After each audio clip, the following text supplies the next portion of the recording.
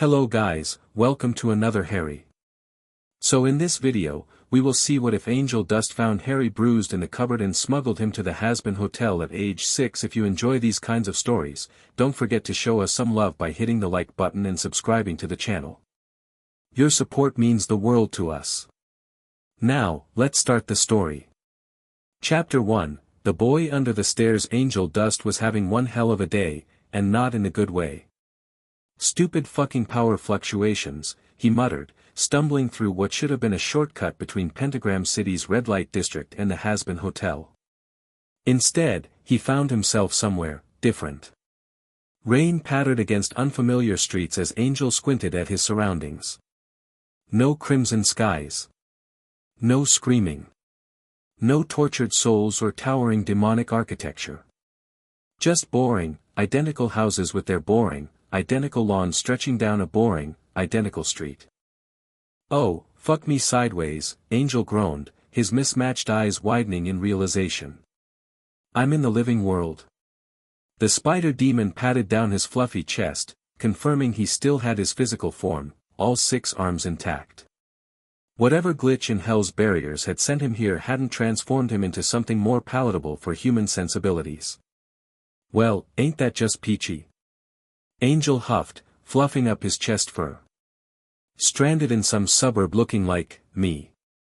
A street sign caught his attention, Privet Drive. Somewhere called Little Whinging, Surrey. Angel snorted. Even the names in this place screamed, boring as fuck. Thunder cracked overhead as Angel ducked beneath a tree, trying to figure out his next move. The rain was doing nothing for his fur. He'd have to find shelter until whatever cosmic glitch had dumped him here resolved itself. That's when he heard it, a sharp, angry voice cutting through the patter of raindrops. Boy! Get inside now before the neighbors see you. Angel peered around the tree trunk, spotting an enormous walrus of a man yanking a tiny kid by the arm, practically dragging him toward one of the cookie-cutter houses. The kid couldn't have been more than 6, drenched from the rain, and even from a distance, Angel could see the bruises on the thin wrist where the man gripped him. Something in Angel's chest tightened. He'd seen that kind of grip before. Had felt it before, too, back when he was alive. Not my problem, Angel told himself, even as his eyes tracked the pair to number 4. Not my fucking problem. But he found himself creeping closer anyway, slipping between shadows with the practiced ease of someone who'd spent decades avoiding both the law and handsy Johns. The front door slammed shut, but Angel heard the shouting continue inside. Curiosity, and something else he didn't want to name, pulled him toward a window. Inside, the walrus man was looming over the kid, face purple with rage. A horse-faced woman stood nearby, arms crossed, lips pinched in disapproval. A second child, a round blob almost as large as his father, sat on the couch, smirking as he watched the smaller boy get berated. Think we'd waste food on you after what you did? Freakish little, Angel couldn't catch all the words, but the way the man's spittle flew as he yelled told Angel everything he needed to know. The kid just stood there, head down, those tiny shoulders curled inward like he was trying to disappear. Fuck me, Angel whispered. That ain't right. When the man grabbed the kid by the scruff and shoved him toward a cupboard under the stairs, Angel's fur bristled. He watched in disbelief as the tiny boy was locked inside, the man dusting his hands afterward as if he'd just taken out the trash. Angel waited, watching the family settle into their evening routine. Dinner was served. The fat kid got 2 helpings. The cupboard door remained firmly shut. The demon had seen a lot of fucked up shit in his time, both alive and dead, but something about this scenario made his skin crawl. Maybe it was the pristine normalcy of the house contrasted with what he'd just witnessed. Maybe it was the way the couple acted, like locking a child away was the most natural thing in the world. Charlie's always going on about redemption, Angel muttered to himself as night fell and the lights in the house went out one by one. But these fuckers. They'd make even Al look like a saint. Around midnight, Angel made his move. Phasing through matter wasn't typically his skill set, but the barrier between worlds was already weakened enough to send him here. He concentrated, pressing his hand against the front door and feeling a strange tingling as his limb passed through. "Ha! That's new," he whispered, slipping inside. The house was quiet except for thunderous snoring from upstairs. Angel crept toward the cupboard, noting the small latch on the outside. A fucking lock on a cupboard. Who does that? He slid the latch open carefully, wincing at the slight squeak. The door creaked as he pulled it inward, revealing a tiny space hardly bigger than a coffin. Inside, curled on a threadbare mattress, was the small boy. The kid's eyes flew open at the sound, wide and green and terrified. He scrambled backward, pressing himself against the wall. "Whoa, whoa, easy there, kid," Angel whispered, holding up 4 of his hands in what he hoped was a non-threatening gesture. "I ain't gonna hurt ya." The boy's gaze darted from Angel's face to his multiple limbs, to his fluffy chest, and back to his face. But unlike most reactions Angel got from the living, there was no scream. Just a wary confusion that looked far too old for such a young face. "What, are you?" the boy whispered, his voice raspy. "Angel Dust, at your service," the demon replied with a small bow. "And well, let's just say I ain't from around here." The boy didn't respond, just kept staring. Up close, Angel could see the bruises more clearly, yellowing ones on the kid's arms, a fresher one blooming on one cheek. "What's your name, kid?" A hesitation. "Harry. Harry Potter." "Well, Harry Potter, mind tellin' me why you're locked in a fucking cupboard?" Harry's eyes dropped to his hands, which were twisting in the thin blanket covering his legs. "It's my room." Those 4 words hit Angel like a punch to the gut. He'd been expecting excuses, some bullshit about punishment or timeout. Not this matter-of-fact acceptance. "Your room," Angel repeated flatly. "This cupboard is your room." Harry nodded, still not meeting Angel's gaze. "And those bruises? Let me guess, you're clumsy." The boy's silence was answer enough. Angel felt something he hadn't experienced in decades, a genuine, non-drug-induced emotion that wasn't lust, greed, or self-preservation. Actual concern. "Kid," Angel said, softening his voice, "this ain't normal. You know that, right?" Harry finally looked up, confusion in those green eyes. "It's not." "Fuck no. Kids are supposed to have actual rooms. With beds. And they ain't supposed to get knocked around by fat fucks who," Angel cut himself off, noticing Harry's flinch. He took a deep breath he didn't technically need. "Sorry. But no, this ain't okay." Harry looked like he wanted to believe Angel but couldn't quite make the leap. His gaze kept returning to Angel's extra arms, the fluffy chest, the mismatched eyes.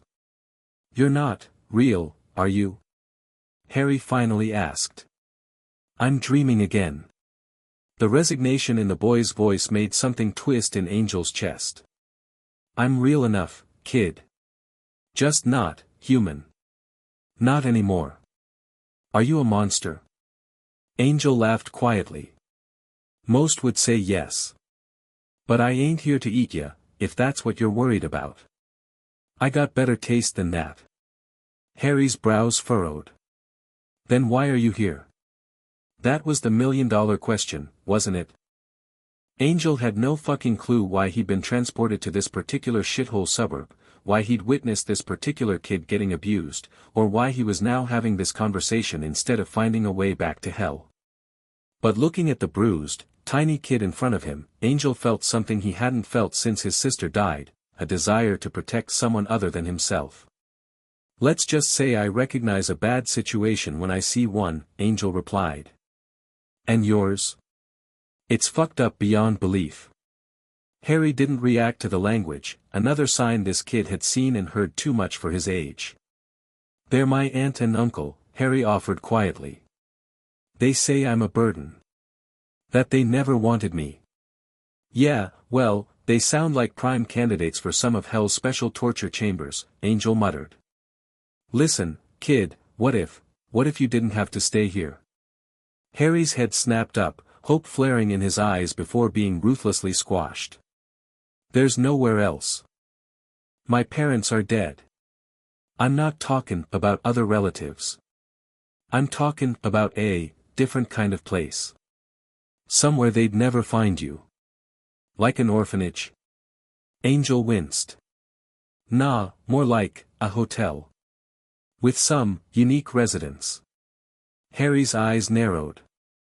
Why would you help me? No one ever helps me. The suspicion was smart, Angel had to give him that.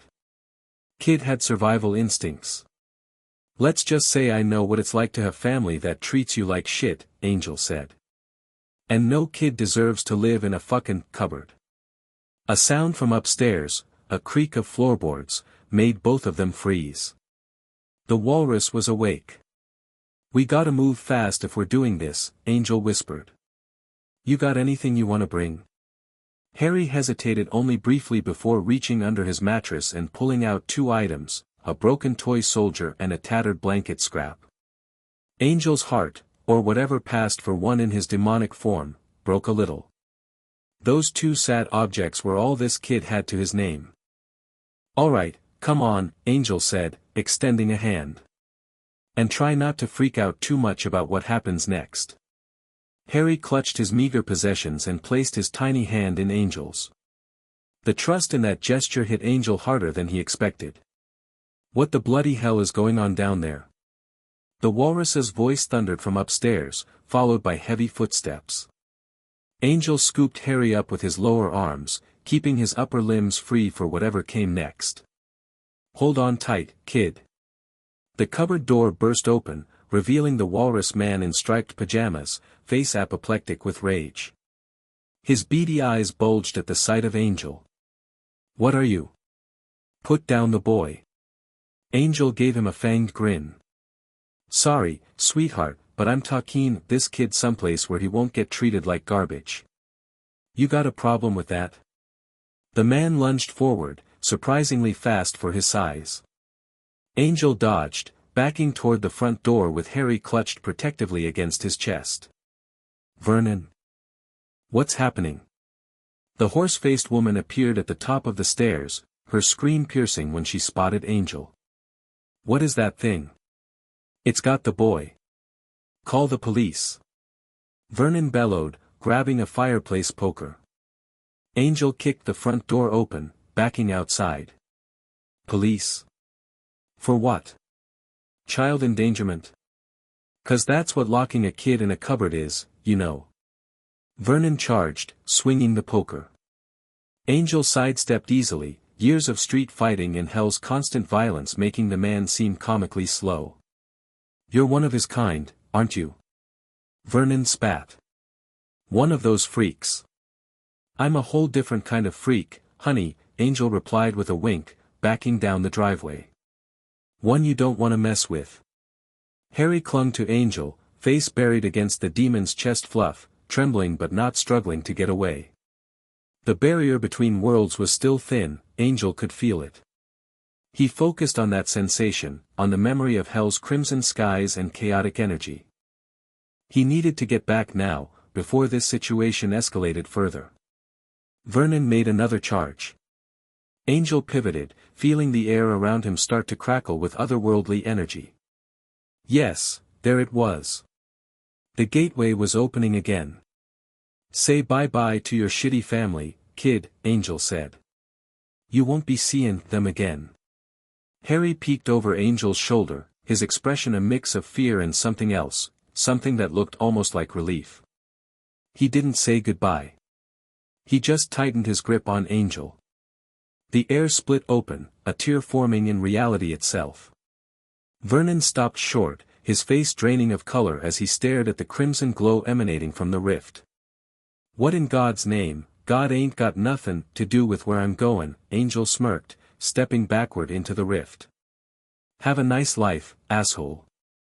Hope I see you downstairs someday. The last thing Angel saw before the portal closed was Vernon Dursley's face, a mask of shock and horror. Then they were falling, tumbling through a chaotic vortex of color and sound. Angel wrapped all 6 arms around Harry, shielding the boy as they hurtled toward hell. "Don't let go, kid!" Angel shouted over the roaring void. "I gotcha." Harry's grip was surprisingly strong for such a small child. His face remained pressed against Angel's chest, eyes squeezed shut. The landing was rough. Angel twisted midair to take the brunt of the impact, skidding across asphalt as they materialized in an alley not far from the Hazbin Hotel. Pain shot through his back, but he kept his hold on Harry. "You okay, kid?" Angel asked when they finally stopped moving. Harry cautiously opened his eyes, then gasped. The alley was dingy and dark, but beyond it, hell's landscape sprawled in all its chaotic glory. The perpetual crimson sky. The strange architecture. The distant screams. "Where are we?" Harry whispered, his voice small and awed. Angel sat up, setting the boy on his feet but keeping a hand on his shoulder. "Welcome to hell, kid." Harry looked around, taking in the otherworldly surroundings with surprising calmness. "I'm dead." "Nah, you ain't dead. Just visiting. Permanently, if you want. This is where bad people go when they die." Angel snorted. "That's the simple version, yeah." Harry's brow furrowed. "Are you a bad person?" The question hit harder than Angel expected. I was complicated. Did some bad things, sure. But also had bad things done to me. It ain't always black and white, kid." Harry nodded like this made perfect sense to him. "Will my aunt and uncle come here when they die?" Angel grinned. "If there's any justice in the universe, they'll be in the special VIP section with extra torture." Instead of being frightened by this, Harry just nodded again. "Now," Angel said, standing and brushing himself off, "I gotta take you somewhere safer than this alley. There's a hotel not far from here. The owner's a bit idealistic, but she's the closest thing to good you'll find down here." "A hotel in hell?" "Yeah, it's this whole redemption project thing. Don't ask me to explain it, I just live there 'cause the rent's free." Angel held out his hand. After only a moment's hesitation, Harry took it. The kid's trust was simultaneously heartwarming and concerning. Angel made a mental note to teach him some healthy skepticism if they were going to survive in hell. They stepped out of the alley, and Harry froze, eyes widening at his first full view of Pentagram City. Towering buildings of impossible architecture. Demons of all shapes and sizes wandering the streets. The ever-present red glow that bathed everything in crimson. "It's not what I expected," Harry finally said. "What were you expecting?" Harry shrugged. "More fire, I guess. That's what Uncle Vernon said hell was. Just fire everywhere."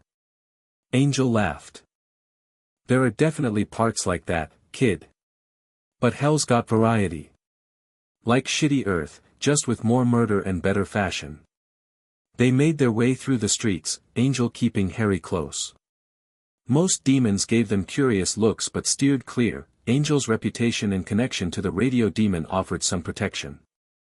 Still, Angel kept one hand near his hidden weapon, ready to defend the kid if needed. Harry, for his part, was taking it all in stride. The fact that a child could be removed from an abusive home and dropped into literal hell without completely breaking down said a lot about how bad things had been at the Dursleys. "So," Angel said as they walked, "any questions so far?" Harry thought for a moment. "Are you sure I can stay here? I don't want to be a burden." Angel's chest tightened at those words, clearly something the kid had heard repeatedly. "You ain't a burden, kid. And yeah, you can stay. Might take some convincing with the others, but trust me, compared to some of the shit they deal with, housing one human kid is nothing." "Will they be angry?" "Nah. Well, Vaggie might be, but she's always angry about something. Charlie will probably be thrilled, she loves collecting strays." Harry fell silent for a moment, then asked in an even smaller voice, "Will they hit me?" Angel stopped walking, kneeling down to look Harry in the eye. Kid, listen to me. I can't promise that hell is safe, it ain't. There's danger everywhere here. But I can promise you this, nobody at that hotel will ever lay a hand on you like your relatives did. And if anyone else tries, they'll have to go through me first. Got it? Harry nodded, his eyes suspiciously bright. Good. Now let's keep moving. It's almost morning, and we don't want to get caught in the territorial fights that happen at dawn. As they approached the Hazbin Hotel, Angel found himself growing nervous. What the fuck was he doing, bringing a living human child to hell? Charlie would probably be on board, redemption and all that shit, but Vaggie would lose her mind. And Alastair? Who knew what the radio demon would think? Too late for second thoughts now. They stood at the hotel entrance, the garish neon sign buzzing above them. Home sweet home, Angel said. Ready to meet your new roommates? Harry clutched his broken soldier and blanket scrap tighter but nodded resolutely. Angel pushed open the door, calling out, "Honey, I'm home. And I brought company." The lobby was quiet this early in the morning. Husk was slumped over the bar, snoring softly. Nifty was zooming around, dusting surfaces at superhuman speed. She was the first to notice them. "Angel. You're back. And you brought," Nifty skidded to a halt, her single eye widening comically as she stared at Harry. "Is that, a human child? A living human child?" Her shriek was loud enough to wake Husk, who jerked upright, cards sticking to his face. "What the fuck? Keep it down, would ya?" Then he spotted Harry and did a perfect cartoon double-take. "The fuck is that?" "This," Angel said, gently pushing Harry forward, "is Harry. And he's gonna be staying with us for a while. Are you out of your fucking mind?" Husk growled, rubbing his face. "You can't bring a living kid to hell." "Already did," Angel replied with a shrug. "And he's staying." Nifty zoomed circles around Harry, examining him from every angle. "He's so small. And dirty. And is that blood? Are those bruises? Who hurt you, tiny human? I'll clean you up. And the bruises. And your clothes. Everything needs cleaning." Harry looked overwhelmed by the tiny cyclone of energy that was Nifty, pressing closer to Angel. "Back up a bit, Nifty," Angel said. "You're freaking him out." "Oh. Sorry." Nifty stopped but continued vibrating with excitement. "I've never seen a living human child before. Can I touch him? Is he fragile? Does he need special food? Human children need special food, right?" "Yes, he needs food," Angel said. "Real food, not the shit they serve in hell diners. I'll go tell Charlie." Nifty zoomed off toward the stairs. Husk groaned, reaching for a bottle.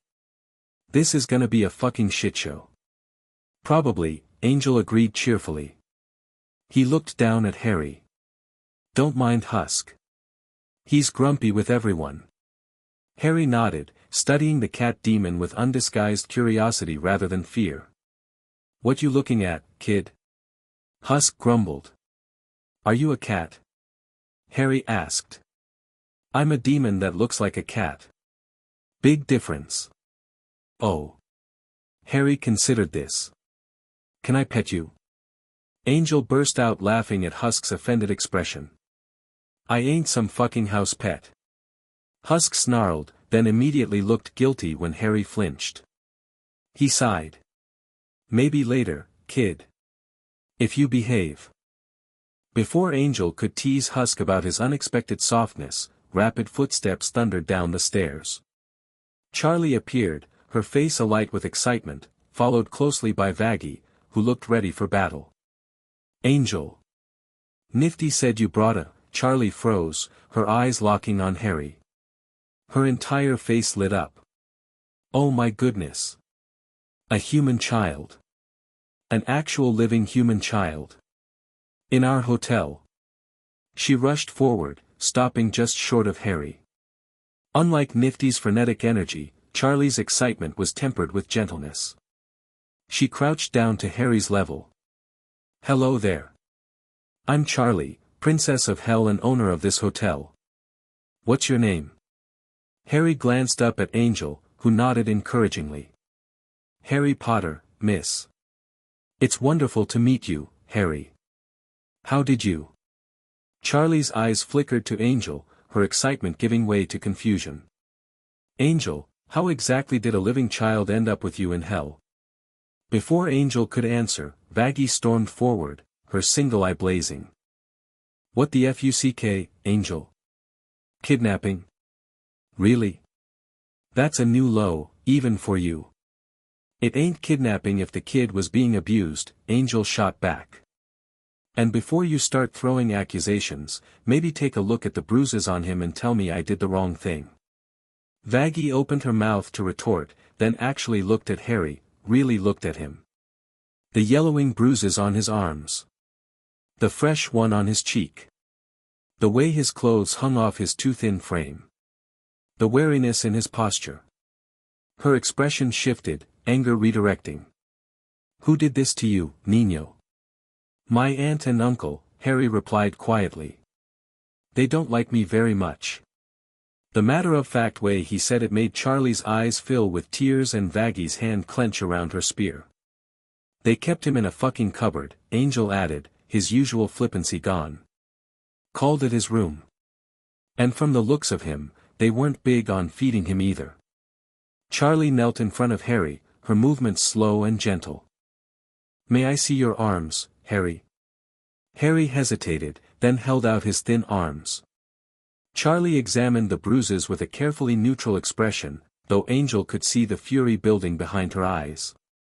"Thank you for showing me," she said softly. "Angel was right to bring you here. So I can stay?" Harry asked, hope and wariness battling in his voice. "Of course you can stay," Charlie declared, standing up with renewed determination. The Hazbin Hotel is all about giving people a second chance, about making things better.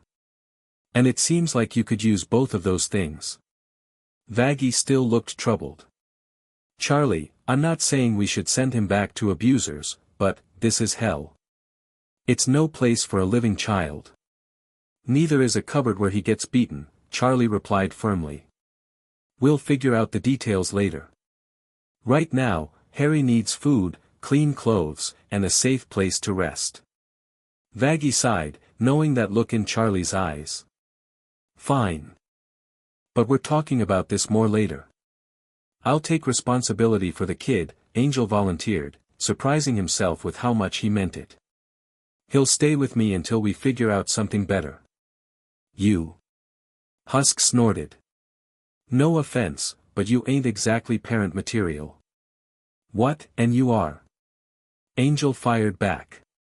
"Besides, he trusts me. Don't ya, kid?"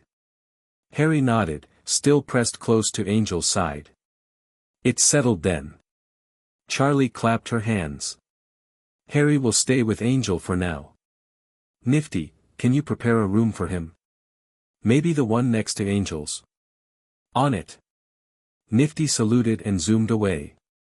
"I'll get some food," Vaggie said, her expression softening as she looked at Harry. "What do you like to eat, Niño?" Harry looked stunned at being asked his preference. I don't know. I usually just get what's left over." A heavy silence fell over the lobby. Angel felt his fur bristle with renewed anger at the Dursleys. "Well," Charlie said brightly, breaking the tension, "that means you get to try everything and discover what you like best. We'll start with pancakes. Everyone likes pancakes." Harry's eyes widened. "I've never had pancakes before." "Dudley gets them for his birthday." "Dudley?" Husk asked. "My cousin. Aunt Petunia and Uncle Vernon's son. And they gave him pancakes but not you?" Husk's face darkened. Harry nodded. "Dudley gets everything. It's okay, though. I'm used to it." "Well, you're gonna have to get used to it," Angel said firmly. Because around here, you get whatever you want, same as everyone else. Got it? Harry's disbelieving expression said everything. Come on, Charlie said, taking Harry's hand. Let's get you those pancakes while Nifty prepares your room. They headed toward the kitchen, Vaggie following behind. Angel moved to join them but was stopped by Husk's voice. You realize what you've done, right? The cat demon asked quietly. Angel watched Harry walking away, his tiny hand in Charlie's. Yeah. I think I do. This ain't gonna be easy. Kid's human. Living. There are rules about that shit. Rules can go fuck themselves. No way I'm sending him back. Husk studied Angel with surprising sobriety. Never figured you for the hero type. I ain't a hero. I just.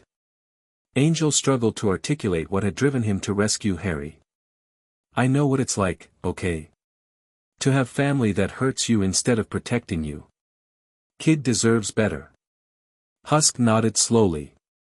For what it's worth, I agree with you. Kid's better off here, even with all the shit that goes on in hell. He took a swig from his bottle.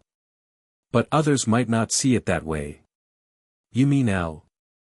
Among others. Heaven ain't gonna be thrilled about a living soul in hell, especially a kid. And if the kid's got family up there looking for him. His parents are dead, Angel said. He told me. And the only family he's got are those abusive fucks I took him from. Still complicated.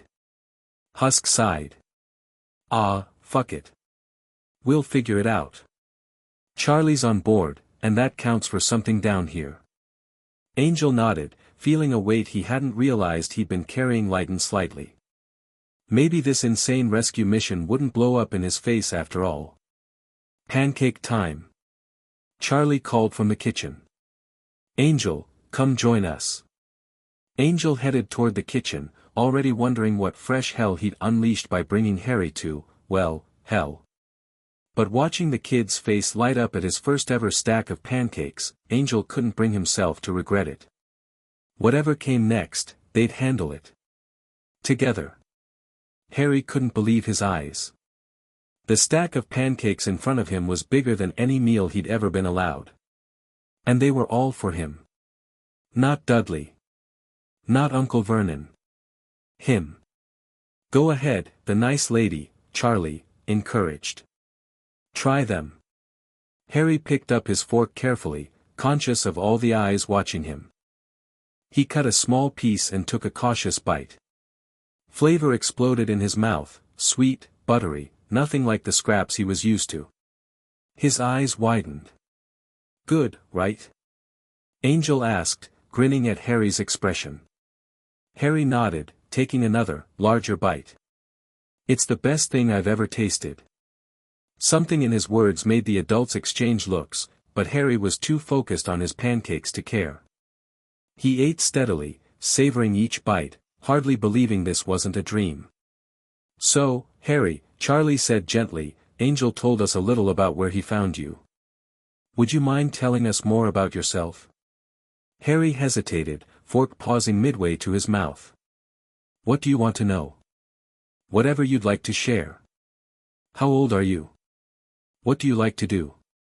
Anything. I'm 6, Harry replied. Almost 7 in July. And I don't really do much. I clean and cook sometimes. And garden. They made you cook? Vaggie asked sharply. At 6. Harry nodded. Just breakfast mostly. Bacon and eggs for Uncle Vernon. I wasn't allowed to eat any unless I didn't burn it. Another one of those looks passed between the adults. What about school, kid? Angel asked, trying to steer toward safer ground. I go to school with Dudley. The teachers don't like me much either. Why wouldn't they like you? Charlie asked, puzzled. Harry shrugged. Aunt Petunia tells them I cause trouble. And sometimes, strange things happen around me. Things I can't explain. That caught everyone's attention. What kind of strange things? Vaggie asked. Once, my teacher's hair turned blue when she was yelling at me. And another time, I ended up on the school roof when Dudley and his friends were chasing me. I don't know how I got up there. Uncle Vernon was really mad about that one. Angel and Charlie exchanged significant glances. Sounds like you might have some natural talents, Charlie said carefully. Uncle Vernon says there's no such thing as magic, Harry said quickly, as if by reflex. He gets really angry if I talk about anything, not normal. Well, your uncle ain't here, Angel said. And trust me, kid, down in hell, not normal, is the highest compliment you can get. Harry smiled tentatively, returning to his pancakes. As he ate, Nifty zoomed in. Room's ready. All clean. I found some clothes that might fit after a few alterations. Nothing with too many curse words on them. Or blood stains. Or both. Thanks, Nifty, Charlie said. Harry, when you're done eating, would you like to see your new room? Harry nearly choked on his pancake. My own room? Really? Of course. Charlie looked confused by his surprise. Everyone needs their own space. But, the cupboard. Angel's expression darkened. That wasn't a room, kid. That was a prison. And you ain't ever going back to something like that, got it? Harry nodded, a strange feeling blooming in his chest. It felt a bit like hope, but he was afraid to name it, afraid it might disappear if he acknowledged it. After finishing his pancakes, he couldn't manage the entire stack, much to his embarrassment. Harry followed Charlie, Angel, and the others upstairs. Here we are. Nifty declared, throwing open a door. All ready for our new little human guest. Harry stepped inside and gasped. The room was bigger than the Dursleys' entire living room. A real bed, not a cot, not a mattress on the floor, but a proper bed with pillows and blankets. A desk.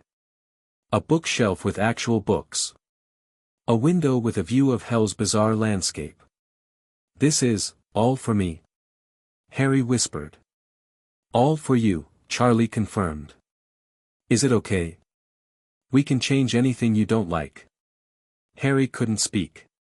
His throat felt tight, and his eyes burned with tears he refused to let fall. He clutched his broken soldier and blanket scrap tighter. I think the kid's overwhelmed, Angel said quietly. Maybe give him some space to take it all in. Charlie nodded. Of course. Harry, we'll be right outside if you need anything. Take your time. The adults filed out, leaving Harry alone in his new room. He approached the bed cautiously, running his hand over the soft blankets. Then the desk, the bookshelf. Everything solid, real. It was all so much. Too much, almost. Harry sat on the edge of the bed, looking down at his meager possessions. The contrast between the soldier with its missing arm and this beautiful room made his chest hurt. A soft knock on the door interrupted his thoughts. Can I come in, kid? Angel's voice. Yes, Harry called.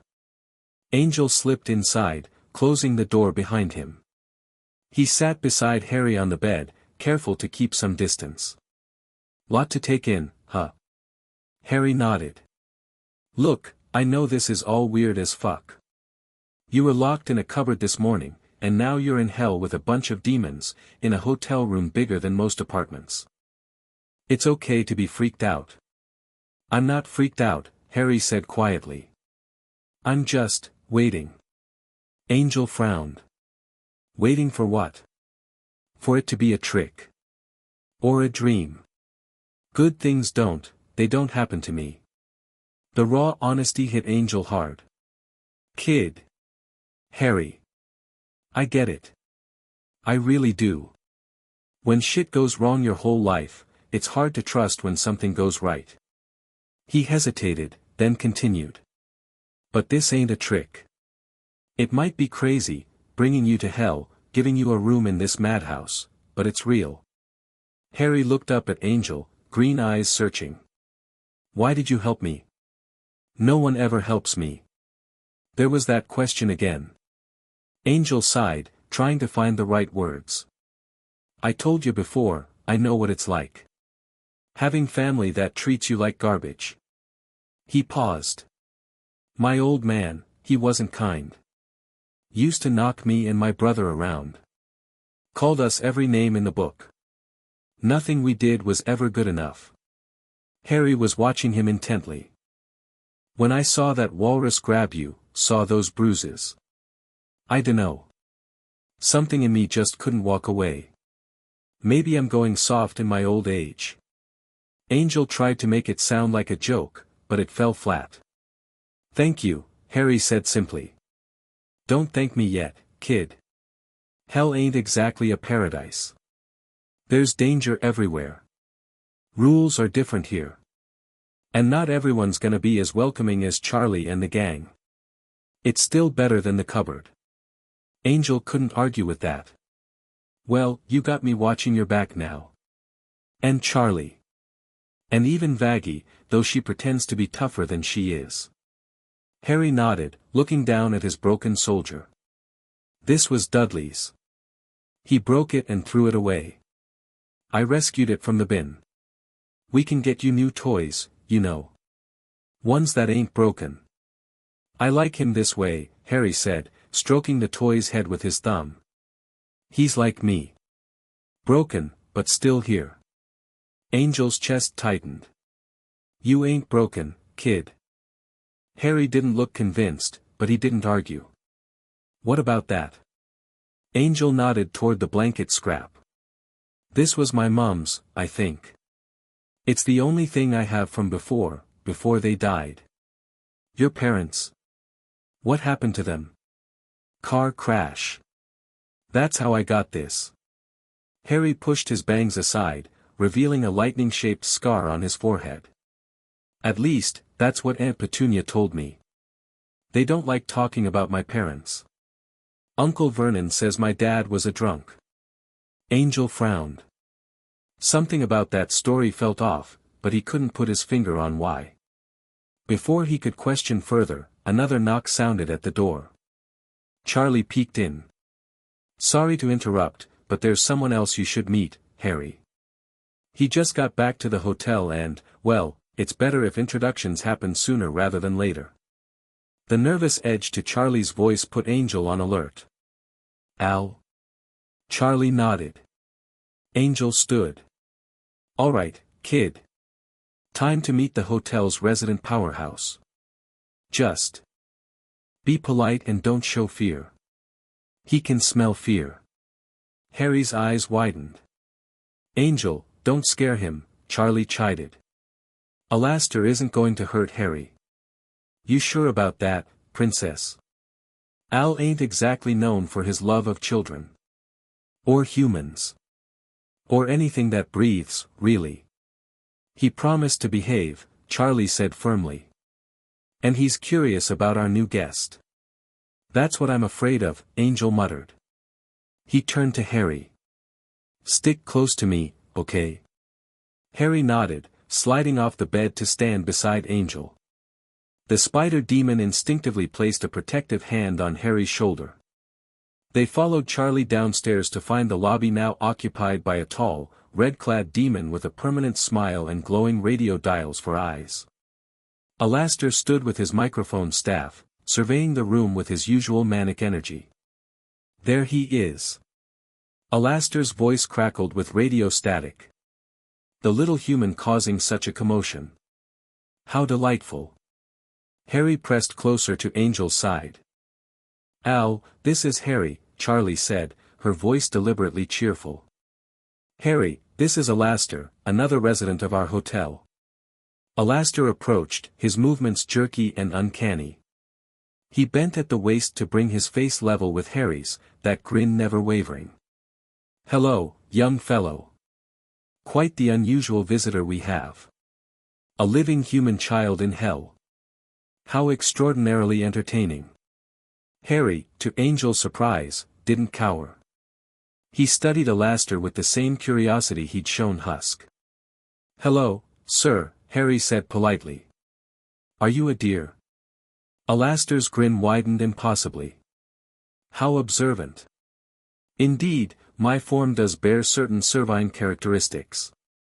Though I assure you, I am all demon. He eats people, Angel added helpfully. Or used to, anyway. Angel. Charlie hissed. What? Kid should know who he's dealing with. Alastor laughed, the sound accompanied by a tinny applause track. Honesty is the best policy, dear Angel. Though I must clarify, I was quite selective in my culinary preferences, both in life and death. Harry didn't seem particularly disturbed by this information. My aunt and uncle think I'm a freak, he offered. Because strange things happen around me sometimes. Alastor's eyes narrowed with interest. Is that so? What manner of strange things, my boy? I turned my teacher's hair blue once. And ended up on a roof without knowing how. And Harry hesitated, then continued quietly, once, when Dudley pushed me down, the ground shook and he fell too. Alastor straightened, twirling his microphone. How fascinating. It seems our young friend possesses some natural talent.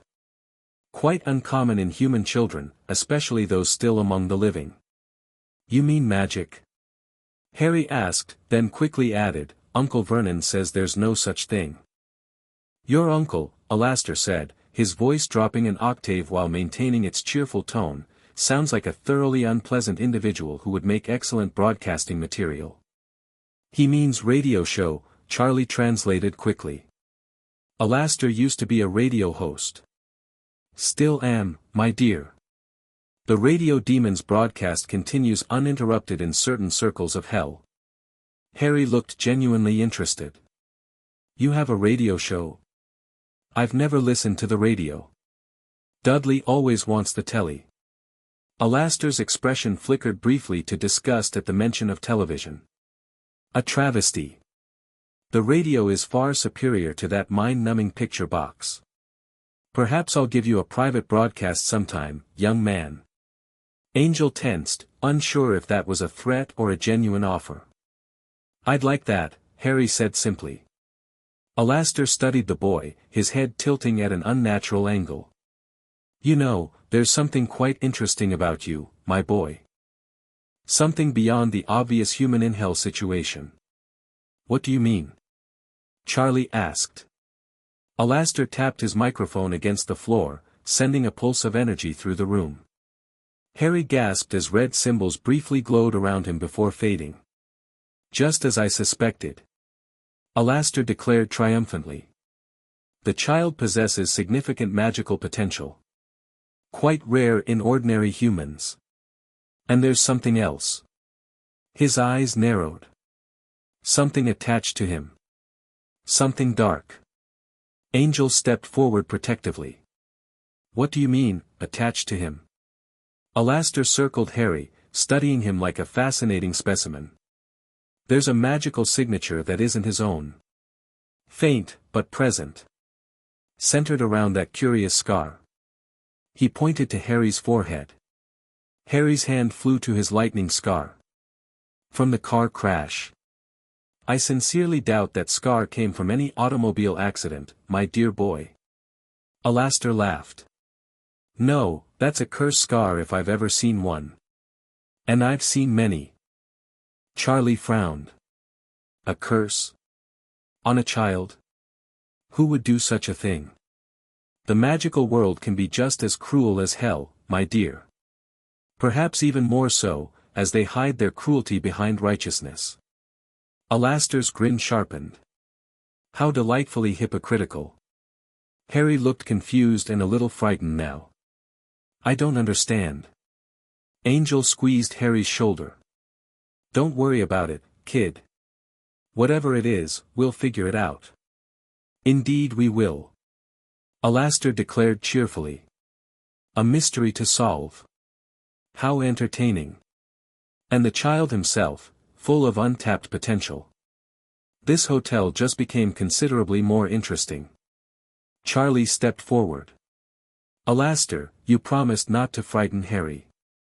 My dear, I'm merely expressing scholarly interest. The boy doesn't look frightened to me, merely curious. Aren't you, my young friend? Harry nodded cautiously.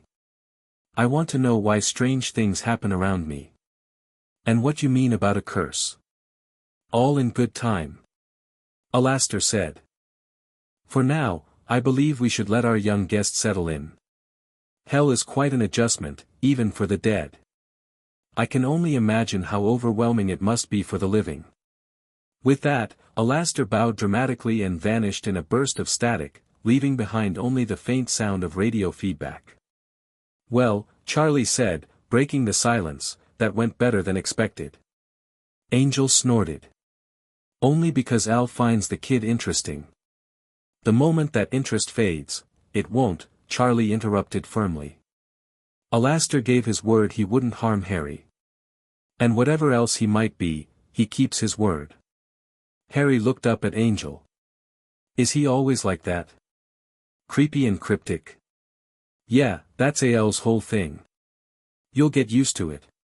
Or you'll go insane. Either way, problem solved. Charlie shot Angel a look. What? I'm kidding. Mostly. Harry yawned suddenly, the events of the day catching up with him. Tired, kid? Angel asked. Harry nodded reluctantly, as if afraid admitting fatigue might cost him something. Come on, then, Angel said. Back to your room. You can sleep as long as you want. No chores, no cooking, none of that shit. Really? Really? Tomorrow's soon enough to figure out everything else. Angel led Harry back upstairs, conscious of Charlie's approving smile. The kid was practically swaying on his feet by the time they reached his room. You gonna be okay on your own? Angel asked as Harry crawled into bed. I'm right next door if you need anything. Harry nodded, eyes already drooping. Thank you, Angel. Don't mention it, kid. Angel hesitated, then awkwardly tucked the blankets around Harry. Sweet dreams. Or whatever. Harry was asleep before Angel reached the door. The demon stood watching him for a moment, still trying to process how his day had gone from normal hell shenanigans to rescuing an abused human child. As he closed the door quietly, Angel wondered what exactly he'd gotten himself, and Harry, into. Alastair's words about curses and magical potential rattled in his mind. There was clearly more to Harry Potter than met the eye. But that was a problem for tomorrow. Tonight, the kid was safe, fed, and sleeping in a real bed. For now, that was enough. The sound of screaming woke Angel just before dawn. Not unusual in hell, except that it was coming from the room next door. Harry. Angel was out of bed and through the connecting door in seconds, all 6 arms ready for whatever threat had made its way to the kid. There was no intruder, just Harry, thrashing in his sleep, sweat-soaked and terrified. No, please. Not the cupboard. I'll be good. Kid, wake up. Angel called, approaching the bed cautiously. It's just a nightmare. You're safe. Harry's eyes flew open, wild and unfocused. Uncle Vernon? No, kid. It's Angel. You're in hell, remember? At the hotel. Recognition dawned slowly on Harry's face. Angel? That's right. You were having a nightmare. Harry sat up, drawing his knees to his chest. I thought it was all a dream. That I was back there. Nah, you're stuck with me and the rest of these crazies now. Angel sat on the edge of the bed. Wanna talk about it? Harry shook his head. Fair enough. Want me to leave? Another head shake, this one more emphatic. All right. I'll stay until you fall asleep again. Harry looked surprised by the offer. You don't have to. I know. I want to. The simple statement seemed to confuse Harry, but he lay back down, his eyes still on Angel as if afraid the demon might disappear if he blinked. I used to have nightmares too, Angel said after a while. Still do sometimes. About what?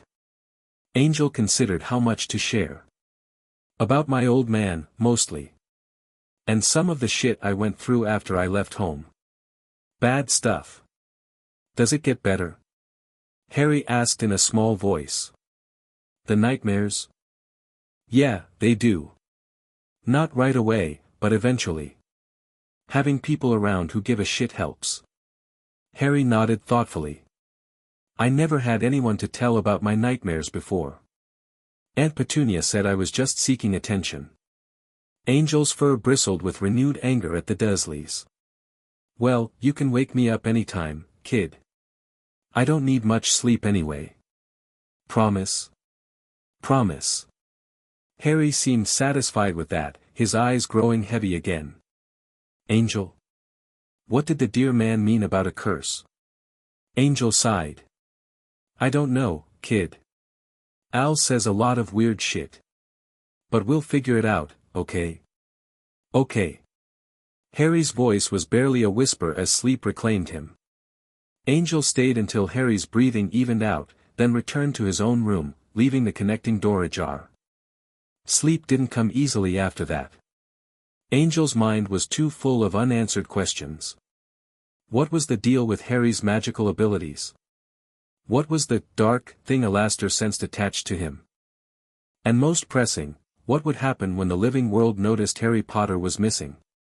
Morning brought no answers, but it did bring pancakes again. Harry seemed delighted by the chance for a repeat of yesterday's feast, eating with more confidence this time. So, Charlie said brightly once Harry had eaten his fill, I thought we might show Harry around the hotel today. Help him get comfortable with his new home. Good idea, Angel agreed. Kid needs to know the safe zones and the places to avoid. Is there somewhere I can go outside? Harry asked tentatively. I like gardens. The adults exchanged glances. Well, we have a courtyard, Charlie said slowly. It's not exactly a garden yet, but it could be. Would you like to help create a garden here, Harry? Harry's eyes lit up. Really? I could help make a garden. Absolutely. In fact, that's a wonderful idea. Charlie clapped her hands excitedly. A hotel garden. It fits perfectly with our rehabilitation theme. I know about lots of plants, Harry offered. Aunt Petunia made me tend her garden. I'm good at weeding. That's fantastic. We'll start planning right away. The tour of the hotel commenced after breakfast. Charlie led the way, pointing out various rooms and facilities with enthusiastic commentary. Vaggie stayed close to Harry, her protective instincts clearly triggered. Angel brought up the rear, keeping an eye out for any trouble. This is the lobby, which you've already seen. And over there is the bar, where Husk works, though it's a bit early for him to be up. And through here is our entertainment room. The room in question contained a dusty piano, some mismatched furniture, and a bookshelf with a random assortment of volumes. It's a work in progress, Charlie admitted. But we host game nights sometimes. And karaoke. What's karaoke? Harry asked. Oh. It's when you sing along to music. With a microphone and everything. Harry looked intrigued. I've never tried singing before. Aunt Petunia said I wasn't allowed to make noise. Another of those heavy silences fell. Well, Charlie said, recovering quickly, here you can make as much noise as you want. In fact, we should have a karaoke night soon. Would you like that, Harry? Harry nodded, a small smile forming. They continued the tour, showing Harry the dining room, the kitchen, where Nifty was cleaning at supersonic speed, various sitting rooms, and finally, the courtyard. It was a neglected space, with cracked pavement and withered plants struggling to survive in hell's harsh conditions. But Harry approached it with wonder, examining the soil with expert hands. I can grow things here, he said confidently. It needs water and better soil, but plants can grow. You sound pretty sure, kid, Angel remarked. Harry shrugged. I just know. Plants like me.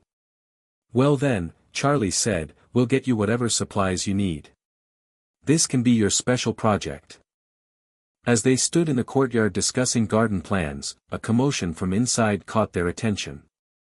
Raised voices, one of them unmistakably Husk's. I don't give a fuck who you are. You can't just barge in here demanding, I'll do more than barge in if you don't tell me where the boy is. Angel stiffened, recognizing the second voice. Shit. What is it? Charlie asked, immediately on alert. Trouble. Get the kid upstairs. Now. Before they could move, the courtyard door burst open. Standing there was a tall, imposing demon with glowing red eyes and an expression of barely contained rage. Val, Angel said flatly. Valentino, overlord of the porn industry and Angel's former boss, swept his gaze over the group, zeroing in on Harry. So it's true, Valentino drawled. Angel Dust playing babysitter to a human child. How unexpected. Angel stepped in front of Harry. What do you want, Val? Information is currency, Angel cakes. And right now, everyone in hell is talking about a living human child at the Hazbin Hotel. Valentino's grin was predatory. I simply had to see for myself. Charlie moved to stand beside Angel, her demonic form flickering at the edges of her usually cheerful appearance. The boy is under our protection, Valentino. Hotel business only. Is that so, princess? And since when does the Hazbin Hotel harbor living humans? Valentino's gaze shifted to Harry, who was peering around Angel's legs. Hello there, little one. Aren't you an interesting specimen? Harry, surprisingly, didn't shrink back. He studied Valentino with the same calm curiosity he'd shown the others. You're tall, Harry observed. Valentino blinked, then laughed. Observant child. And brave, considering his company. His eyes narrowed on Angel. I'm curious, Angel cakes. What exactly did you think would happen when you brought a living soul to hell? Did you consider the consequences at all?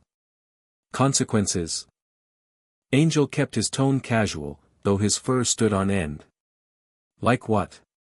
Like the fact that hell isn't designed for the living. Or that certain parties might take interest in such a rare commodity. Valentino adjusted his heart-shaped glasses. A living child in hell could fetch quite a price from the right buyer. Angel's upper hands reached for his hidden guns. Touch him and die. Again. Valentino's smile widened. Still so dramatic. I'm merely pointing out facts. The child is valuable. Dangerous, too, if what I'm hearing about his abilities is true. How do you know about that? Charlie demanded. Like I said, princess, information is currency. And this particular information is spreading fast. Valentino took a step forward. I'm offering my protection. For a price, of course. We don't need your protection, Vaggie spat, her spear materializing in her hand. Don't you? Valentino's eyes glittered. The living don't belong in hell, sweetheart.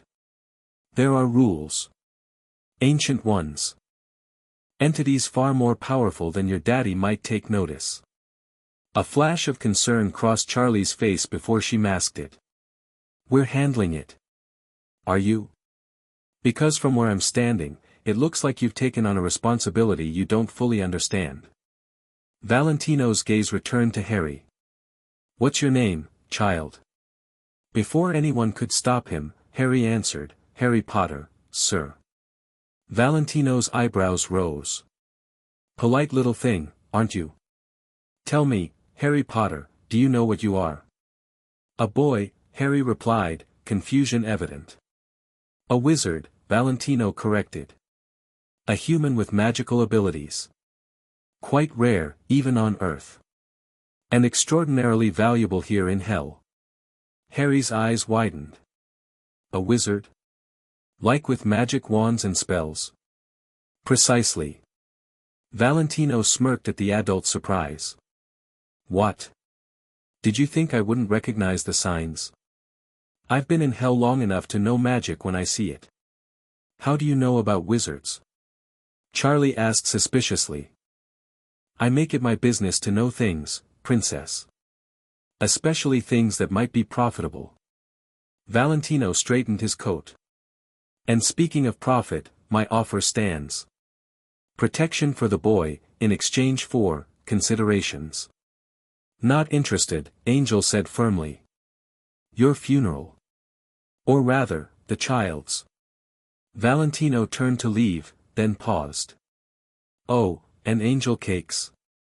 Word of advice, keep a closer eye on your little ward. Not everyone will be as civilized in their approach as I am. With that warning hanging in the air, Valentino departed, leaving a tense silence behind. What did he mean, I'm a wizard? Harry asked, breaking the quiet. Charlie knelt beside him. I think he might be right, Harry. The strange things that happen around you, that's magic. Real magic. But Uncle Vernon said, your uncle, Angel interrupted, is a lying sack of shit who wouldn't know magic if it bit him on his fat ass. Harry digested this. So. I can do magic. On purpose? With training, probably, Charlie said. But that's something to explore later. Right now, we need to discuss what Valentino said about protection. Val's an opportunistic dick, Angel said dismissively. He smells profit and comes running. But he's not wrong about one thing, Charlie said gravely. A living human in hell, especially a child with magical abilities, it's going to attract attention. Attention we might not be prepared for. So what do we do? Vaggie asked. Charlie straightened, determination replacing her worry. We do what we always do, we adapt. Harry stays with us. We protect him. And we figure out exactly what it means that he's a wizard. I can help with that. They all turned to find Alastair standing in the doorway, his ever-present grin seeming particularly satisfied. I couldn't help but overhear. Alastair continued cheerfully. And I must say, our overlord friend is correct about young Harry's nature. A wizard indeed. How delightful. You know about wizards, Al? Angel asked skeptically. My dear fellow, I make it my business to know about all manner of supernatural phenomena. The magical communities of Earth are particularly fascinating, so secretive, so insular. They believe themselves quite separate from both ordinary humans and the demonic realm. Harry approached Alastair cautiously. Can you teach me? About magic? Alastair's grin widened. My boy, I would be absolutely delighted. Though I must warn you, demonic magic and human wizardry are not precisely the same. But the principles are similar enough that I could provide some basic instruction. Charlie looked uncertain. Alastair, I'm not sure that's a splendid opportunity. Alastair interrupted. Indeed it is. The child must learn to control his abilities, particularly here in hell where wild magic can have unfortunate consequences. Harry looked between Charlie and Alastair. I want to learn. Please. Charlie sighed, recognizing the determined set of Harry's jaw. We'll talk about it. For now, let's get back inside. I think we've had enough excitement for one morning. As they headed back into the hotel, Angel kept a protective hand on Harry's shoulder. Did he mean it? Harry asked quietly. That man, about me being valuable. Angel hesitated, then nodded. Yeah, kid. He meant it. But don't worry, nobody's gonna get to you while I'm around. Promise? Promise. And Angel meant it more than he'd meant anything in a very long time. Days at the Hazbin Hotel fell into a surprisingly comfortable routine. Harry, accustomed to strict schedules filled with chores, initially struggled with the concept of free time. The first morning, Angel had found him in the kitchen at dawn, attempting to cook breakfast for everyone. "Kid, what the hell are you doing?" Harry had frozen, pancake batter dripping from a spoon. "Making breakfast. I always make breakfast." "Not anymore, you don't." "Not unless you want to." The idea that chores were optional had been revolutionary to Harry. Gradually, he began to relax into his new freedom, though he still volunteered for tasks regularly, now out of genuine interest rather than fear. The garden became Harry's passion. Every day, he spent hours in the courtyard, coaxing stubborn plants to grow in Hell's inhospitable environment. And grow they did, surprisingly well. Angel often watched from the doorway as Harry knelt in the dirt, whispering to seedlings that seemed to strengthen visibly under his attention. "It's his magic," Alastair had explained, appearing silently beside Angel one afternoon. "The boy has an affinity for growing things. Quite contrary to this environment's nature." "Fascinating, isn't it?" Angel had to agree. The courtyard was transforming from a neglected concrete pad into a surprisingly lush garden. Flowers that shouldn't have been able to survive in Hell bloomed in vibrant colors. Vegetables and herbs grew in neatly tended beds. It was as if Harry's mere presence coaxed life from the dead earth. "Kid's got a gift," Angel acknowledged. "More than one, I suspect," Alastair replied cryptically before vanishing again. True to his word, Alastair had begun teaching Harry about magic. Not formal lessons with wands and spellbooks, but casual conversations about the nature of power, about intent and focus. Harry soaked up the knowledge eagerly, practicing concentration exercises that sometimes resulted in small manifestations, a pencil floating briefly, a light flickering without being touched. Angel worried about Alastair's influence but had to admit the radio demon had been surprisingly appropriate with Harry. No talk of murder or cannibalism during their sessions, no attempts to corrupt the boy. Just genuine instruction delivered with Alastair's usual manic energy. The other hotel residents had fully embraced Harry's presence. Nifty doted on him, keeping his room spotless and fussing over his clothes. Husk, despite his gruff exterior, taught Harry card games and simple magic tricks. Even Vaggie had softened, her protective instincts extending fully to include the boy. And Charlie. Charlie treated Harry like he was the living proof of her redemption project's potential. In a way, Angel supposed he was. If Hell could provide a safer, happier home for a human child than Earth had, maybe there was hope for them all. As for Angel himself, he found his role as Harry's primary guardian both terrifying and oddly satisfying. He'd never considered himself father material. Hell, he could barely take care of himself most days. But there was something about Harry's trust, about the way the kid looked to him for guidance and protection, that awakened something fiercely protective in Angel's usually self-centered nature. Not that it was easy. Harry's nightmares continued, though they gradually became less frequent. The first week, Angel was in Harry's room almost every night, sitting with the boy until he fell back asleep. Sometimes Harry talked about his dreams, about the cupboard, about his uncle's rage, about a strange green light and a woman screaming. Other times, he just wanted silent company, reassurance that he wasn't alone anymore. Then there were the questions, endless questions about Hell, about demons, about magic. And the harder ones, about family and belonging. "Angel," Harry asked one evening as Angel tucked him in, "are you my dad now?" The question had blindsided Angel completely. What? "No, kid. I'm just, looking out for you." "Oh." Harry's disappointment was palpable. "It's not that I don't want, I mean, I'm not exactly father material, kid. I'm a demon. A porn star. I've done a lot of shit that, look, you deserve better than me for a dad." Harry had studied him seriously. "I think you'd be a good dad. Better than Uncle Vernon."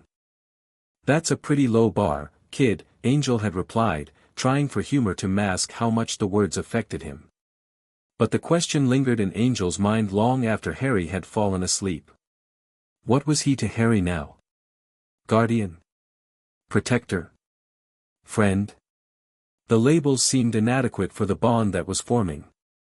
And what would happen when, if, someone from the living world came looking for Harry? The thought sent a spike of anxiety through Angel whenever it surfaced. He tried to push it away, focus on the present, but it lurked like a shadow at the edges of his mind. 1 month after Harry's arrival, those shadows finally took form. Angel was watching Harry tend his garden, the afternoon sun, or whatever passed for sun in hell, casting a reddish glow over the courtyard. The boy was gently coaxing a stubborn rosebush to bloom, his face screwed up in concentration. Suddenly, several buds unfurled at once, opening into perfect crimson flowers. "I did it!" Harry exclaimed, turning to Angel with a beaming smile. "Way to go, kid!" Angel called back. "Those are some fancy plant powers you got there." Harry's grin widened. He'd been smiling more lately, his face losing some of the pinched, wary look it had worn when Angel first found him. He was still too thin, still startled at loud noises, still expected punishment for the smallest mistakes, but he was healing. They all could see it. The moment was interrupted by Charlie's voice calling from inside. "Angel? Harry? You might want to come in here." Something in her tone set Angel on edge. He stood, gesturing for Harry to follow. "Come on, kid. Let's see what's up." They found Charlie, Vaggie, and Alastair in the lobby. With them stood 2 figures Angel didn't recognize, a tall, elderly man with a long white beard and half-moon spectacles, and a severe-looking woman in emerald green robes. Both were undeniably human, yet somehow present in hell. "What the fuck?" Angel muttered, instinctively pushing Harry behind him. "Angel, language," Charlie chided automatically. "These are visitors from Earth. They've come about Harry." The old man stepped forward, his kind eyes finding Harry despite Angel's attempt to shield him. "Harry Potter. At last. We've been searching for you, my boy." Harry peered around Angel's legs. "Who are you?" "My name is Albus Dumbledore. I am the headmaster of Hogwarts School of Witchcraft and Wizardry. And you, Harry, are a wizard, just as your parents were before you." Angel felt Harry stiffen against him. "His parents?" "Lily and James Potter," the woman in green said, her Scottish accent pronounced. "2 of our finest. They were not killed in a car crash, Mr. Potter. They were murdered by a dark wizard, the same one who gave you that scar." Harry's hand flew to his forehead. "My scar?" Dumbledore nodded gravely. "A cursed scar, Harry. The only one of its kind. You survived a killing curse that should have been unsurvivable, cast by a wizard so feared most still do not speak his name. I told you it was a cursed scar." Alastair chimed in cheerfully. "Quite distinctive magical signature." Dumbledore's eyes shifted to Alastair, something like recognition flickering in them. "Indeed. And you are?" "Alastair, the radio demon. Pleasure to make your acquaintance. I've heard fascinating things about your wizarding world." The woman in green looked deeply uncomfortable. "Albus, this is highly irregular. The boy cannot possibly stay here." In hell, my dear lady," Alastair supplied helpfully. "The word you're looking for is hell." "Precisely," she said stiffly. "Mr. Potter belongs among his own kind. In the wizarding world. His own kind locked him in a fucking cupboard," Angel snapped. "And used him as a punching bag. So forgive me if I'm not rushing to send him back." Dumbledore's expression grew somber. "The Dursleys. Yes. A grave error on my part, I'm afraid. One I deeply regret." "You knew?" Harry's voice was small but clear. "You knew they hated me?" Dumbledore hesitated. "I knew they were not ideal guardians. I did not know the extent of their mistreatment. For that, I can only offer my sincerest apologies." Apologies don't mean shit, Angel said. Kid nearly starved under their care. And now you just show up expecting to take him back. Angel, Charlie warned softly. Let's hear them out. Dumbledore nodded gratefully to Charlie. Thank you, Your Highness. You must understand, Harry's situation is unique. He is known in our world as the boy who lived, the only person ever to survive the killing curse. The wizard who murdered his parents, Lord Voldemort, was defeated that night, but many believe he is not truly gone. Harry's safety has always been our primary concern. Great job so far, Angel muttered. The protective wards I placed around the Dursley home were tied to blood magic, specifically, the blood Harry shares with his mother's sister. As long as he could call that place home, he was protected from Voldemort's followers who might seek to harm him. Some protection, Angel scoffed. Kid was safer the moment I took him out of there. The woman, McGonagall, as she'd introduced herself, spoke up. Be that as it may, Mr. Potter cannot remain in hell. It's simply not possible. The living do not belong here. Seems to be doing just fine to me, Angel countered. For now, perhaps, Dumbledore said gently. But hell's environment is not meant for living souls, especially not young, developing ones. Over time, the exposure could have consequences. Angel felt Harry press closer to him. What kind of consequences? Corruption of his magic, potentially. Damage to his soul. And there is the matter of his education. Harry should be among other young wizards, learning to control and use his gifts properly. Alastor's been teaching him, Charlie offered. Both Dumbledore and McGonagall looked alarmed at this. While I'm sure Mr. Alastor is knowledgeable, McGonagall said carefully, demonic magic and wizarding magic are fundamentally different. Mr. Potter needs proper wizarding instruction. I don't want to go back, Harry said suddenly, his voice stronger than Angel had ever heard it. I don't want to go back to the Dursleys. You wouldn't have to, my boy, Dumbledore assured him. We've made other arrangements. A wizarding family has volunteered to take you in, the Weasleys. They have a son your age and several older children. They would care for you properly. Harry looked up at Angel, conflict evident in his face. I don't know them. They're good people, Harry, Dumbledore said. And when you turn 11, you'll attend Hogwarts, the same school your parents went to. You'll learn magic properly, make friends with other young wizards and witches. What about my garden? And Angel? And Charlie and everyone? Dumbledore's expression softened. I understand you formed attachments here. That's only natural. But this is not where you belong, Harry. Surely you must see that. Why not? Charlie interjected. Harry has been thriving here. His magic is growing. He's happy. Because he is alive, Dumbledore said simply. And the living belong in the world of the living. It is the natural order of things. A heavy silence fell over the room. Angel felt torn between wanting what was best for Harry and the selfish desire to keep the kid with him. What if the old man was right? What if staying in hell would hurt Harry in the long run? I think, Alastor said, breaking the silence, that this is a decision that requires more time and consideration. After all, young Harry has only just begun to settle here. And there are certain attachments that should not be severed hastily. Dumbledore studied Alastor curiously.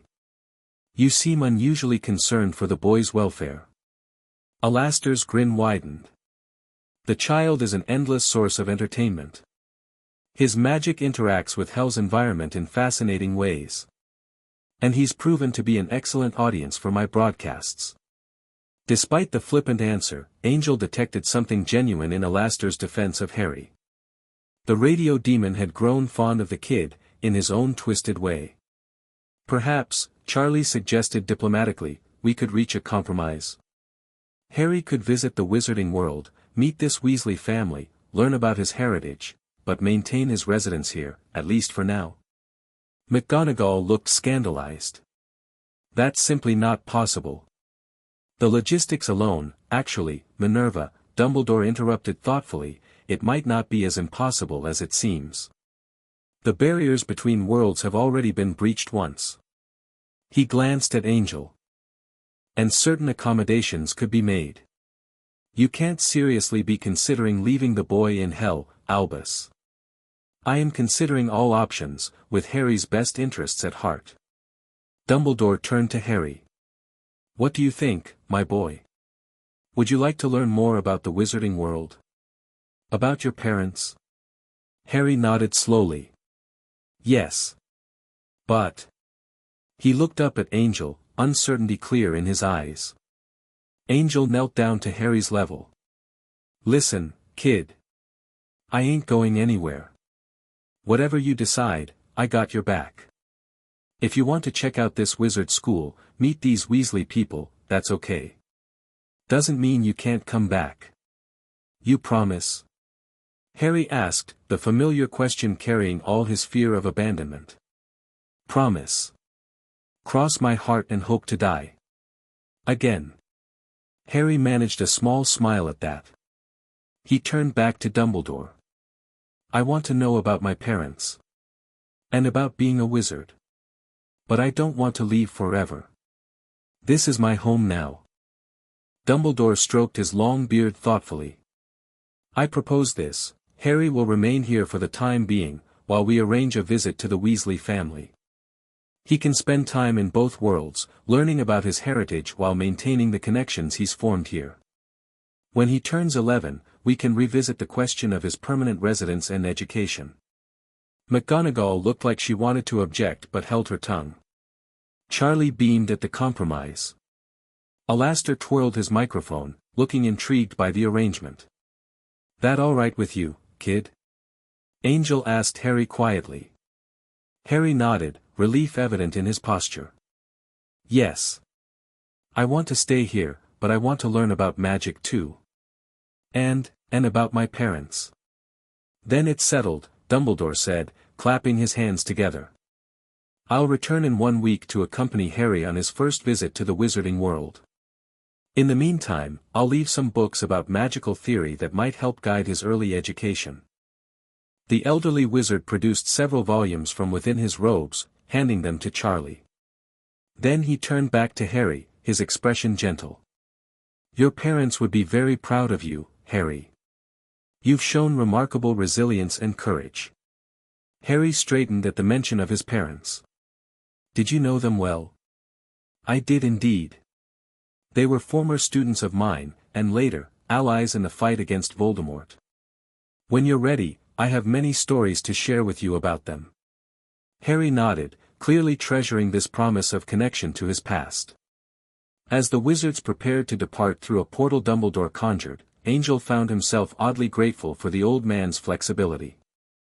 He'd expected a battle, not a compromise. Maybe these wizard types weren't all bad. One last thing, Dumbledore said, pausing before stepping through the portal. The boy's scar. Has it troubled him at all during his time here? Angel frowned. Troubled him how? Pain. Visions. Unusual sensations. Angel looked to Harry, who shook his head. It hurts sometimes, but not a lot. Interesting. Dumbledore exchanged a glance with McGonagall. We'll discuss this further during your visit, Harry. For now, farewell. With that, the wizards departed, the portal closing behind them with a soft pop. Well. Charlie exclaimed into the silence that followed. That was unexpected. Understatement of the fucking century, Angel muttered. He looked down at Harry, who seemed lost in thought. You okay, kid? Harry nodded slowly. They knew my parents. My real parents. Yeah. Seems like they did. And I'm really a wizard. With magic. Told you those weird things weren't your fault, Angel said, ruffling Harry's hair. Harry leaned into the touch, something he'd been doing more frequently as he grew comfortable with positive physical contact. Are you sad I want to learn about the wizard world? Angel's chest tightened. Nah, kid. I want you to know where you come from. Who your parents were. That's important shit.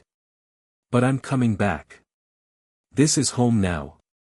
The simple declaration hit Angel harder than he expected. Home. The kid considered hell his home. Considered Angel family. Damn right it is, Angel replied, voice gruff with emotion he didn't want to examine too closely. And we'll be right here waiting whenever you're ready to come back from wizard school. Harry smiled, a real, unguarded smile that transformed his face. Thank you for finding me, Angel. Don't mention it, kid. Angel draped an arm around Harry's shoulders. Now, how about we check out those wizard books? See what kind of magic shit you'll be learning. Harry nodded eagerly, and they headed toward the pile of books Charlie was already examining. Behind them, Alastair watched with his ever-present grin, red eyes glowing with something that might almost have been approval. How unexpectedly heartwarming, the radio demon murmured to himself. The spider demon and the boy wizard, finding family in hell. What an absolutely delightful turn of events. And in the days that followed, as Harry divided his time between reading about the wizarding world and tending his hell garden, Angel found himself thinking that maybe, just maybe, he hadn't done such a bad thing bringing Harry to hell after all. The kid was happy. He was safe. He was loved. Sometimes, Angel realized, even demons could do the right thing. Chapter 2, A Home in Hell. Kid, I swear to whatever fucked up God is listening, if you don't put that down, too late. The explosion shook the entire third floor of the Hazbin Hotel, sending plumes of glittering purple smoke billowing into the hallway. Angel sprinted toward Harry's room, kicking the door open to find the 6-year-old standing wide-eyed in the middle of a magical disaster zone. I just wanted to see if it worked like in the book, Harry explained, his face and clothes covered in the same sparkling purple dust that now coated every surface of his bedroom. He held up the wizarding textbook Dumbledore had left behind. It said to visualize the energy and direct it through the wand, but I don't have a wand, so I used a stick from my garden and blew up half your room, Angel finished, doing a quick visual check to make sure the kid wasn't hurt. You okay? Nothing missing. All fingers and toes accounted for. Harry wiggled his fingers and toes obligingly. I'm fine. The explosion didn't hurt. It was actually kind of fun. Angel pinched the bridge of his nose. 2 months since he'd rescued Harry from the Dursleys, and the kid had gone from terrified abuse victim to pint-sized magical terrorist. Progress, he supposed, even if it gave him a fucking heart attack every other day. What did Charlie say about unsupervised magic? Angel asked, trying to sound stern despite the ridiculous picture Harry made with his hair standing on end and his glasses askew. Harry's shoulders slumped. That it's dangerous and I should always have an adult watching. And yet here we are, with your room looking like a unicorn took a shit all over it. Sorry, Harry mumbled, though the effect was somewhat ruined by the small smile tugging at his lips. I just got excited. The book said this spell makes things fly, but instead it just. He gestured at the destruction around them. Made things explode. Yeah, I noticed. Angel sighed, unable to maintain his annoyance in the face of Harry's enthusiasm. The kid had been happier lately, more confident.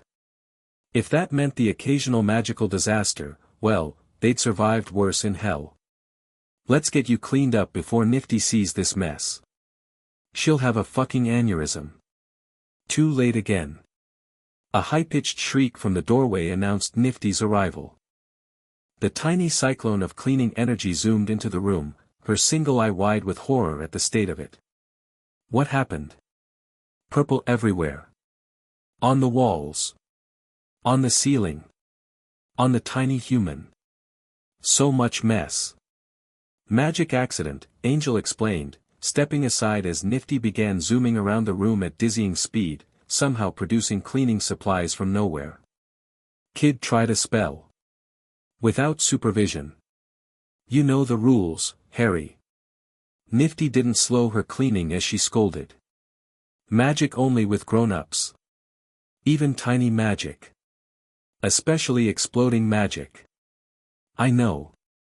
I'm sorry, Nifty. Harry looked genuinely contrite now. I'll help clean up. No. No helping. Last time you helped, you made the mops dance and then they attacked Husk. Nifty paused her frantic cleaning just long enough to point Harry toward the door. You go wash. Shower. Lots of soap. Purple doesn't belong on little boys. Angel steered Harry toward the bathroom. You heard the lady. Shower time. I'll find you some clean clothes. Is she really mad at me? Harry asked in a small voice as Angel helped him gather clean clothes. Despite his growing confidence, Harry still worried about angering the hotel residents. Some scars from the Dursleys ran deeper than others. Nah, she loves having messes to clean. Gives her purpose. Just maybe cool it with the unauthorized explosions for a while, yeah. Harry nodded, looking relieved. I really did think it would work like in the book. Alastor says my magic is strong, just untrained. Yeah, well, Alastor also thinks human suffering is dinner theater, so maybe don't take all his advice to heart. Angel ruffled Harry's hair, sending a cloud of purple dust into the air. Shower. Now. You look like you fell into a vat at a glitter factory. Once Harry was safely in the bathroom, Angel returned to the disaster zone, where Nifty had already made impressive progress. The purple dust was disappearing under her relentless assault with various cleaning implements. Kids getting more powerful, Angel observed. Nifty paused her cleaning for a millisecond. Yes. Very powerful. Very messy. Good thing he's cute. Angel laughed. Can't argue with that. Alastor looking for him earlier. Said something about channeling exercises. Sounded ominous. But what doesn't with Alastor? Ha ha ha. Angel made a mental note to check on these channeling exercises. While Alastor had been surprisingly good with Harry, the radio demon's methods weren't always what Angel would call appropriate for children. The sound of small feet padding down the hall announced Harry's return, now purple-free and dressed in clean clothes. His wet hair stuck up in even more directions than usual, making him look younger and more vulnerable. All clean, he announced proudly. Lookin' good, kid. Now, what did you learn from today's explosion? Harry considered the question seriously. That I need a wand. The book says wands help focus magic. Without one, it just kind of goes everywhere. Angel exchanged a glance with Nifty. The kid wasn't wrong. They'd all noticed that Harry's accidental magic was becoming more frequent and more powerful. Eventually, someone was going to get hurt, possibly Harry himself. Maybe we should talk to Charlie about this. See if your wizard pals can send down a training wand or something. Harry's face lit up. Really? I could get a wand. We'll talk to Charlie, Angel repeated, not wanting to promise something he couldn't deliver. Now, I'm pretty sure you were supposed to be helping Husk with inventory this morning. That's why I came looking for you in the first place. Oh. I forgot. Harry looked dismayed. Will Husk be mad? Only one way to find out. Better get down there before he drinks all the inventory himself. Harry hurried off, crisis averted for now. But Angel made a mental note to talk with Charlie about the growing magical situation. The kid needed proper training before he accidentally blew up something more important than his bedroom. Husk, as it turned out, wasn't mad, just his usual grumpy self. When Harry rushed into the bar area, apologies tumbling out before he'd even fully arrived, the cat demon merely grunted and pushed a clipboard toward him. You're counting bottles today, kid. I'll show you how to do inventory. I'm really sorry I'm late, Harry said, climbing onto a bar stool. I was trying a spell and it exploded and Nifty had to clean purple dust off everything and, yeah, I heard the boom. Husk cut him off, but there was no real anger in his voice. Whole hotel probably heard it.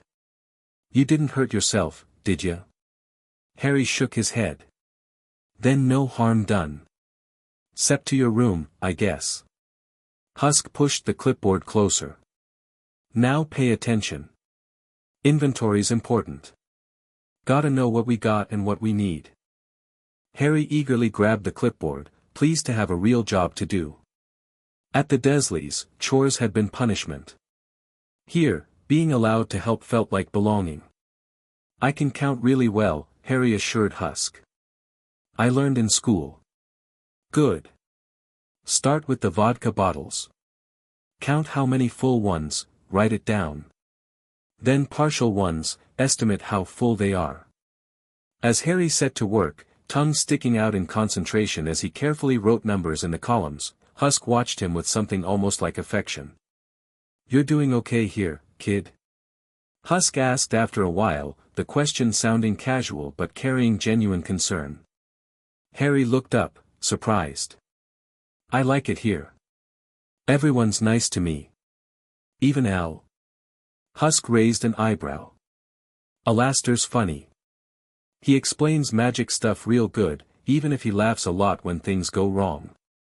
Husk snorted. Yeah, that sounds like Al. He ain't trying to get you to do anything weird, is he? Harry's brow furrowed. Like what? I dunno. Summon shit? Make deals? Cook human meat? No. Harry looked scandalized. He just teaches me about focusing my magic. And sometimes he tells me stories about when he was alive, but Charlie says I shouldn't believe all of them. Good advice, Husk muttered. Though the scariest thing about AL's stories is that some of them are probably true. Harry returned to his counting, methodically working through the bottles. Husk watched him for a moment longer, then began restocking glasses behind the bar. I've never had a job before, Harry said after a while. Uncle Vernon said I was too worthless to hire. Husk's claws tightened around the glass he was holding, nearly cracking it. Your uncle was a grade A asshole, kid. Don't believe a word that came out of his mouth. Angel says that too. And that I should forget everything they taught me. Angel's right. For once. Husk set down the glass carefully. Look, kid, I ain't good at this emotional shit, but you gotta know, you're doing fine. Better than fine. You're a good kid. Smart. Tough.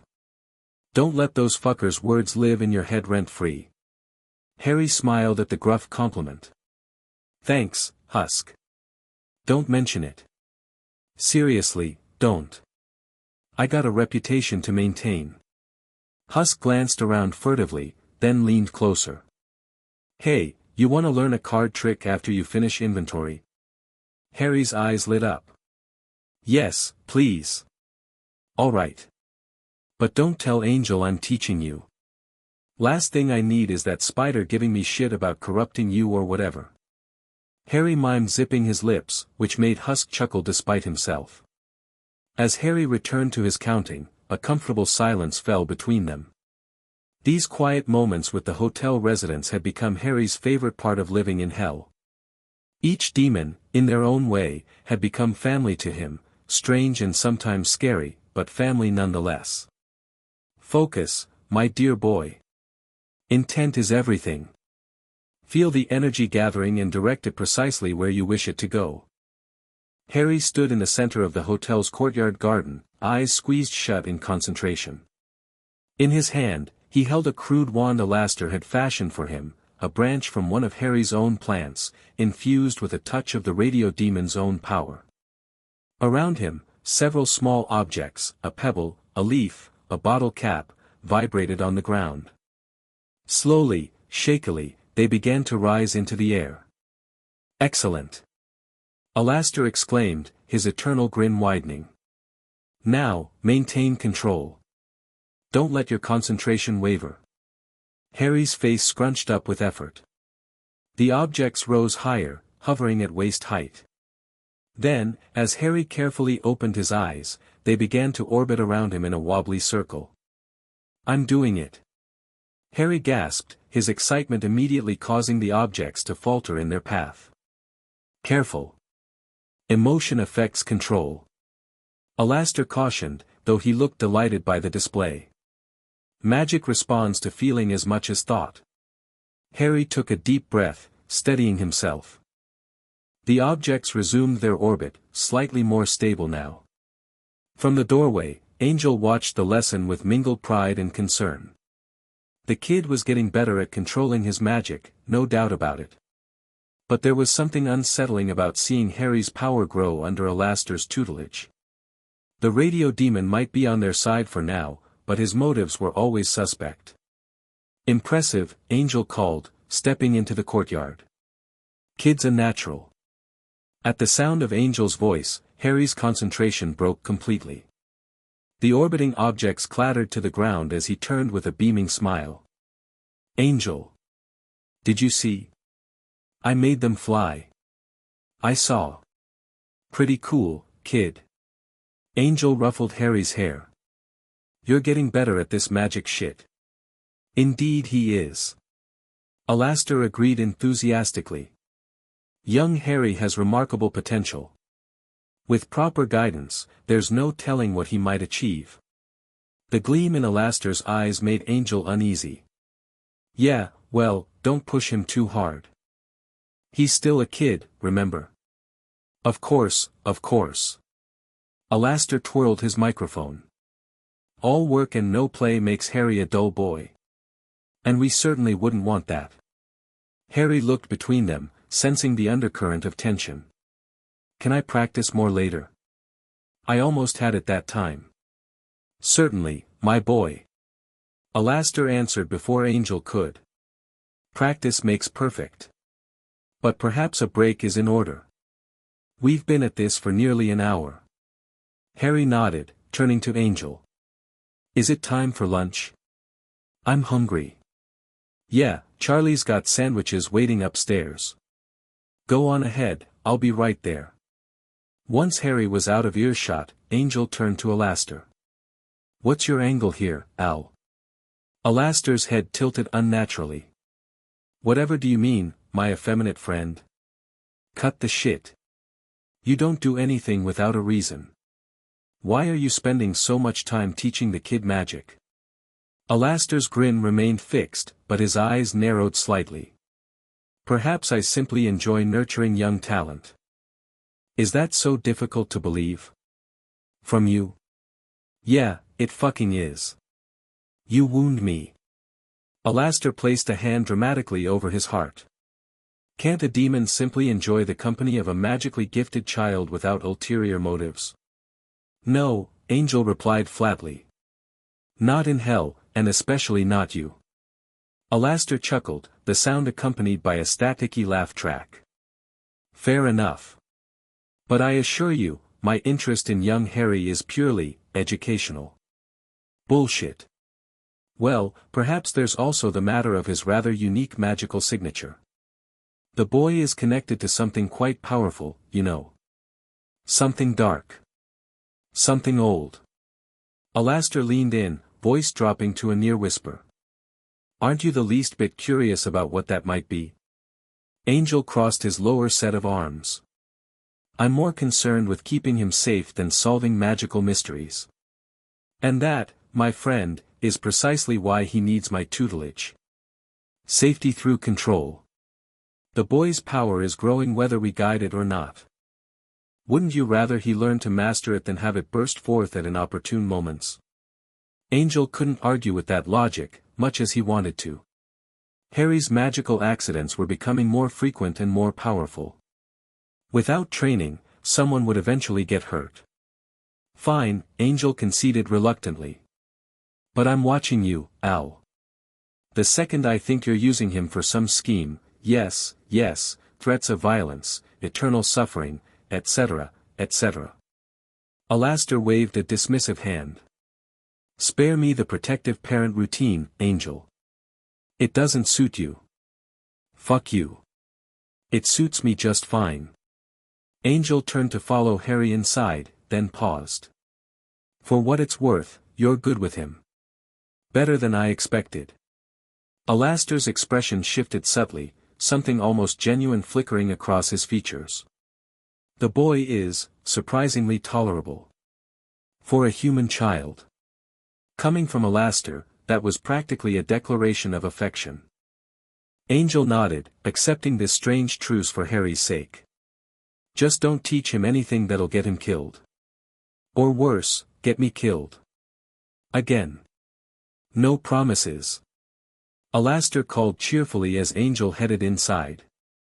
That evening found Harry in Charlie's office, sitting cross-legged on the plush carpet while the Princess of Hell showed him pictures of her family. It had become something of a ritual between them, Charlie sharing stories of Hell's royal history, Harry soaking up every word with wide-eyed fascination. "And this is my mom at her last extermination ball," Charlie said, pointing to a photograph of an imposing demoness in elaborate regalia. "She loves throwing parties after the angels leave. Says it's important to celebrate surviving another year." Harry studied the picture carefully. "Your mom looks scary." Charlie laughed. "She can be. But she's also really caring in her own way. Just, very traditional about how Hell should be run." "Does she know about me?" Harry asked, the question that had clearly been on his mind. Charlie's smile faltered slightly. "Not yet. I'm waiting for the right time to tell her. My parents are, well, they have strong opinions about the living and the dead staying separate." "Will they make me leave?" The fear in Harry's voice was palpable. "No. Absolutely not." Charlie put a comforting hand on Harry's shoulder. "This is my hotel, and my project. You're part of that now. Besides," she added with a wink, "what they don't know can't hurt them, right?" Harry nodded, though he didn't look entirely convinced. "Hey," Charlie said gently, "want to see something cool?" She held out her hand, palm up, and concentrated.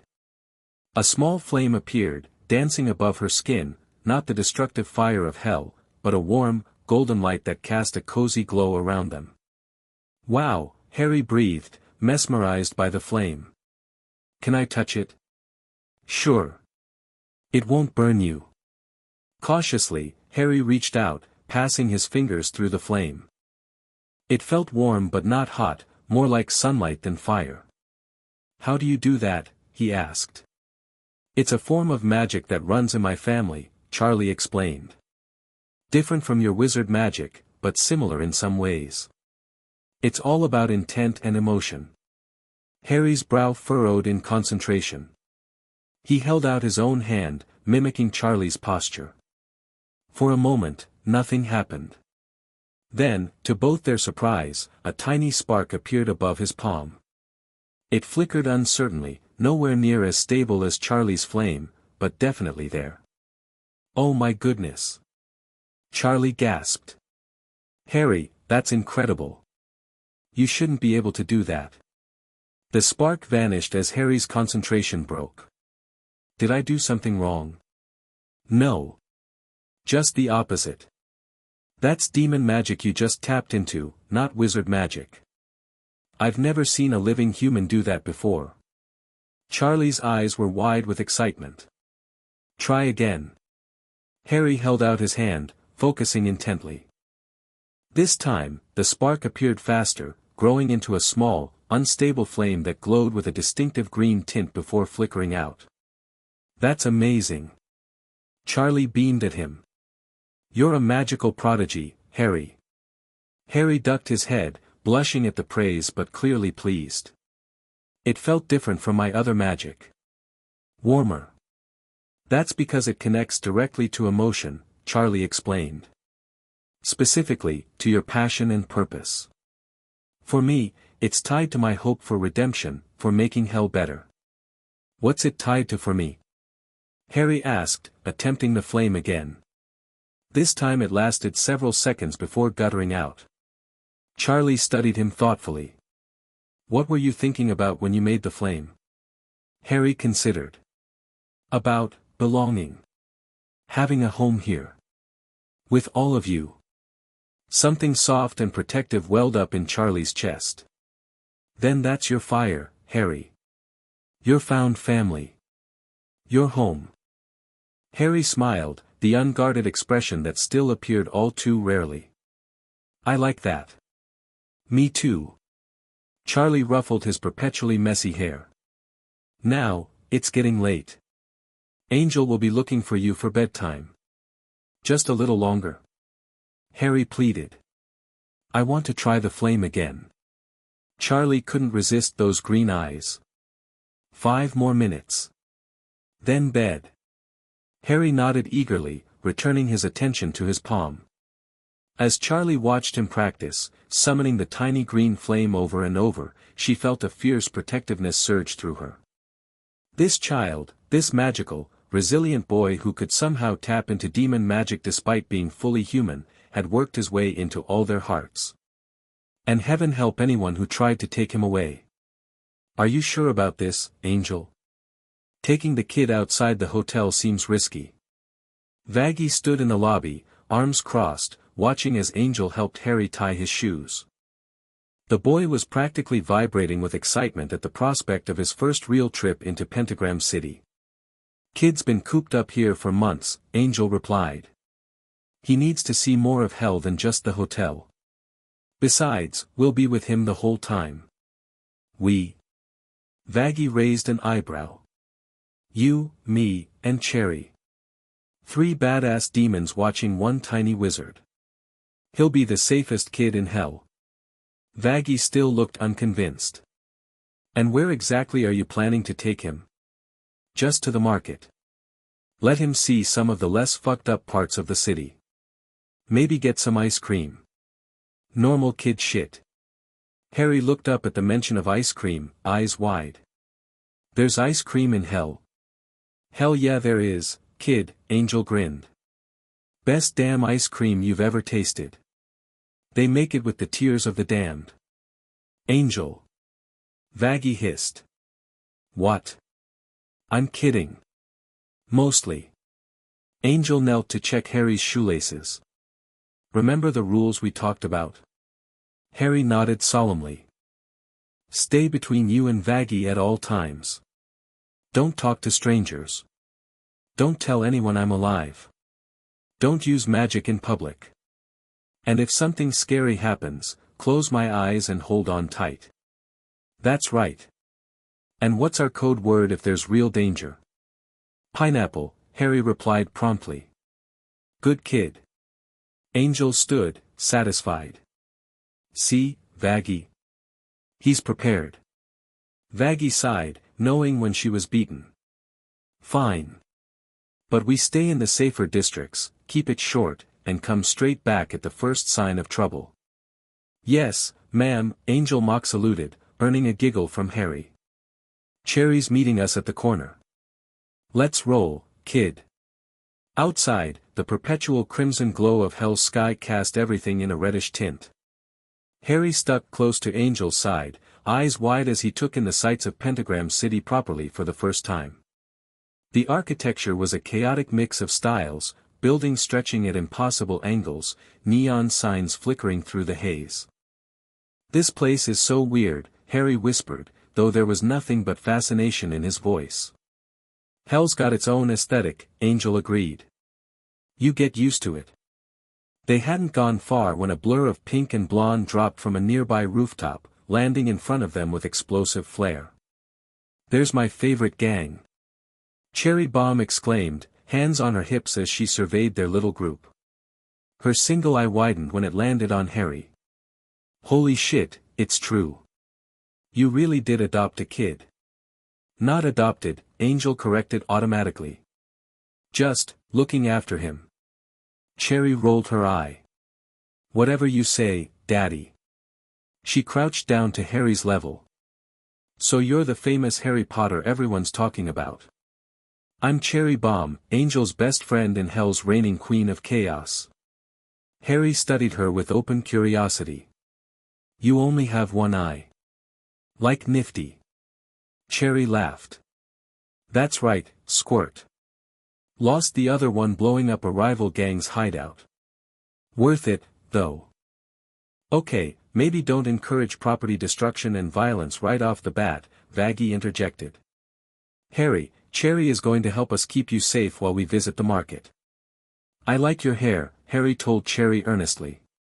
It's cool. Cherry's face softened. Thanks, kid. I like your lightning scar.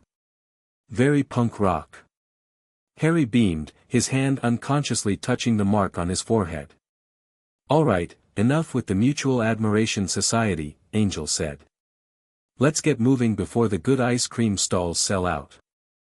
They made their way deeper into the city, Cherry and Angel leading while Vaggie brought up the rear, her spear within easy reach. Harry walked between them, taking in everything with wide-eyed wonder, the strange demon forms, the outlandish shops, the occasional burst of violence quickly contained by Vaggie's glare or Angel's subtle display of his hidden weapons. The market, when they reached it, was a riot of color and sound. Stalls lined a sprawling plaza, selling everything from questionable food to arcane artifacts. Demons of all shapes and sizes haggled, argued, and occasionally broke into brief scuffles before returning to business as usual. Stay close, Angel reminded Harry, keeping a protective hand on his shoulder. This place can get crazy fast. Harry nodded, sticking to Angel's side like glue as they navigated through the crowd. Despite his vigilance, Angel could feel the kid's excitement at all the new sights and sounds. Look! Harry pointed to a stall selling what appeared to be living plants that changed colors when touched. Can we see those? Sure, kid. Angel steered them toward the stall, keeping a wary eye on their surroundings. The vendor, a reptilian demon with 3 tongues, perked up at their approach. Customers. Rare color-shifting flora from the outer rings. Touch them and they match your aura. Very popular for home decor and minor hexing. Harry reached out tentatively, under Angel's watchful eye. When his fingers brushed a leafy tendril, the plant immediately shifted from purple to a vibrant emerald green that matched his eyes perfectly. Fascinating, the vendor exclaimed, leaning closer to examine the result. Such a pure color response. Your little one has quite the magical aura, doesn't he? Angel tensed. He's just a regular demon kid. Nothing special. The vendor's eyes narrowed skeptically, but before he could comment further, Vaggie stepped in. How much for one of the plants, she asked, deliberately changing the subject. While Vaggie haggled with the vendor, Angel noticed Harry staring across the market at something. Following his gaze, Angel spotted a small stall tucked between 2 larger ones, where an elderly demoness was selling what looked like handcrafted toys. Want to check those out? Angel asked. Harry nodded eagerly. Can we? I've never had a real toy before. Just Dudley's broken ones. The reminder of Harry's previous life sent a spike of anger through Angel, but he pushed it down. Sure, kid. Let me tell Vaggie where we're going. After a quick word with Vaggie and Cherry, Angel led Harry across to the toy stall. The demoness who ran it had the appearance of a kindly grandmother, if grandmothers had scaled skin and small horns protruding from their temples. Well, hello there, she greeted them, her voice surprisingly gentle for a demon. What can I interest you fine folks in today? Harry stared at the array of toys with undisguised longing. There were carved wooden animals that moved on their own, tiny model buildings with glowing windows, and soft plush creatures that purred when touched. Go ahead, kid, Angel encouraged. Pick something out. Harry hesitated, clearly overwhelmed by having actual choices. Anything I want. Anything. After careful deliberation, Harry pointed to a plush creature that resembled a cross between a cat and a dragon. It was black with green eyes that matched his own, and when the vendor picked it up, it unfurled tiny wings and made a contented rumbling sound. Excellent choice, the demoness said, handing the toy to Harry. This is a shadow familiar. They're very loyal and protective of their owners. This one seems to like you already. Harry cradled the plush creature, which immediately curled up in his arms and continued its contented purring. The pure joy on his face made something twist in Angel's chest. How much? Angel asked the vendor. The demoness studied him, then Harry, and finally the clearly bonding toy. For him. No charge. Angel blinked in surprise. What's the catch? No catch. I make these to bring a little joy to Hell's youngest residents. She smiled at Harry. It's nice to see a child who appreciates craftsmanship. Suspicious but not willing to look a gift horse in the mouth, Angel thanked the demoness while Harry clutched his new toy with reverent care. What will you name it? Angel asked as they headed back toward Vaggie and Cherry. Harry thought for a moment. Shadow. Because that's what it is. And because shadows followed me in the cupboard, but they weren't scary. They were just there. The simple explanation hit Angel harder than expected. Even in his most traumatic memories, the kid found something to appreciate.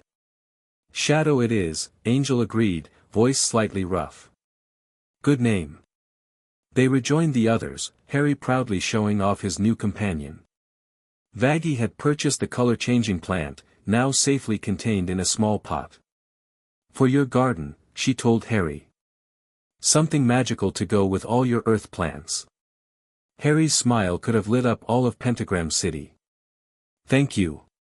Ice cream next. Cherry suggested, ruffling Harry's hair. I know the best place. They do a killer blood orange sorbet.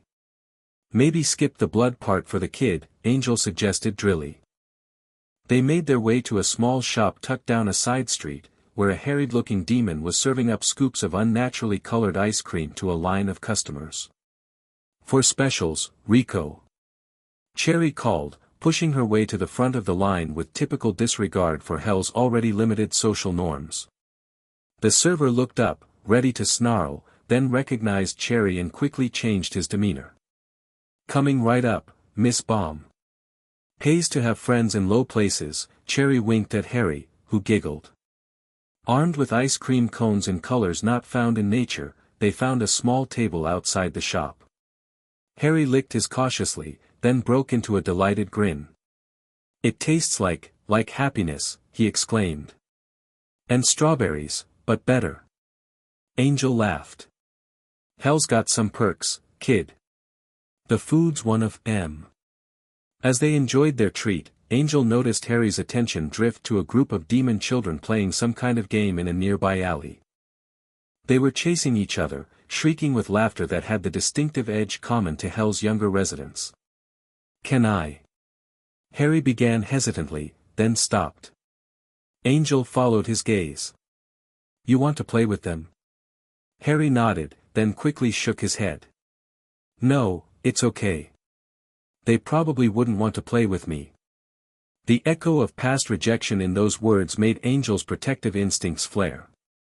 Fuck that noise. You can play if you want to. Just stay where we can see you. Really? Really? Go make some friends, kid. Harry hesitated, then handed Shadow to Angel for safekeeping and approached the demon children cautiously. Angel watched like a hawk as Harry spoke to them, too far away to hear the exchange but ready to intervene at the first sign of trouble. To his relief, after a brief consultation, the demon children waved Harry into their game. Within minutes, he was running and laughing with them, his previous hesitation forgotten in the universal joy of childhood play. Look at that, Cherry remarked, watching the scene with her chin propped on her hand. Kid's a natural at making friends with little hellspawn. He's adaptable, Vaggie said, a note of pride in her voice. And children are often more accepting than adults, even in hell. Angel kept his eyes fixed on Harry, aware of every demon who passed too close, every potential threat. But for the moment, Harry was just a kid playing with other kids, the kind of normal childhood experience he'd been denied until now. You're good for him, you know, Cherry said, nudging Angel with her elbow. Never thought I'd see the day Angel Dust played daddy, but you're not half bad at it. I ain't his dad, Angel protested automatically, though the words lacked conviction. Could have fooled me. Cherry smirked. Way you watch him, way you're ready to murder anyone who looks at him wrong. That's some grade A parent shit right there. Before Angel could formulate a response, a commotion erupted from the alley where the children were playing. Angel was on his feet instantly, eyes scanning for Harry. He spotted him in the middle of a circle of demon children, who were backing away with expressions of mingled fear and awe. Harry stood with his hands outstretched, surrounded by a nimbus of green light. Above him, a street lamp was bending at an impossible angle, its metal twisted as if by a giant hand. "Shit," Angel breathed, rushing toward the scene with Vaggie and Cherry close behind. As they approached, it became clear what had happened. One of the larger demon children lay sprawled on the ground, looking dazed but unhurt. The bent street lamp had apparently been stopped mid-fall by Harry's magic. "I didn't mean to," Harry was saying, his voice shaking. "It was going to fall on him, and I just reacted." The demon children were staring at Harry with new interest, whispering among themselves. "Angel caught fragments, did you see that? How did he do that? Is he an Overlord's kid?" "Okay, show's over," Angel announced, stepping into the circle and placing a protective hand on Harry's shoulder. "Everyone okay?" The fallen demon child was helped to his feet by his friends. He looked at Harry with an expression bordering on awe. "You saved me. That thing would have squashed me flat." Harry's anxiety visibly eased at the lack of accusation. "I'm glad you're okay." "How did you do that?" another child demanded. "That was the coolest thing I've ever seen." Harry glanced up at Angel uncertainly. "He's got talents," Angel said vaguely. "Family trait. Now, I think it's time we headed home, kid." The demon children groaned in disappointment but didn't protest as Angel steered Harry away, Vaggie and Cherry flanking them protectively. "What happened?" Vaggie asked in a low voice once they were out of earshot. "They were playing, and the lamppost started falling," Harry explained, still looking shaken. "I didn't think, I just wanted it to stop. And then the green light came, like when I practice with Charlie, and it just froze." "You did good, kid," Angel assured him, handing back Shadow, which Harry clutched like a lifeline. "You saved that little shit from a nasty headache. Nothing to worry about." But Angel exchanged concerned glances with Vaggie and Cherry over Harry's head. Public displays of unusual power wouldn't go unnoticed in hell. Word would spread. Questions would be asked. Their peaceful outing had just gotten a lot more complicated. Charlie was waiting anxiously when they returned to the hotel, pacing the lobby while Alastair lounged nearby, looking amused by her distress. "There you are!" Charlie exclaimed, rushing to meet them. "I was so worried. We heard about an incident at the market, something about a human child displaying extraordinary powers." "News travels fast," Angel muttered. "Hell's rumor mill is nothing if not efficient." Alastair chimed in cheerfully. "I must say, young Harry, you've caused quite the stir. Saving a demon child. How delightfully ironic." Harry clutched Shadow tighter, looking guilty. "I didn't mean to cause trouble." Charlie knelt down to his level. "You didn't do anything wrong, Harry. Using your power to help someone is never wrong. We're just concerned about the attention it might bring." "Is it bad that people saw?" Harry asked. The adults exchanged glances.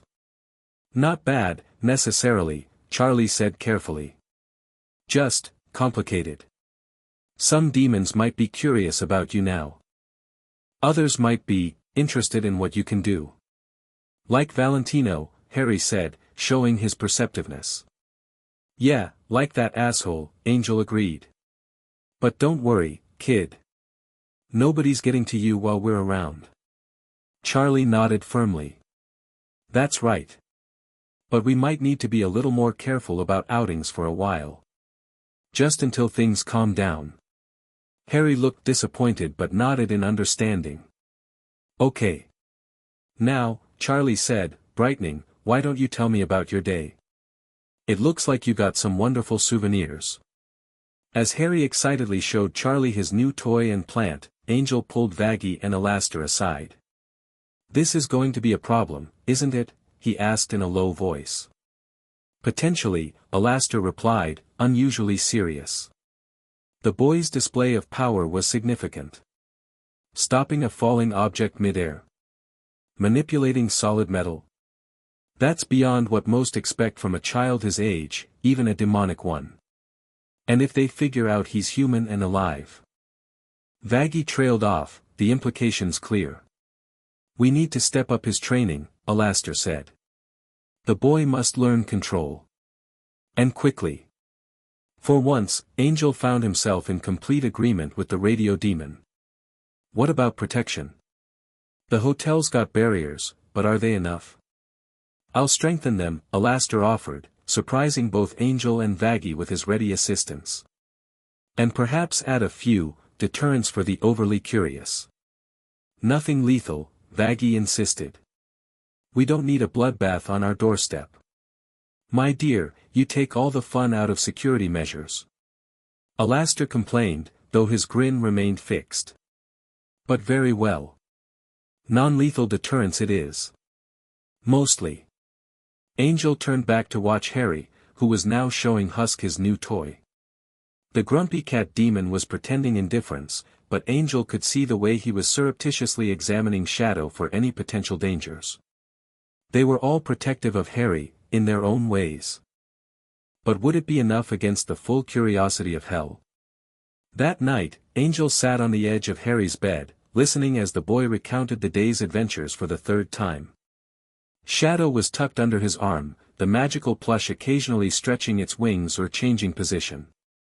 And then we got ice cream, and it was green but it tasted like happiness, and, kid, Angel interrupted gently, I was there for most of this, remember? Harry grinned sheepishly. Sorry. I'm just excited. It was the best day ever. Even with the whole lamppost incident. Harry nodded. Even with that. I've never had so much fun before. Or friends to play with. Angel smiled, though it was tinged with sadness at the reminder of Harry's deprived childhood. Glad you had a good time, kid. But you should probably get some sleep now. It's late. Harry yawned, as if on cue. Angel? Can I ask you something? Shoot. Am I going to have to leave someday? Go back to the wizard world? The question caught Angel off guard. Why were you asking that? Harry stroked Shadow's fur, not meeting Angel's eyes. Dumbledore is coming back soon.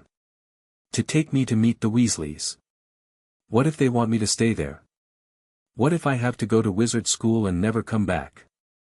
Angel's chest tightened. The same fear had been lurking at the back of his mind. Listen, kid. I can't promise what the future's gonna look like. Maybe someday you will spend more time in the wizard world. Learning that stuff is important for you. Harry's face fell. But, Angel continued firmly, that doesn't mean you can't come back here. This is your home now, remember? And we're your family. Weird as fuck, but still family. You promise? Even if the wizards want me to stay with them? Kid, I'd tear apart both hell and earth if someone tried to keep you from coming home. That's a promise.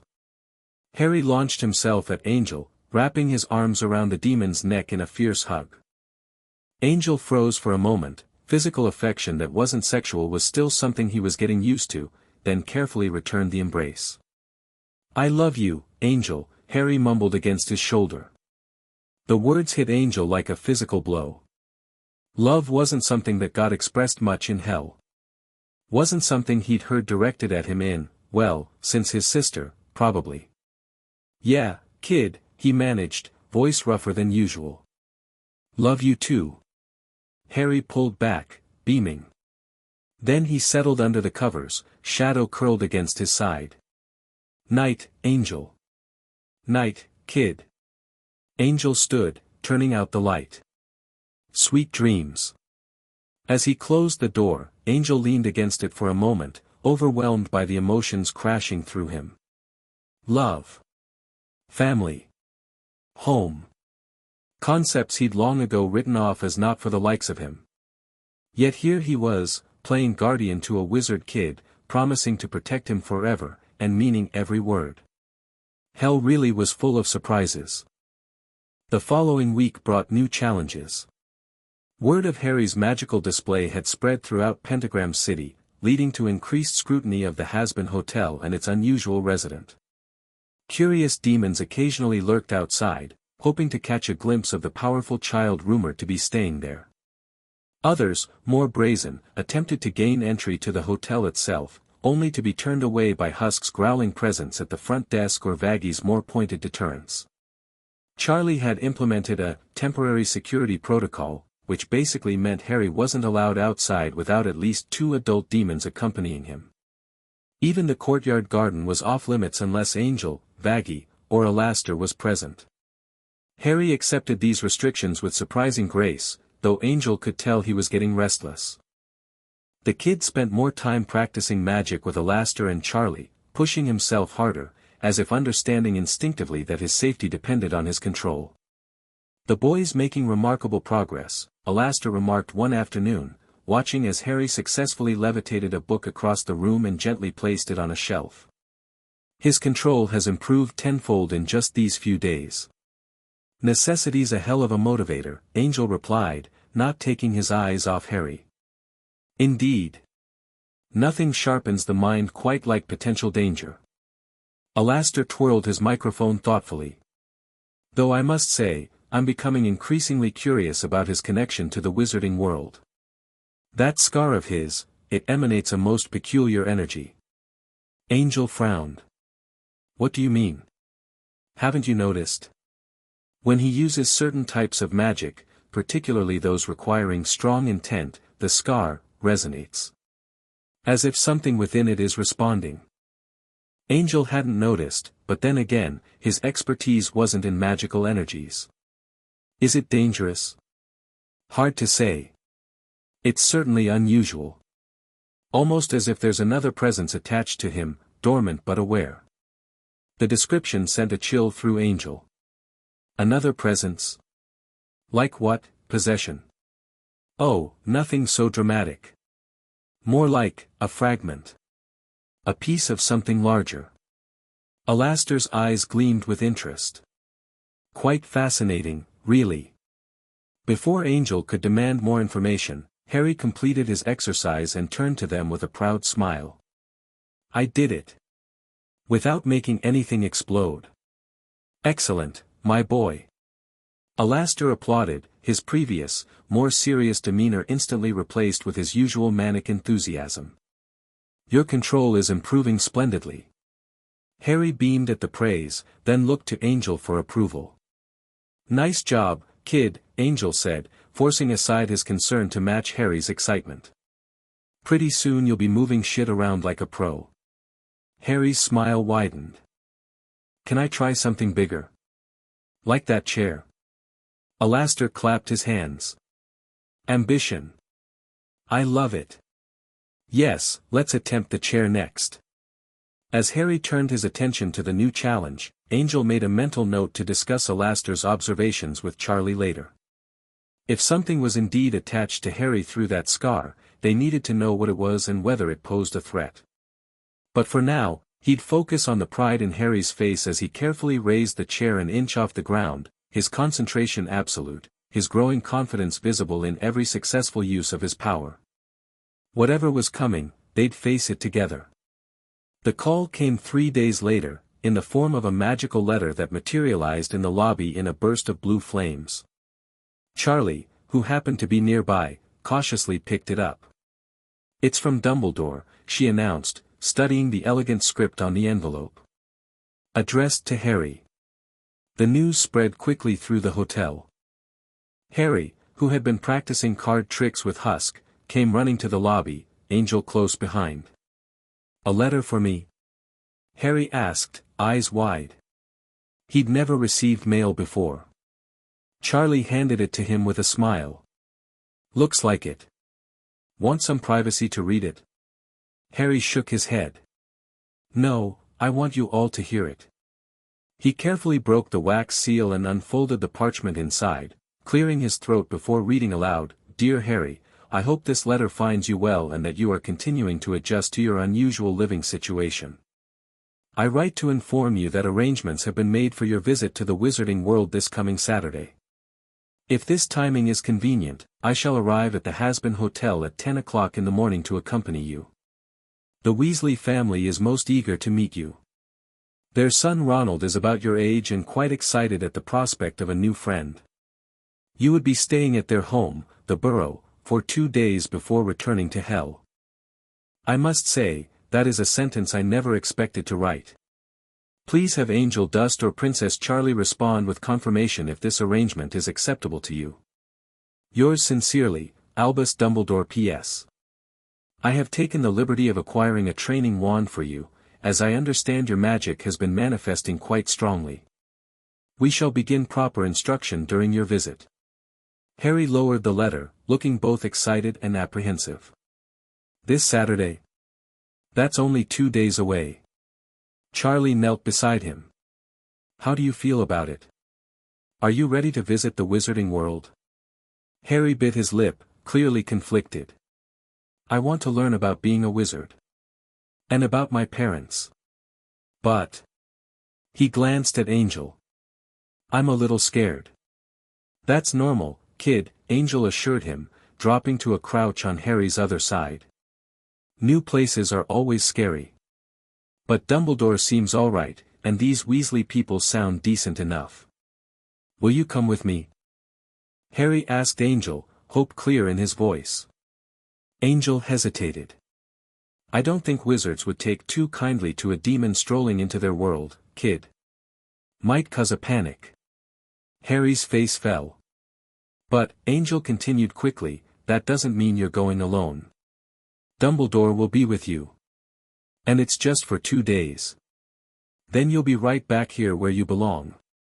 Charlie squeezed Harry's shoulder. Think of it as an adventure.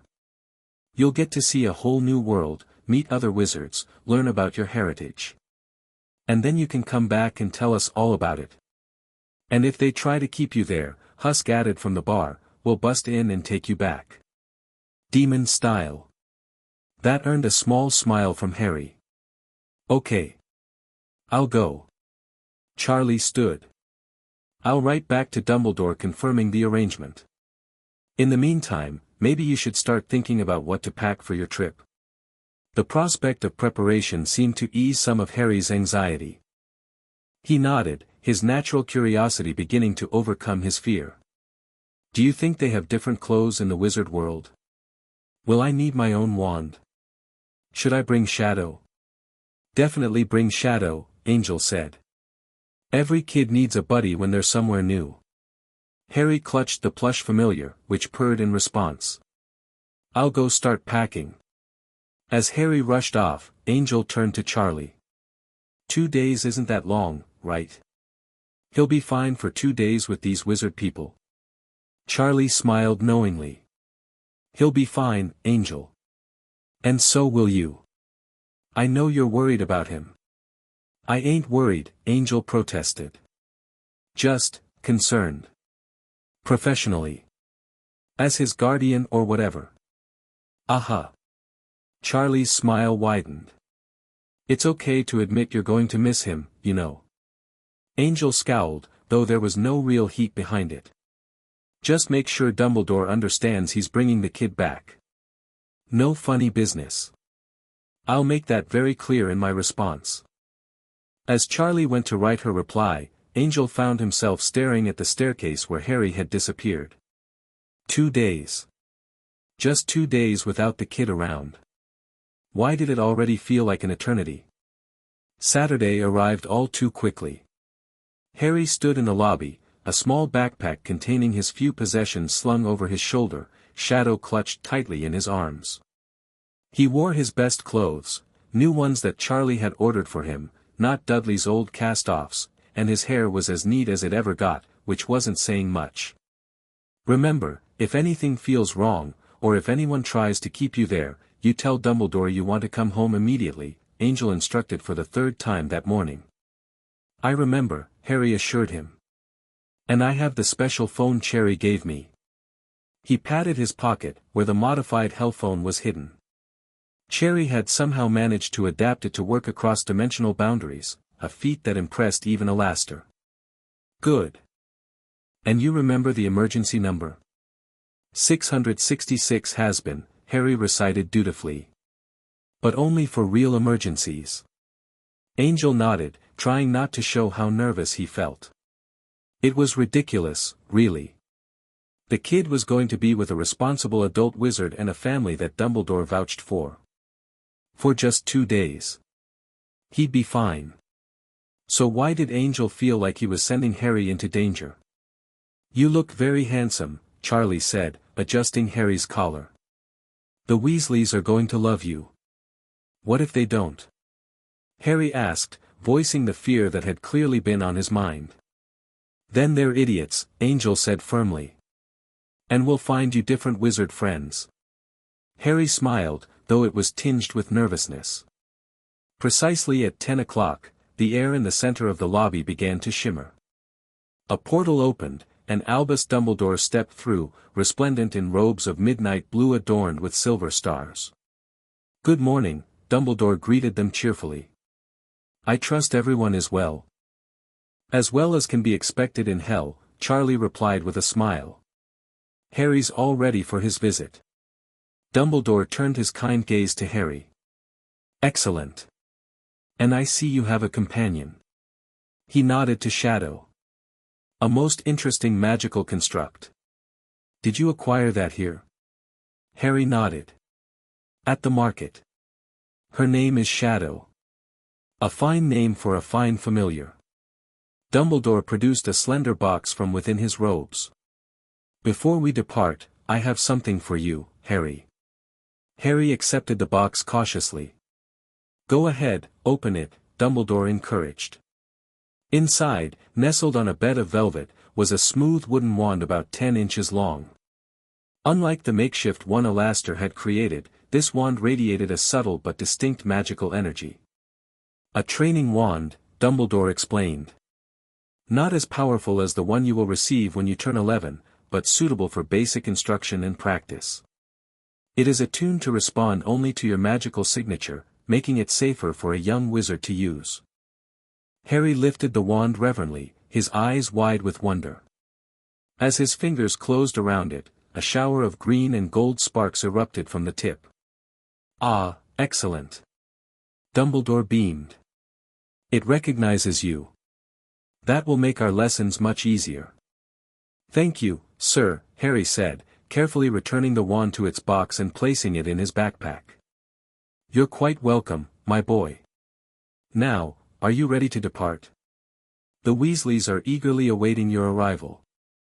Harry nodded, then turned to Angel, Charlie, and the others who had gathered to see him off. Bye, everyone. See you in 2 days. Be good, kid, Angel said, dropping to one knee to give Harry a quick hug. And come back with cool wizard stories, yeah? I will, Harry promised, hugging Angel tightly before moving to hug Charlie, then Vaggie, and even a reluctant Husk. Alastair merely patted Harry's head.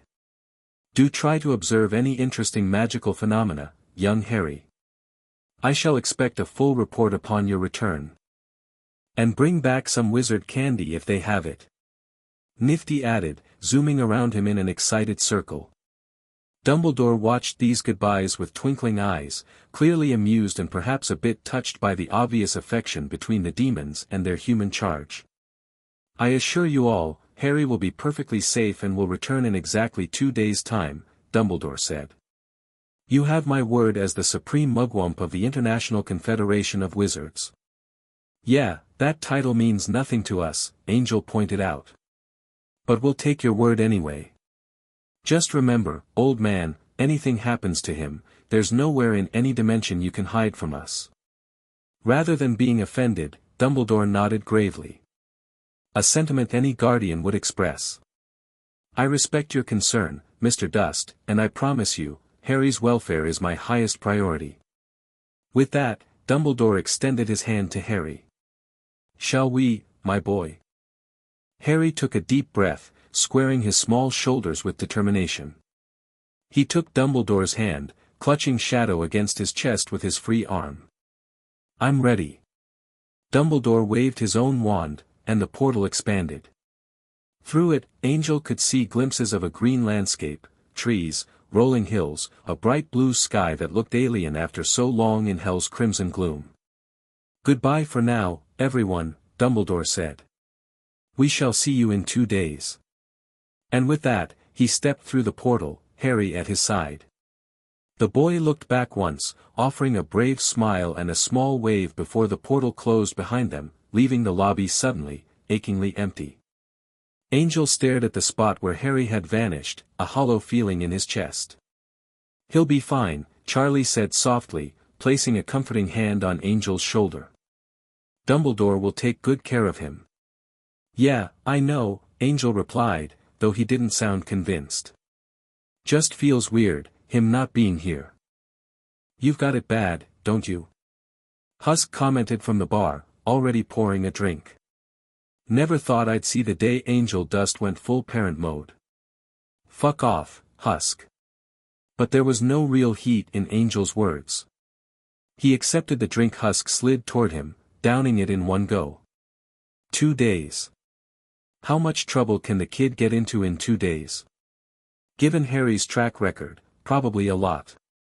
But Angel kept that thought to himself as he pushed away from the bar. "I'll be in my room if anyone needs me." He needed some time alone to process the strange emptiness Harry's absence had created. "Let me know if anything comes up." As Angel headed upstairs, he didn't see the knowing looks exchanged between Charlie and Vaggie, or the thoughtful expression on Alastair's face. Hell's most notorious porn star had become a devoted guardian to a human child, and none of them would ever let him live it down. But they also wouldn't let him face it alone. The Hazbin Hotel felt eerily quiet without Harry's presence. Angel found himself constantly listening for the patter of small feet, the excited voice calling his name, the occasional magical mishap that had become part of daily life. He tried to keep busy. There were always jobs to do around the hotel, clients to service, the professional kind, not the sexual kind. He'd cut back on that work significantly since Harry's arrival, and personal projects to attend to. But his thoughts kept drifting to Harry. Was he safe? Was he happy? Were these Weasley people treating him well? Did he miss Hell, miss Angel, as much as Angel missed him? By the evening of the first day, Angel was driving everyone crazy with his restless pacing and constant checking of the hell phone for messages. "For Satan's sake, sit down." Husk finally snapped from behind the bar. "The kid's fine. He's with a bunch of do-gooder wizards, not being tortured. He'll be back tomorrow." Angel glared at him. "You don't know that he's fine. Anything could have happened." "Angel," Charlie said gently, "Husk is right. Harry is safe with Dumbledore. If there were any problems, they would contact us immediately. And Harry has Cherry's phone if he needs to reach us." Angel dropped onto a bar stool, scowling. "I know. I don't know why I'm so wound up about this." "Because you care about him," Charlie said simply. "Because he's become family to you, and family worries about each other. It's normal, Angel. Family." The word still felt strange applied to his relationship with Harry, but Charlie wasn't wrong. Somehow, that scrawny, brave kid had worked his way into Angel's heart, becoming more important to him than anyone had been in a very long time. "Yeah, well, it sucks," Angel muttered, accepting the drink Husk placed in front of him. "How do regular people handle this parent shit? I feel like I'm losing my mind." Charlie smiled warmly. "They probably feel exactly the same way. Especially the first time their child goes somewhere new without them." Before Angel could respond, the hotel's front door burst open. Cherry Bomb strode in, looking unusually serious. "We've got a problem," she announced without preamble. "Big one." Angel was instantly alert. "What kind of problem?" "Word spreading that the kid's gone. Left Hell temporarily." Cherry leaned on the bar, lowering her voice. And certain parties are taking an interest in when he's coming back. And how? What parties? Charlie asked, her own playful demeanor vanishing. Vox, for one. Apparently, he's been asking questions about the human child with unusual powers. And he's not the only one. Angel's fur bristled. Fuck. You think they're planning something?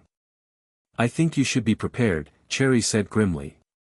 My sources say there's a lot of interest in intercepting the kid when he returns. A living human child with magical abilities. That's a prize a lot of demons would kill for. Over my dead body, Angel growled. Again. Charlie's eyes narrowed, a hint of her demonic heritage showing in the subtle glow that emanated from them. No one is taking Harry. The Hazbin Hotel is under my protection, and anyone who threatens my guests will answer to me. The rare display of Charlie's power and determination sent a ripple of unease through the room. Even Husk looked impressed.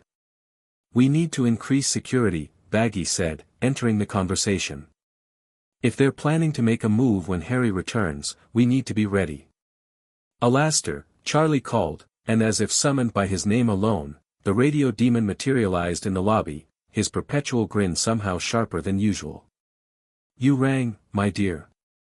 Alastair's voice crackled with static. Charlie quickly explained the situation.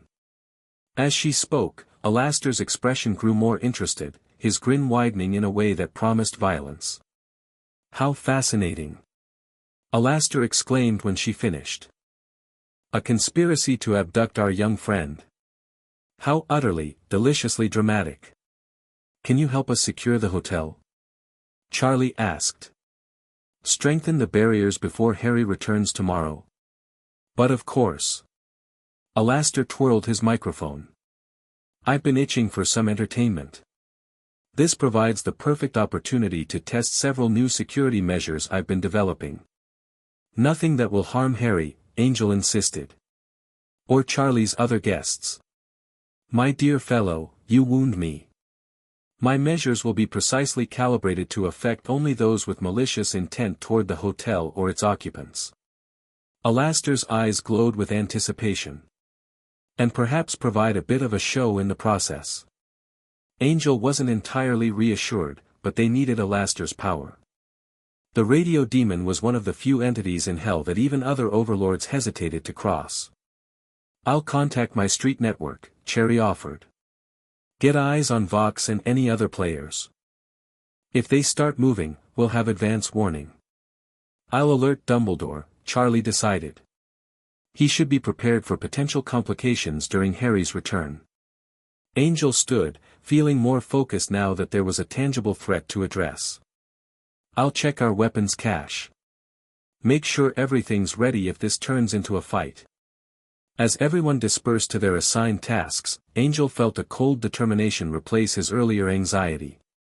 If Vox or any other demon thought they could take Harry, they were in for a nasty surprise.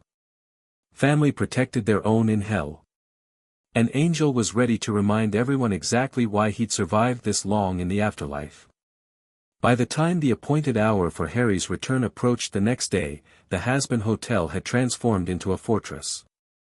Alastair's barriers hummed with malevolent energy, visible as a crimson shimmer that occasionally coalesced into grinning faces along the perimeter. Inside, every resident was armed and ready, even Nifty, who had produced a collection of suspiciously sharp cleaning implements and was polishing them with manic glee. Charlie had received a response from Dumbledore, acknowledging the warning and assuring them that he would take extra precautions during the transfer. He would arrive precisely at 2 p.m., as planned, but would be prepared for potential interference. At 1:30, Angel was checking his weapons one last time when Charlie approached him. Angel? Can I talk to you for a minute? He looked up from the gun he was cleaning. What's up, princess? Charlie sat beside him, her expression serious. If things go sideways when Harry returns, if it looks like we can't protect him here, I want you to go with him. Angel blinked in surprise. What do you mean? I mean, if Dumbledore has to take Harry away quickly, back to the wizarding world, somewhere safer than hell right now, you should go too. Harry trusts you more than anyone. He'll need you. The implication that they might fail to protect Harry sent a spike of anger through Angel, but he forced it down. Charlie wasn't wrong to consider contingencies. You think the old man would let a demon into Wizardland? I've spoken with him about it. He's open to the possibility, under emergency circumstances. Charlie placed a hand on Angel's arm. I just want you to be prepared. Harry's safety comes first, even if that means him leaving hell for a while. And he shouldn't have to do that alone. Angel nodded slowly. Thanks, Charlie. For thinking of that. That's what family does, she replied with a small smile. We look out for each other, plan for the worst, hope for the best.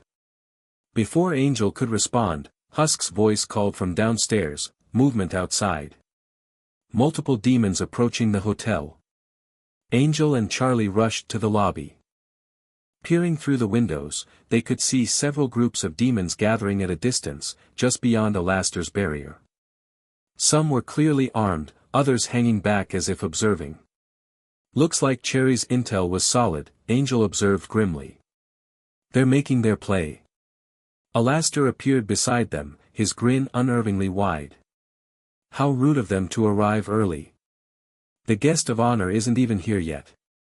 Can your barriers hold them? Charlie asked. Against that rabble? Certainly. Though I do spy a few of Vox's minions among them. He may be nearby, coordinating from a distance. Typical of him, avoiding direct confrontation. Angel checked the time. 1:45, 15 minutes until Dumbledore was due to arrive with Harry. Cherry's in position around the back, Vaggie reported, joining them at the window. She says there's movement in that sector too. They're surrounding the hotel. But not advancing, Charlie noted. They're waiting for something. For Harry, Angel said darkly. They want to grab him during the transfer, when he's between worlds. Alastor tapped his microphone thoughtfully. A sound strategy. The momentary weakening of dimensional barriers during a portal opening would indeed provide an opportunity to interfere. Then we need to make sure that doesn't happen, Charlie said firmly. Alastor, can you strengthen the barriers specifically around the area where Dumbledore will arrive? Consider it done, my dear. Alastor vanished in a burst of static. Angel turned to Vaggie. Tell Cherry to be ready for a distraction. If these fuckers want a show, let's give them one, draw their attention away from where the portal will actually open. Vaggie nodded and hurried off to relay the message. The minutes ticked by with agonizing slowness. The crowd outside grew larger, more restless. Occasional testing probes were sent against Alastor's barrier, fireballs, energy blasts, even physical charges, all of which were repelled with sadistic efficiency. Each failure was accompanied by screams as the barrier retaliated, sending the attackers flying backward with burns or other injuries. At precisely 1:59, Alastor reappeared in the lobby. All in readiness. The portal area is quadruply secured. And I've taken the liberty of preparing a little surprise for our uninvited guests, should they become too presumptuous. Nothing that will hurt Harry, Angel reminded him for what felt like the 100th time. My dear fellow, the boy won't even notice. Unless he happens to look out the window at the exact moment several dozen demons are experiencing my particular brand of hospitality. Alastor's eyes gleamed with anticipation. Before Angel could respond, a new commotion erupted outside. The crowd of demons suddenly surged forward, as if responding to an unseen signal. At the same moment, a series of explosions rocked the perimeter, Cherry's distraction in full effect. They're making their move. Charlie shouted. Everyone in position. Angel took up his station near the center of the lobby, where the portal was expected to appear. His guns were ready, all 6 arms prepared for combat. Nearby, Charlie's demonic form flickered at the edges of her usual appearance, power building as she prepared to defend her hotel and its occupants. The air in the lobby began to shimmer, exactly on schedule. But something was wrong, the portal wasn't forming cleanly. It flickered, destabilized, then partially reformed. Something's interfering. Alastair announced, his voice losing some of its perpetual cheer. The portal is under attack from the other side. Other side? Angel demanded. You mean the wizard world? Precisely.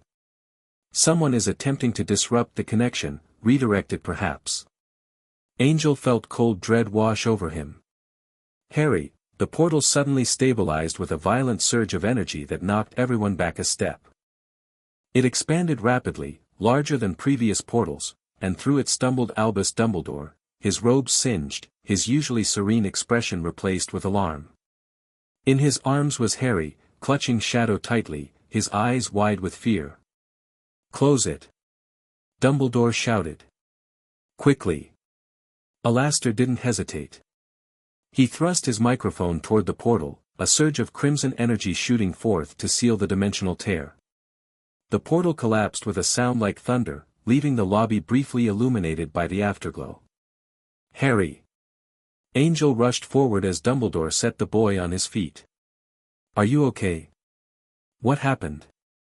Harry threw himself into Angel's arms, trembling slightly. Someone attacked us. Right as we were leaving the burrow.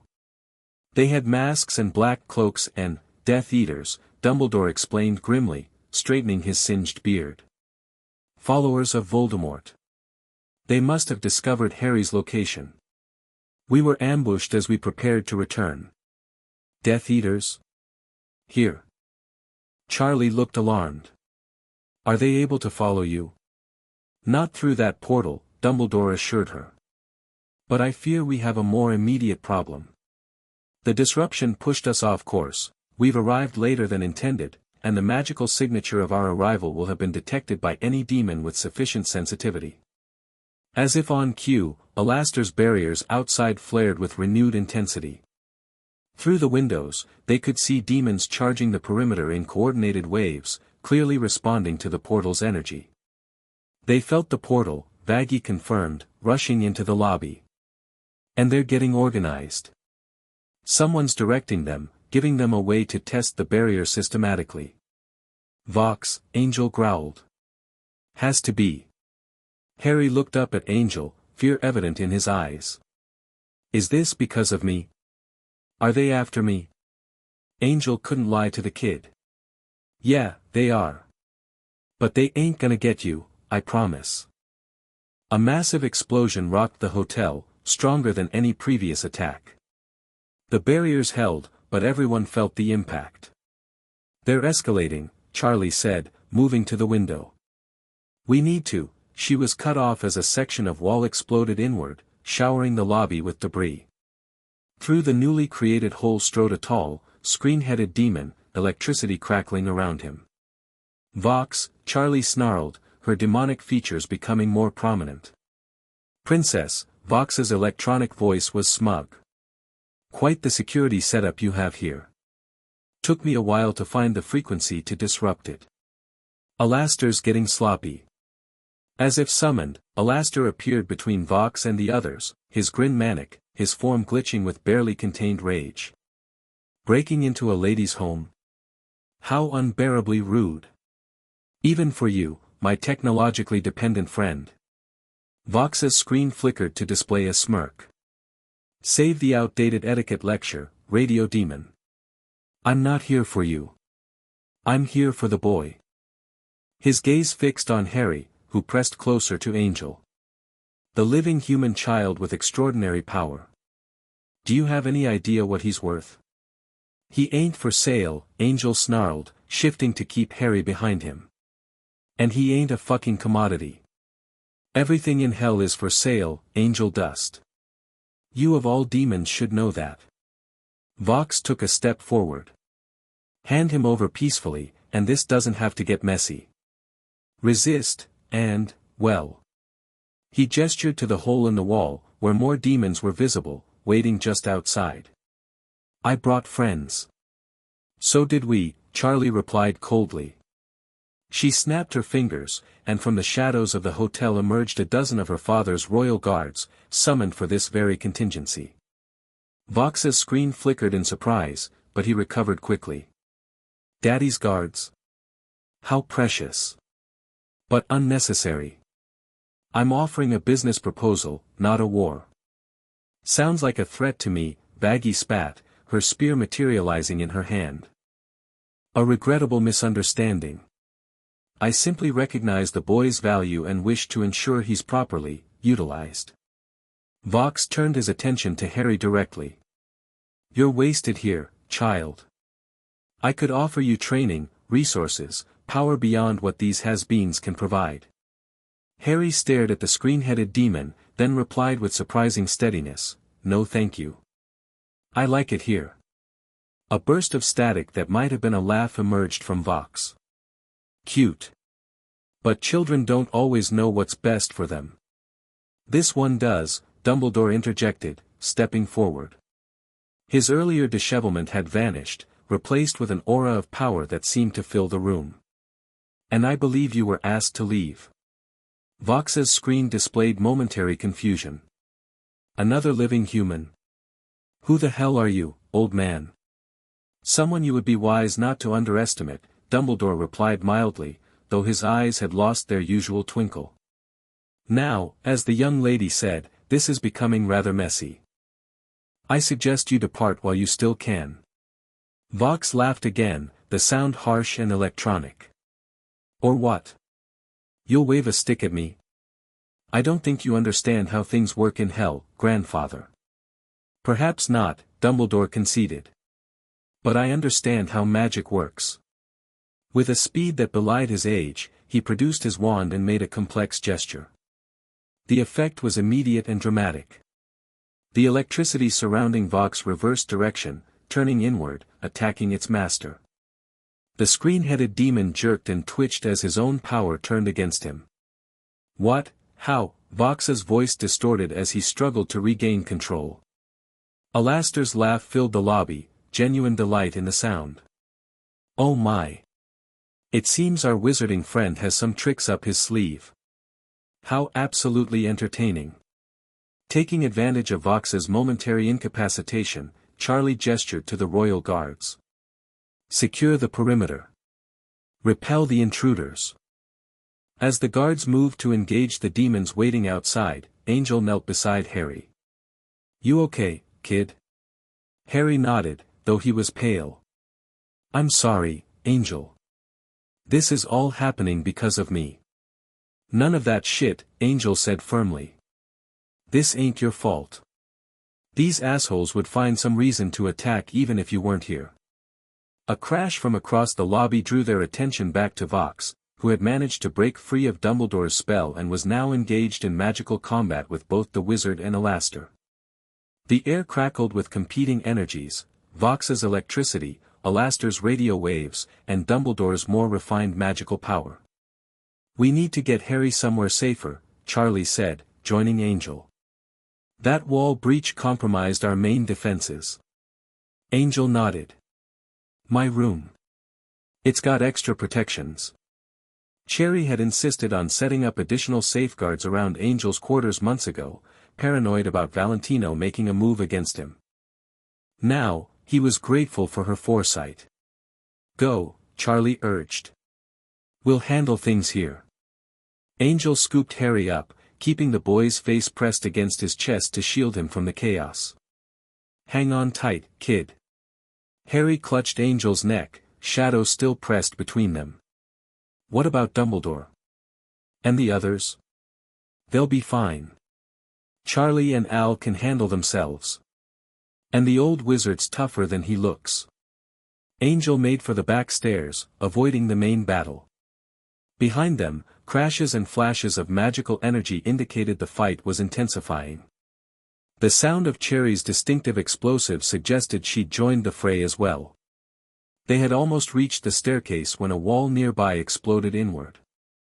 Angel instinctively curled around Harry, shielding him from debris with his body. When he looked up, 3 of Vox's minions stood in the new breach, weapons trained on them. Hand over the kid, the lead demon demanded. Boss wants him alive. Angel's multiple arms were already in motion, drawing hidden guns even as he kept Harry protected with his lower set of limbs. Fuck off before I redecorate the walls with whatever passes for your brains. The minions advanced, apparently unimpressed by the threat. Angel fired, taking down one with a headshot. The others dove for cover, returning fire. Close your eyes, kid, Angel instructed, setting Harry behind a fallen piece of furniture. Stay down and don't look. Harry obeyed, huddling with Shadow as Angel engaged the remaining minions. The spider demon was in his element now, moving with lethal grace as he fired, reloaded, and fired again. One by one, the intruders fell, but more were pushing through the breach. There's too many, Angel realized, backing toward Harry's position. He needed to get the kid to safety, but they were cut off from the stairs. Angel. Harry's voice, urgent and afraid. Behind you. Angel whirled just in time to see a massive demon lunging at him from a blind spot. He raised his gun, knowing he'd be too slow, when suddenly the attacker froze in midair, surrounded by a pulsing green light. Harry stood with arm outstretched, his new training wand clutched in his small fist, his face a mask of determination. Leave him alone. Harry shouted, and with a flick of his wand, sent the demon flying backward into his companions with such force that they all crashed through the opposite wall. Angel stared at Harry in shock. Holy shit, kid. Harry lowered the wand, looking surprised at his own power. I didn't want them to hurt you. Well, fuck me sideways. That was some serious magic. Angel grinned, impressed despite the danger of their situation. Remind me not to piss you off when you're older. A fresh wave of explosions from the lobby snapped them back to reality. We need a new plan, Angel said, gathering Harry close again. The stairs are blocked. Harry bit his lip, thinking. What about my garden? The courtyard? We could hide there. It wasn't a bad idea. The courtyard was enclosed, accessible only through specific doors, and Harry's plants had grown so thick in places that they could provide decent cover. Worth a shot, Angel decided. Hold tight. They made their way toward the back of the hotel, avoiding the main battle as much as possible. Occasional glimpses showed a chaotic scene, Alastair and Vox locked in magical combat, Charlie in full demon form engaging multiple attackers, Vaggie and Cherry fighting back-to-back against a horde of minions. Dumbledore moved through it all with surprising agility, his magic precise and devastatingly effective. They reached the courtyard door and slipped through, Angel locking it behind them. The garden was eerily peaceful compared to the chaos inside, the plants swaying gently despite the absence of wind. My plants will help, Harry said with surprising confidence. They protect me. Angel raised an eyebrow but didn't argue. The kid's connection to his garden had always seemed unusually strong, even by magical standards. They made their way to the densest part of the garden, where Harry's most exotic plants had formed a kind of natural alcove. As they settled into the hiding spot, Angel noticed something odd, the plants seemed to be moving, shifting position to better conceal them. Are they responding to you? Angel asked quietly. Harry nodded. They always do. I talk to them, and they listen. If the bad demons get in here, what do we do? Angel checked his remaining ammunition. Not enough if they were facing another large group. We run. There's an emergency exit at the back of the garden. Leads to tunnels under the city. Another of Cherry's security measures. But it won't come to that. Charlie and the others will handle it. Harry nodded, though he didn't look entirely convinced. I could help fight. I'm getting better at magic. Kid, you're 6. Your job is to stay safe, not fight Hell's overlords. Almost 7, Harry corrected automatically. And I'm strong. Alastair says so. Angel couldn't help but smile at the kid's determination. You're tough as nails, kid. No argument there. But let the grown-ups handle the fighting this time, okay? Before Harry could respond, they heard something that made them both freeze, the courtyard door being forced open. "Shit," Angel whispered, pulling Harry closer. "Don't move." Through gaps in the foliage, they could see 3 demons entering the garden, not Vox's typical minions, but more professional-looking operatives. They moved methodically, searching each section with military precision. "The boy's magic signature is strong here," one of them said, consulting some kind of device. "Recent, too. They've been through." Angel's grip tightened on his gun. 3 against 1, with Harry to protect. Not great odds. Beside him, Harry was perfectly still, hardly breathing. But his eyes were focused intently on the intruders, and Angel noticed something strange happening.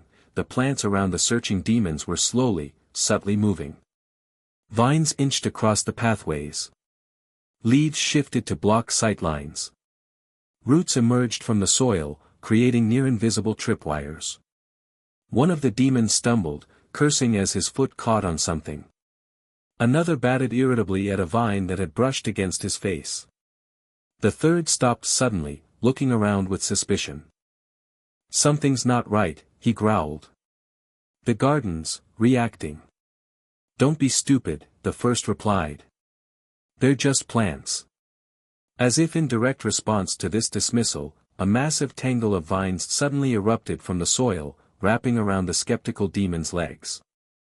He shouted in alarm, struggling as the plants rapidly engulfed him, dragging him downward. His companions whirled, weapons ready, only to face similar attacks from different directions. Flowers that had seemed harmless moments before spat sticky substances that hardened on contact. Thorny branches whipped out from seemingly docile bushes, slashing at exposed skin. Angel watched in amazement as Harry's garden transformed into an orchestrated defense system.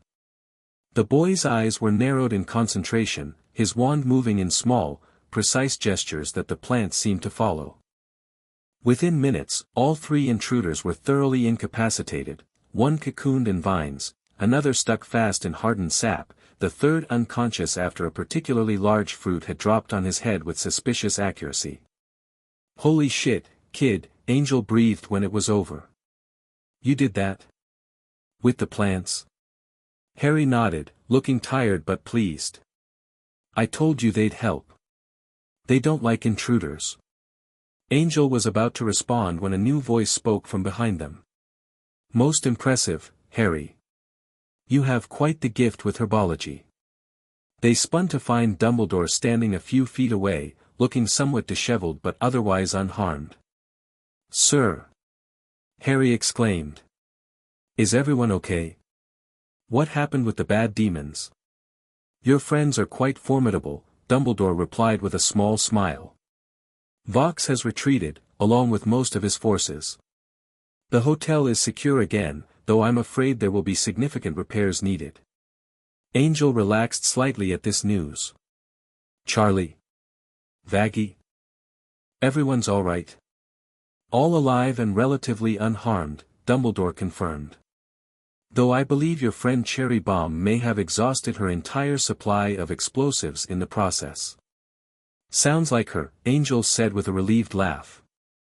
He stood, helping Harry up. "Guess we can come out of hiding now." "Indeed." Dumbledore glanced around at the garden, his eyes twinkling with renewed interest. "Though I must say, this was quite the effective sanctuary. Your connection to these plants is extraordinary, Harry. Few adult wizards demonstrate such affinity for magical herbology." Harry beamed at the praise. "They're my friends. I grew them all from seeds and cuttings. And they clearly recognize you as their caretaker." Dumbledore studied a nearby vine that was still moving slightly, as if on guard. "A rare gift, indeed." They made their way back into the hotel, where the aftermath of the battle was evident in scorched walls, broken furniture, and the occasional unconscious demon being dragged away by Charlie's royal guards. In the lobby, the rest of the hotel residents had gathered. Charlie rushed to Harry as soon as she spotted him, dropping to her knees to check him for injuries. "Harry! Are you okay? Did anything happen to you in the garden?" "I'm fine," Harry assured her. "The plants protected us." Alastair materialized nearby, looking unusually disheveled but thoroughly pleased with himself. "What a magnificent fracas! Most entertaining. And Vox's face when his circuits overloaded, absolutely priceless." "Glad you had fun, Al," Angel said dryly. "Next time, maybe make sure your barriers can't be hacked by a walking television." Alastair's grin merely widened. "Every security system has its weaknesses, my effeminate friend. The fun lies in discovering and eliminating them. A process that usually involves significant bloodshed, which is always a bonus." Vaggie approached, supporting a limping Cherry. "The last of Vox's minions are retreating. I don't think they'll try again anytime soon. The beating they took was pretty thorough. Thanks to our wizarding friend here," Cherry added, nodding respectfully to Dumbledore. "Nice moves for an old guy." Dumbledore inclined his head modestly. "I may be in my autumn years, but I still remember a trick or two." As the group compared battle stories and assessed damage, Harry tugged on Angel's sleeve. "Angel? Does this mean I can't go back to the wizard world again? Because it's too dangerous?" The question caught Angel off guard. Despite everything that had happened, the kid was still thinking about his connection to the wizarding world. "I don't know, kid," Angel answered honestly. "Today was pretty fucked up, with attacks from both sides." "Perhaps I can offer some perspective," Dumbledore interjected, having overheard. "The Death Eaters who attacked us in the wizarding world were a limited threat, remnants of Voldemort's followers who somehow discovered Harry's presence. They were few in number and poorly organized." "And on this side?" Charlie asked. "An opportunistic attempt by Vox, primarily. One that has now failed spectacularly, I might add." Dumbledore stroked his beard thoughtfully. "I believe with proper precautions, continued visits between realms would still be possible. Though perhaps with more security on both sides." Harry looked hopeful. "So I can still learn about being a wizard? And visit the Weasleys again?" Angel looked to Charlie, who nodded slightly. "Yeah, kid. If that's what you want. But maybe we give it a little time before the next field trip, okay? Let things cool down." "Okay." Harry yawned suddenly, the excitement and magical exertion clearly catching up with him. "I'm tired." "No wonder, after the magic you performed today," Dumbledore said kindly. "Both in the wizarding world and here in your remarkable garden. You should rest, Harry." Angel scooped Harry up, the boy immediately resting his head on Angel's shoulder. "I'll take him upstairs. His room's probably trashed, so he'll stay with me tonight." "I'll come check on you both later," Charlie promised. As Angel carried Harry toward the stairs, he heard Dumbledore remark to the others, "The bond between them is quite extraordinary, isn't it? I've rarely seen such a connection formed so quickly, particularly in such unusual circumstances." "Angel saved me," Harry mumbled against Angel's shoulder, apparently still awake enough to hear. "He's my family now." "Damn right, kid," Angel replied softly. "And nothing, not demons, not wizards, not anything in between, is gonna change that. Got it?" "Got it," Harry agreed sleepily. Then, just as they reached Angel's room, he added, "I love you, Angel." For the second time, those words hit Angel with unexpected force. But this time, his response came easier, more naturally. "Love you too, kid. Now get some sleep. You earned it." As Harry drifted off, shadow curled protectively against him, Angel realized something profound had changed today. In protecting Harry, in fighting for him, in hearing those simple words of love, Angel had finally, fully accepted what Charlie and the others had seen months ago. He wasn't just looking after the kid temporarily. He wasn't just a guardian or a caretaker. He was Harry's family. His parent, for all intents and purposes. And for the first time in his very long existence, Angel Dust found that he was completely okay with that. Hell really had become home, for both of them. Chapter 3, Worlds Collide. Happy birthday to you, happy birthday to you, happy birthday dear Harry, happy birthday to you. The residents of the Hazbin Hotel gathered around a massive cake shaped like a wizard's hat, complete with edible glitter that actually floated above the icing. 7 candles flickered with multicolored flames, Charlie's special touch for the occasion. Harry beamed at the assembled demons, his green eyes bright behind his glasses. 6 months at the Hazbin had transformed the once malnourished, fearful child into a confident, happy boy. He'd filled out, grown nearly 2 inches, and rarely flinched at sudden movements anymore. Make a wish, kid. Angel called from beside him, all 6 arms laden with wrapped packages. Harry closed his eyes, took a deep breath, and blew. The candles extinguished with a shower of harmless sparks that danced above the cake before disappearing. What did you wish for? Nifty asked, vibrating with excitement. He can't tell us, or it won't come true, Charlie said, cutting the cake with practiced efficiency. That's ridiculous superstition, Alastair chimed in, his ever-present grin somehow wider than usual. The boy's magical potential isn't affected by such trivial matters as birthday wish disclosure. It's tradition, Al, Angel replied, setting down the gifts to ruffle Harry's perpetually messy hair. Don't ruin the magic. Harry giggled, a sound that had become wonderfully common in the halls of the Hazbin Hotel. I don't mind telling. I wish that things would stay just like this forever. A moment of silence fell over the group, more emotional than they'd care to admit. Even Husk looked away, pretending something had gotten in his eye. Goddamn kid, he muttered, tossing back his drink. Making us all fucking sentimental. Language.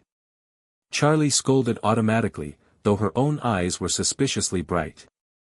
It's okay, Harry assured them, accepting the first piece of cake.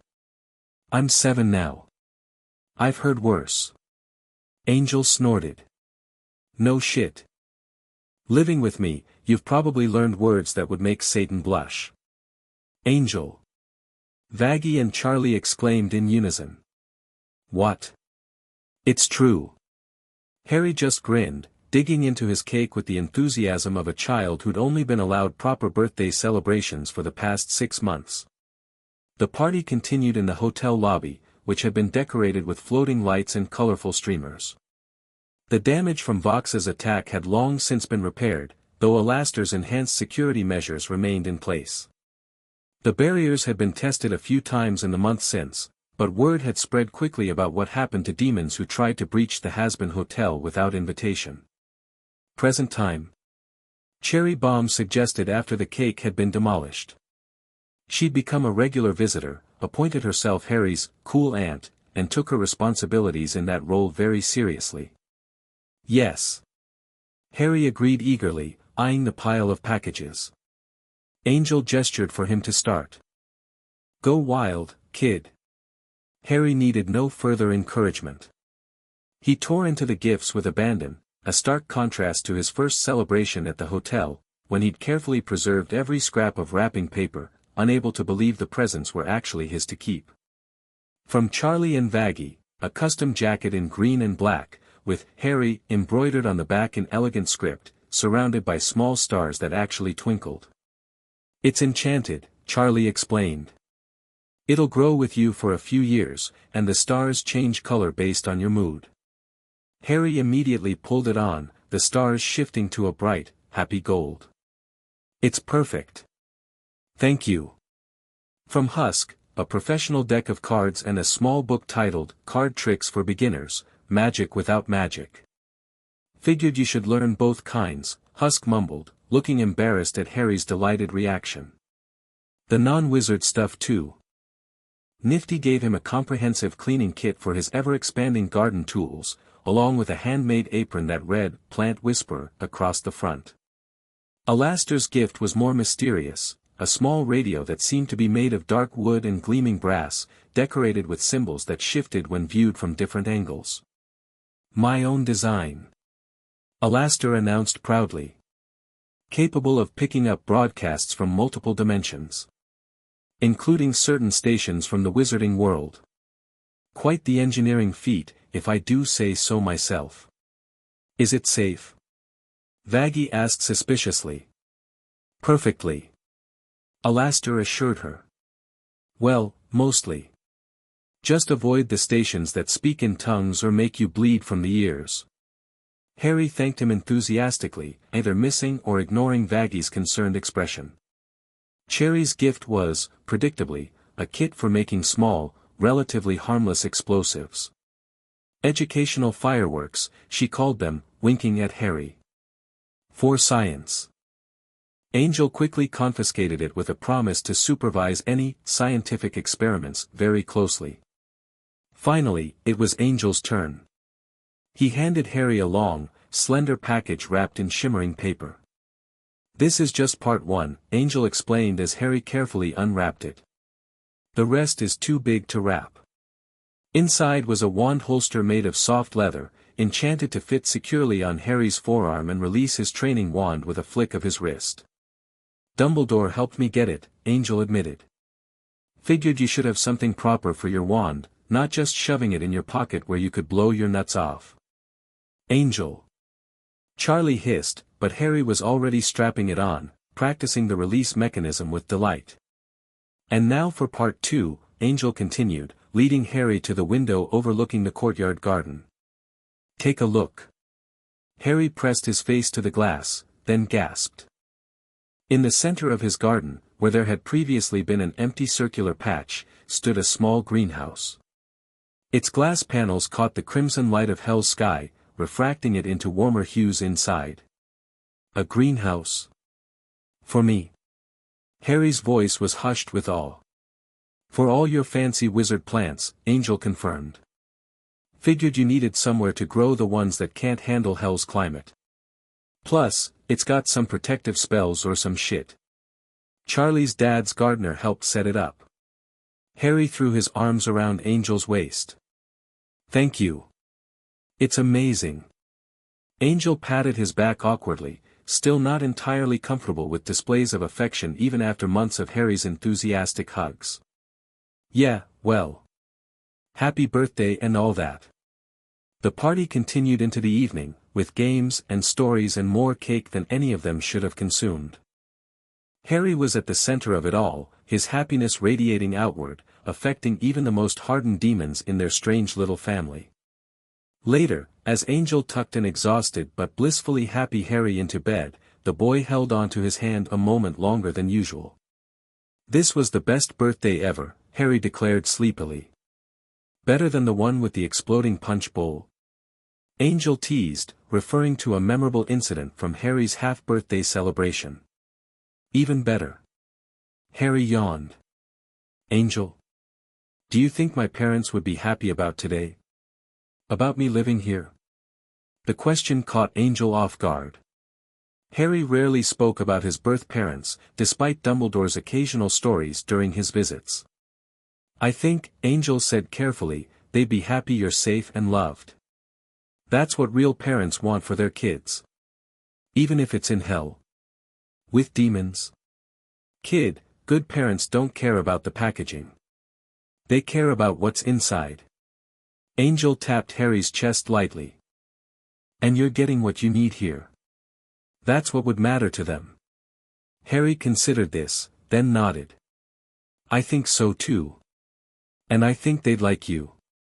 Angel snorted. I doubt your wizard parents would approve of a gay porn star demon raising their kid. You're more than that, Harry said with the simple certainty of childhood. You're Angel. You saved me. That's what they'd care about. Something warm and uncomfortably emotional lodged in Angel's chest. Go to sleep, kid. You're getting sappy on me. Harry grinned, already drifting off. Night, Angel. Night, kid. Happy birthday. Angel turned out the light, leaving Shadow's softly glowing eyes as the only illumination in the room. The magical plush familiar had become Harry's constant companion, growing slightly as Harry did, its protective enchantment strengthening with their bond. As Angel headed back downstairs, he found the other hotel residents still cleaning up from the party, conversation flowing easily among them. "The kids seem to have a good time," Husk commented, gathering discarded wrapping paper. "Best birthday yet," Charlie agreed. "Though we should probably establish some ground rules with Alastair about appropriate gifts. A radio that picks up broadcasts from beyond the veil seems a bit much for a 7-year-old. "Nonsense," Alastair objected. "The boy has a scientific mind. An interest in the unknown. Besides, I disabled the more reality warping frequencies. Mostly." Angel shook his head, grabbing a trash bag to help with cleanup. "Just when I think we're getting the hang of this whole raising a kid in hell thing, Al goes and gives him a portal to the Eldritch dimension or some shit." "It's not a portal," Alastair clarified cheerfully. "Merely a receiver.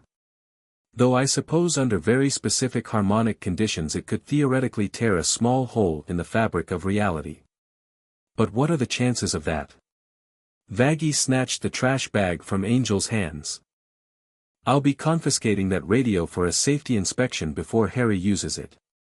"Spoilsport," Alastair pouted, though his eternal smile never faltered. As they finished cleaning, Charlie approached Angel.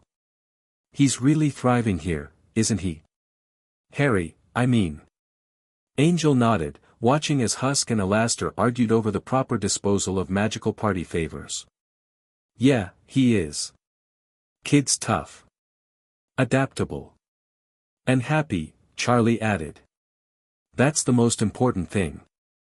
He's genuinely happy here. Weird, right?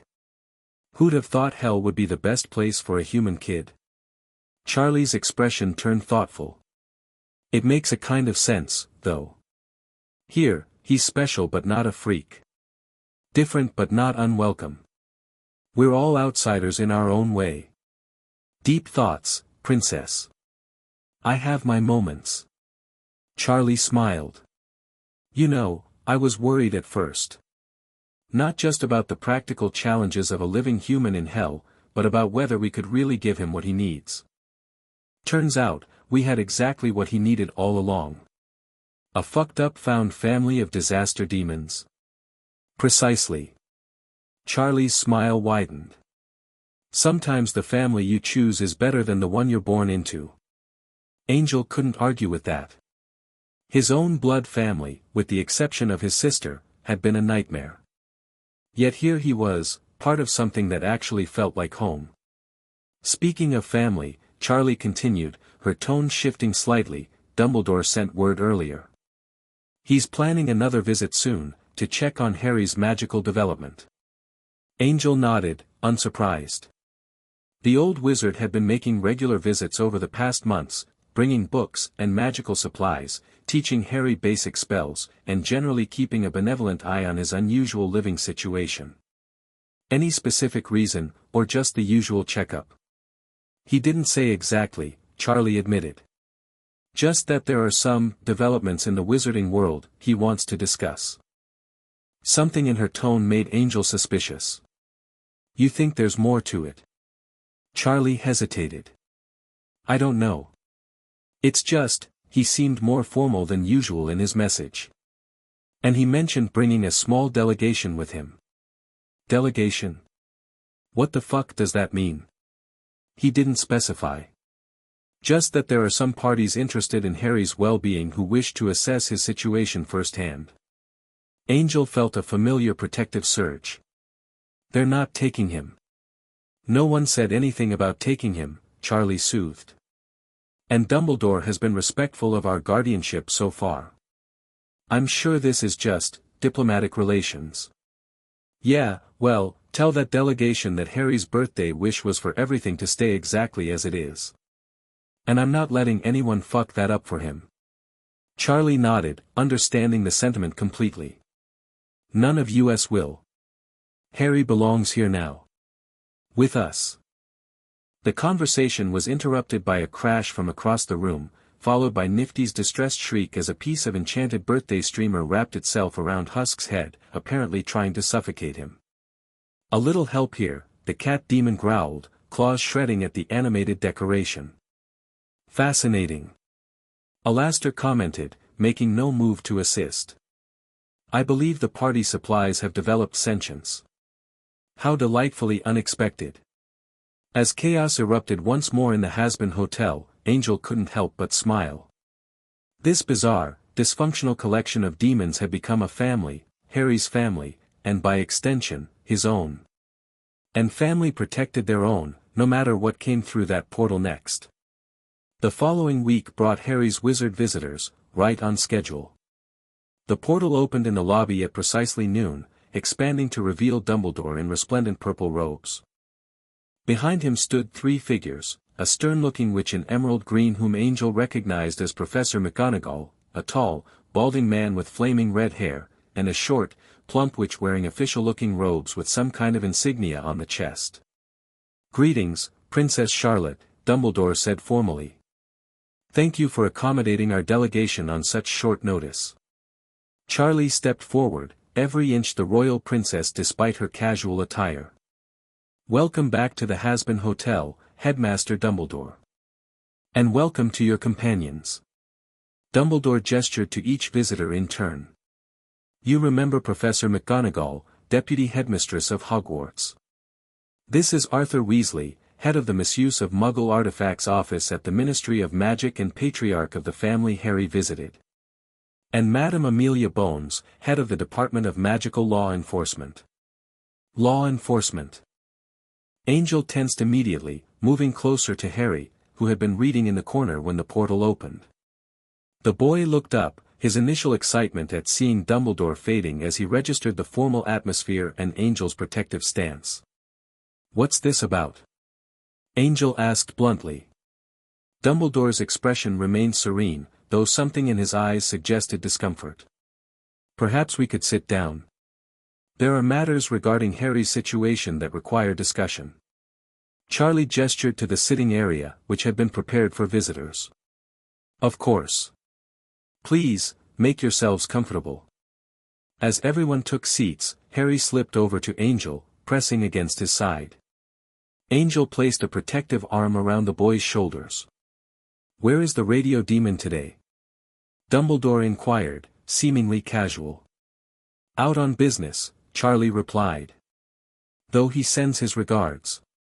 This was a polite fiction. In truth, they had all agreed that Alastair's presence might make the meeting more tense than necessary. The radio demon had objected, claiming he found wizard discomfort deliciously entertaining, but had eventually acquiesced, promising to monitor the situation from a distance. "I see." Dumbledore nodded. "Well then, I suppose we should address the purpose of our visit directly." He turned to Harry with a kind smile. "How are you faring, my boy? Your magical studies progressing well?" Harry nodded, though he remained pressed against Angel. "Yes, sir. I've mastered all the first-level spells in the book you gave me. And my garden is growing really well, the greenhouse helps with the more sensitive plants." "Excellent, excellent." Dumbledore beamed, then sobered slightly. "Harry, the reason for our visit today concerns your long-term living situation." Angel's arm tightened around Harry. "Here it comes," he thought. "As you know," Dumbledore continued, "your residence in Hell is highly unusual. While I have been satisfied that your immediate needs are being met, there are others in the wizarding world who have expressed concerns." "What kind of concerns?" Charlie asked, her tone polite but firm. Madame Bones spoke up, her voice crisp and official. "The Ministry of Magic has a responsibility to ensure the welfare of all underage wizards, particularly those of significant historical importance like Mr. Potter. His continued residence in a realm explicitly designed for the punishment of damned souls raises obvious questions about his physical, magical, and moral development." In plain English, Angel interrupted, "You think Hell is messing the kid up?" Madame Bones's expression tightened at Angel's bluntness, but she nodded. "That is one way of putting it, yes. Have you noticed anything wrong with him? Any signs of this so-called damage? Angel challenged. Kid's healthier and happier than he ever was with those abusive fucks you left him with on Earth. Angel, Charlie warned softly, though her expression suggested she agreed with the sentiment. A fair point, Dumbledore acknowledged. Harry's physical recovery has been remarkable, and his magical development is proceeding at an impressive pace. However, there are legitimate concerns about the long-term implications of a living human child residing in hell. Like what, specifically? Vaggie asked. Professor McGonagall leaned forward. For one, exposure to demonic magic and energies could alter the natural development of his wizarding abilities. We've already observed unusual patterns in his magical signature, a greenish tint to his spellwork that is atypical for human wizards. That's because of my connection to the hotel, Harry spoke up suddenly. Charlie showed me how to tap into my emotions for magic, and it works better than just saying the words. The wizards exchanged concerned glances. That's precisely the issue, Mr. Potter, McGonagall said. You're developing hybrid magical techniques that may be incompatible with standard wizarding education. While innovation is generally welcome, there are safety concerns when foundational magical development is altered. He's not doing anything dangerous, Angel defended. Kid's got better control than most adult demons I know. Arthur Weasley, who had been quietly observing until now, cleared his throat. If I may. My family welcomed Harry into our home several months ago. My children were quite taken with him, particularly Ron, who's the same age. They've been corresponding by enchanted letter ever since. Angel nodded. The Weasley family had been a positive connection to the wizarding world for Harry, one that everyone at the hotel encouraged. My wife and I, Arthur continued, would be honored to offer Harry a permanent home with us. A place in a wizarding family, surrounded by children his own age, with proper magical guidance. Harry stiffened beside Angel. But I already have a home. Here. Arthur smiled kindly at him. And you would be welcome to visit your friends here, of course. But a growing wizard needs certain things that hell simply cannot provide: consistent exposure to natural magic, preparation for formal magical education, socialization with other young wizards and witches. I have friends here, Harry insisted. And Angel teaches me about living in the real world. And Charlie helps with my magic. And Husk teaches me cards. And Nifty helps with my reading. And Alastair shows me how different kinds of magic work together. The mention of Alastair caused another exchange of troubled glances among the wizards. Harry, Dumbledore said gently, no one is questioning the care you've received here.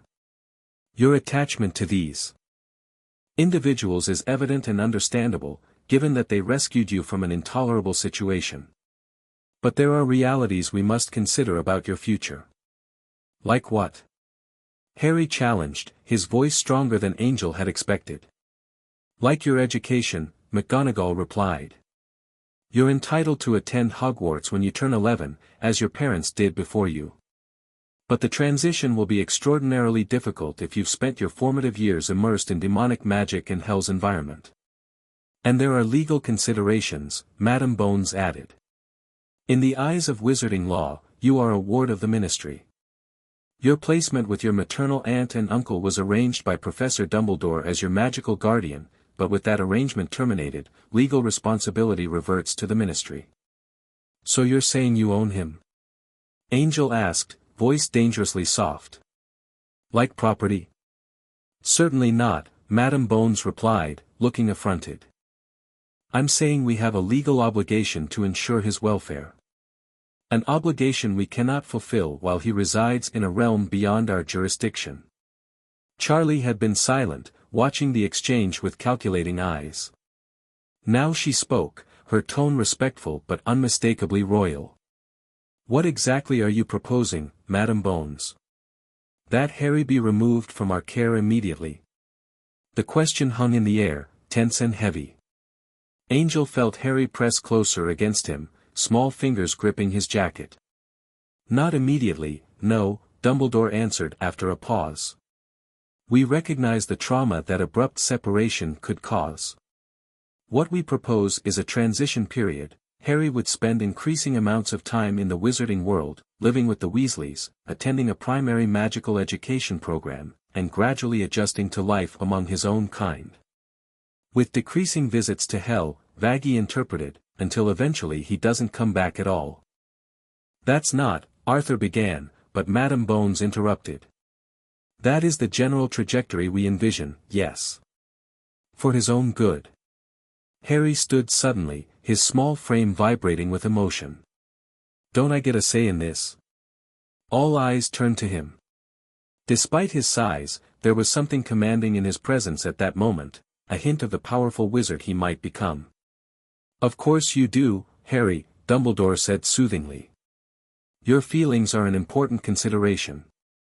But not the most important, Harry said, showing his perceptiveness. You've already decided what's best for me, just like my aunt and uncle did. Just like everyone always does. Harry, McGonagall began, but the boy cut her off. I don't want to leave. I want to stay here, with Angel and Charlie and everyone else. This is my home now. Mr. Potter, Madame Bones said, her tone gentler, I understand your attachment to this place. But you're only 7 years old. You cannot fully comprehend what's best for your future. I know I was miserable before Angel found me, Harry replied with surprising eloquence. I know I'm happy now. I know I'm learning magic and growing plants and making friends. I know Angel would never hit me or lock me in a cupboard or call me a freak. Angel felt a surge of pride at Harry's self-advocacy, mixed with heartbreak at the reminder of his past treatment. No one is suggesting returning you to your relatives, Dumbledore assured him quickly. The Weasleys are a loving family who would cherish you as their own. I already have a family, Harry insisted, green eyes flashing. Maybe it's not normal. Maybe it's not what you think is right. But it's mine, and I chose it, and they chose me. A tense silence followed this declaration. Angel noticed something interesting happening. The shadows in the room seemed to be shifting, responding to Harry's emotions. Shadow, the plush familiar who was never far from Harry these days, had appeared from nowhere to wind around the boy's ankles, its small form larger than usual, its eyes glowing emerald. Perhaps, Charlie suggested diplomatically, we could consider a compromise. Harry clearly benefits from connections to both worlds. Instead of an either/or situation, could we not establish a both/an arrangement? Dumbledore stroked his beard thoughtfully. What do you propose, Your Highness? Harry continues to live here, where he's thriving. But he attends some form of wizarding primary education, weekends, perhaps, or several days a week. He maintains his relationship with the Weasley family through regular visits. As he approaches Hogwarts age, we re-evaluate based on his needs and development at that time. The wizarding delegation exchanged glances, apparently communicating silently. Such an arrangement would be highly unusual, Madame Bones said finally. There would need to be regular assessments, monitoring of his magical development, checks on his physical and psychological well-being. All of which we would welcome, Charlie assured her. We want what's best for Harry too. We just disagree about what that looks like. Harry had been watching this exchange carefully, his expression hopeful but wary. Does that mean I can stay? With visits to the wizard world? Dumbledore turned to him with a gentle smile. It appears we are negotiating that possibility, yes. Would such an arrangement satisfy you, Harry? The boy nodded emphatically. I want to learn about being a wizard. I want to know about my parents and their world. But I want to come home to Angel and everyone else. Something in the simple honesty of the statement seemed to affect even the stern Madame Bones, whose expression softened slightly. There would need to be a formal agreement, she said, looking at Charlie. Magical contracts binding both sides to certain conditions. We can work with that, Charlie agreed. And regular inspections, McGonagall added. To ensure the environment remains suitable. Angel snorted. Better polish the torture racks and hide the blood fountains, huh? Angel, Charlie and Vaggie warned simultaneously. Madam Bones fixed Angel with a penetrating stare. You are the demon who removed Mr. Potter from his relative's home, correct? The one he refers to as his primary caregiver. Angel met her gaze unflinchingly. Yeah, that's me. Got a problem with it? I am trying to understand the nature of your relationship with the boy. Your interest in him. Angel bristled, knowing exactly what she was implying. Listen, lady. I know what I was, what I am. Former porn star, drug addict, general fuck-up. But when it comes to the kid, I'd die for him. Again. I want him safe, happy, and turning into the badass wizard he's meant to be. That's my only interest in him. Madam Bones studied him for a long moment, then gave a short nod. Surprisingly, I believe you. Gee, thanks, Angel drawled.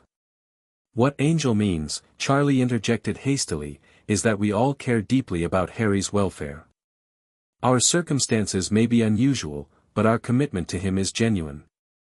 Arthur Weasley spoke up again. If I may. My family has gotten to know Harry during his visits. My wife was initially concerned about his living situation, but she's seen firsthand how he talks about all of you, with love and trust. Those aren't things a child can fake. McGonagall's severe expression softened slightly. Albus, there is precedent for unusual guardianship arrangements in special cases. The Wizard-Centaur Treaty of 1847 established protocols for magical children raised by non-human entities.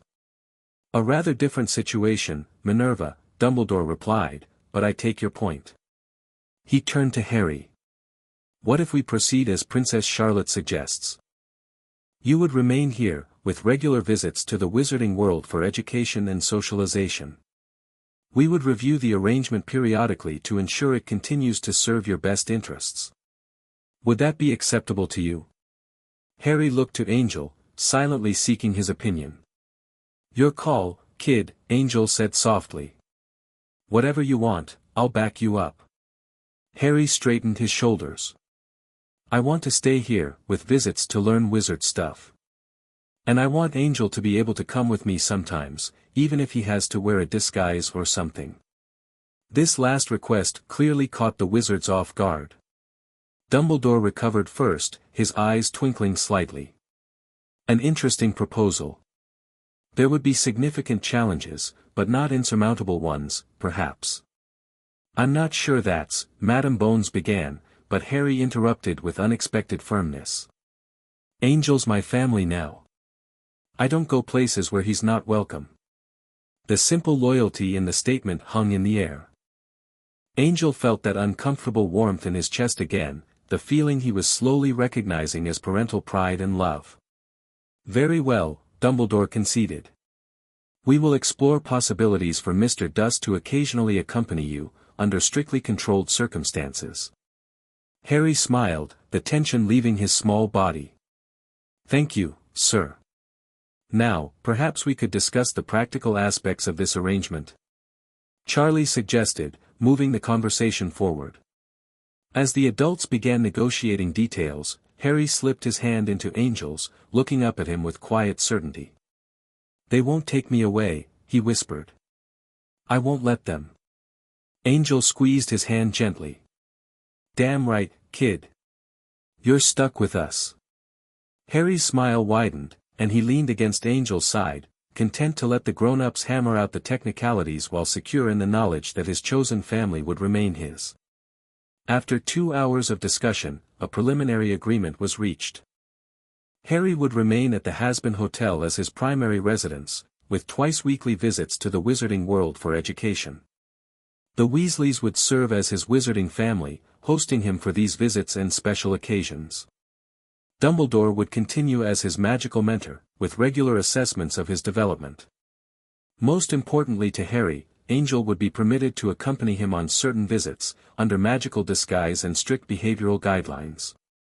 This last concession had been hard won, with Madame Bones objecting strenuously until Harry had quietly but firmly stated that this was his non-negotiable condition.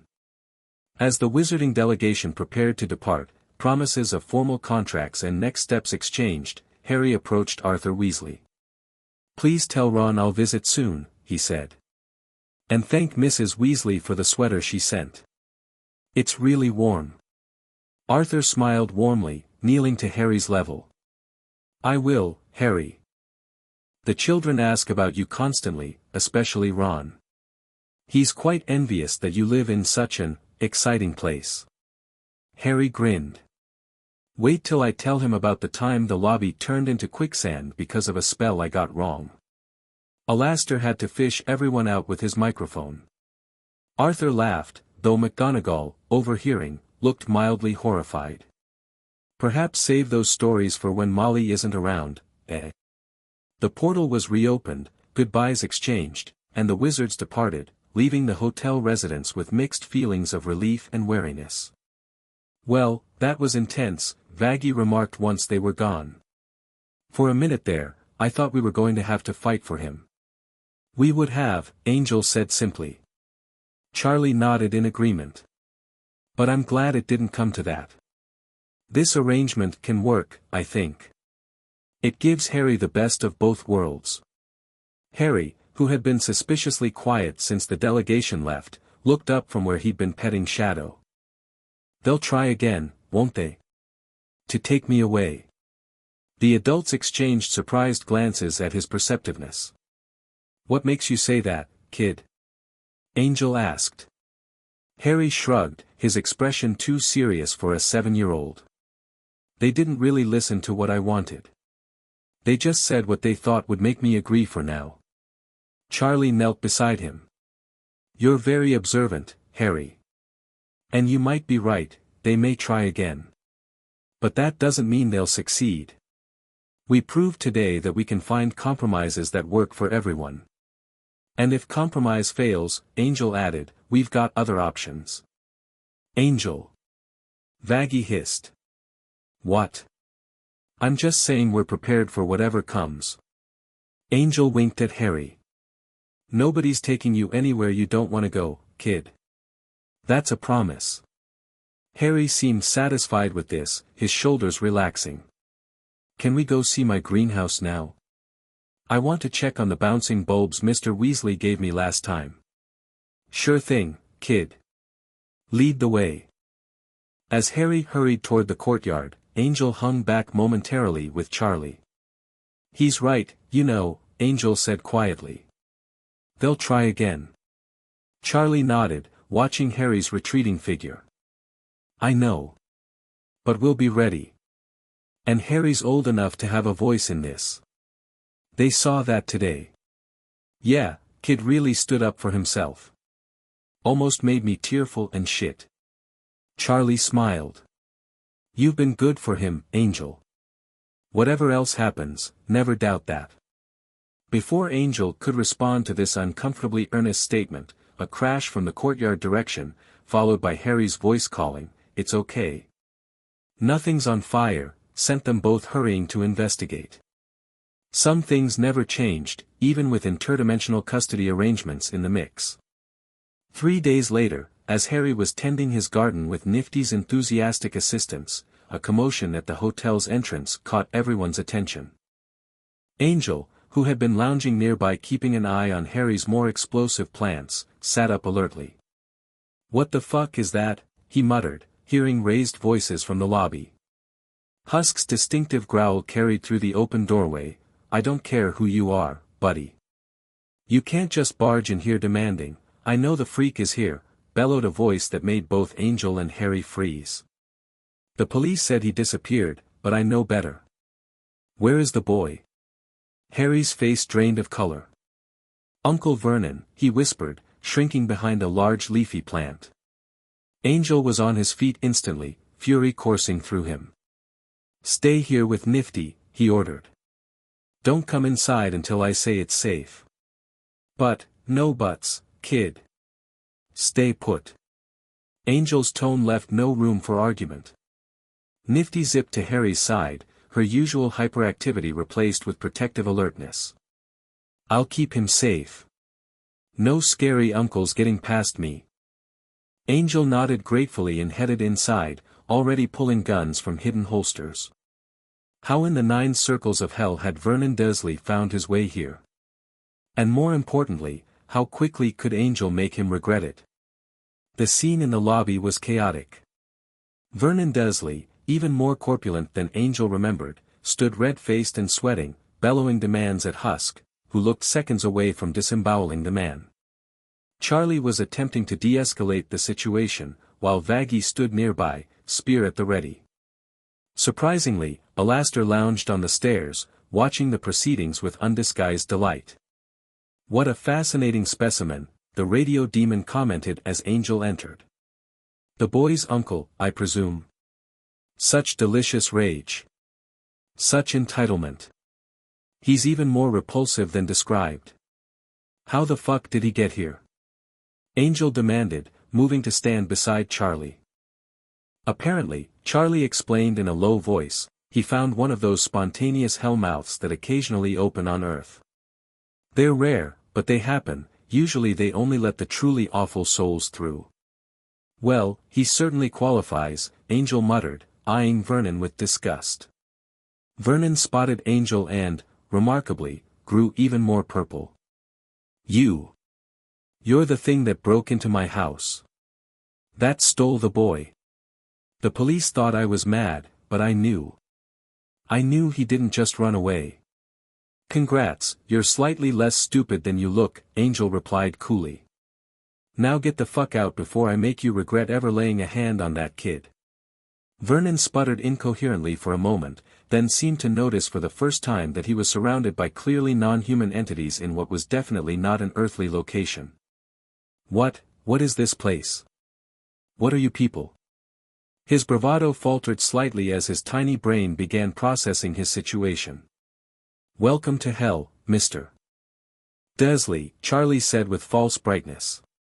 I'm Princess Charlotte Magna, heir to the throne. You're currently trespassing in my hotel. Hell. Vernon repeated, his complexion shifting from purple to ashen.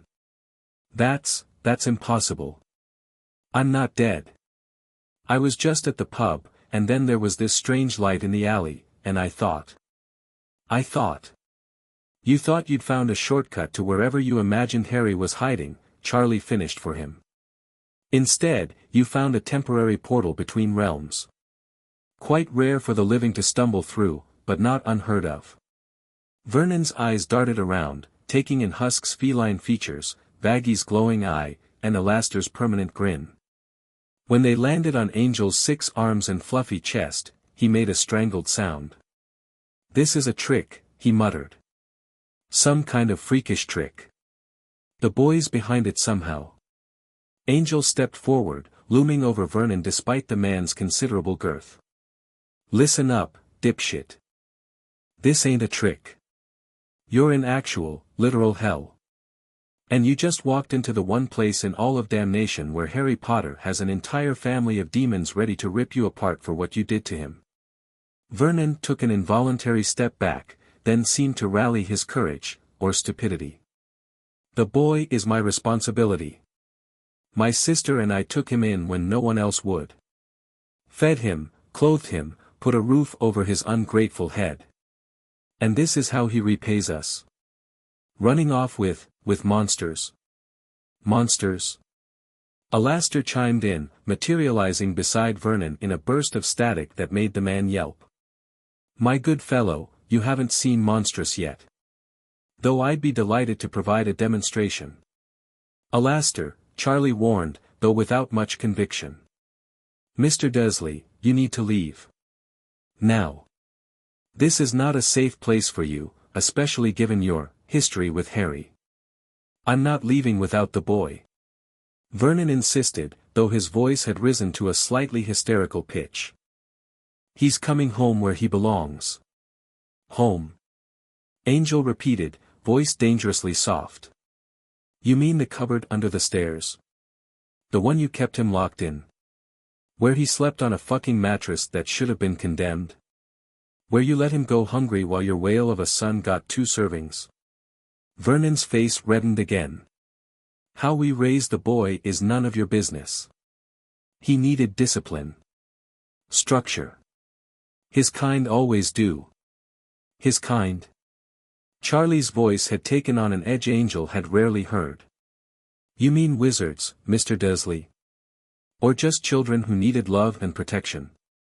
Wizards? What nonsense, Vernon began, then stopped abruptly as Harry's voice came from the doorway. I am a wizard, Uncle Vernon.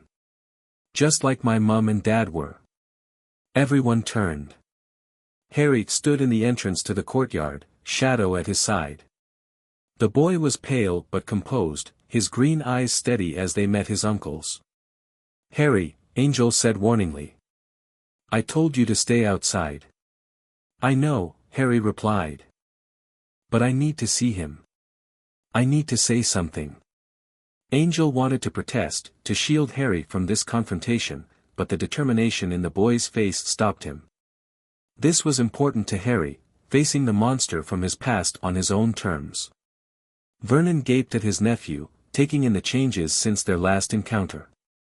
Harry was still small for his age, but no longer the skeletal, frightened child who had cowered in the cupboard. He stood straight, confident, his clothes well fitted and clean, his glasses new and unbroken. Boy, Vernon finally managed. You're coming home. Now. Your aunt is beside herself. The neighbors are talking. The police have been asking questions. Harry shook his head. No, Uncle Vernon. I'm not coming with you. I live here now. Vernon's face contorted with rage. Don't you dare disobey me, boy. After all we've done for you, you never did anything for me except hurt me, Harry interrupted, his voice remarkably steady. You locked me up. You hit me. You called me freak. You made me believe I was nothing. He took a deep breath. But you were wrong about me. I'm not nothing. I'm a wizard, like my parents. And I have people who actually care about me now. Vernon's mouth opened and closed like a fish, apparently stunned by this show of defiance from the child he had terrorized for years. You need to go, Uncle Vernon, Harry continued. Go back to Aunt Petunia and Dudley. Forget about me. I've forgotten about you. This last statement, delivered with quiet dignity, seemed to snap something in Vernon. With a roar of rage, he lunged toward Harry, meaty hands outstretched. He never reached his target. Several things happened simultaneously. Angel moved with preternatural speed, placing himself between Harry and Vernon. Vaggy's spear flew through the air, pinning Vernon's sleeve to the wall. Charlie's form shifted, her demonic heritage manifesting in horns and glowing eyes. And Alastair's shadows surged across the floor, wrapping around Vernon's legs, holding him immobile. But what stopped everyone in their tracks was Harry himself. As Vernon lunged, the boy's eyes flashed brilliantly green, and a wave of pure magical force erupted from him, sending Vernon flying backward into the wall with enough impact to crack the plaster. Silence fell in the lobby. Vernon, dazed and terrified, slumped against the wall. Harry stood with one hand still outstretched, green energy crackling around his fingers, his expression a mix of shock and grim satisfaction. I'm not afraid of you anymore, Harry said into the silence. You can't hurt me here. You can't hurt me ever again. Vernon, for perhaps the first time in his life, seemed genuinely speechless. His watery eyes darted around the room, taking in the demons watching him with undisguised hostility, then back to the nephew he had abused for years, now standing tall, protected and protecting. What? What are you going to do to me? Vernon finally managed, his voice small and frightened. Angel looked to Harry, letting him take the lead. This was the boy's moment, his chance for closure, or revenge, if that's what he wanted. Harry considered his uncle for a long moment, then turned to Charlie. Can you send him back? To Earth? Charlie seemed surprised. Yes, we can open a portal back to where he came through. But Harry, are you sure? After everything he did? Harry nodded. I don't want him here. I don't want to be anything like him. He looked directly at Vernon. I don't want to hurt people just because I can. Even people who deserve it. The simple statement carried a weight beyond Harry's years. Angel felt that now familiar pride swell in his chest. Kid's made his decision, Angel said. Send the bastard back. Alastair looked disappointed. Are you certain? I had such entertaining plans for our guest. Alastair, Charlie warned. Harry has chosen to show mercy. We should respect that. The radio demon sighed dramatically. Very well. Though I maintain it's a missed opportunity. With a flick of his microphone, the shadows restraining Vernon retreated, though they continued to circle menacingly. Charlie stepped forward. Mr. Dursley, we're going to send you back to Earth. When you arrive, you'll likely find that very little time has passed there, despite your visit with us. I suggest you go home, tell your wife you got lost, and forget you ever found your way here. Vernon nodded frantically, clearly eager to escape. But before you go, Charlie continued, her voice hardening, know this, Harry is under our protection now.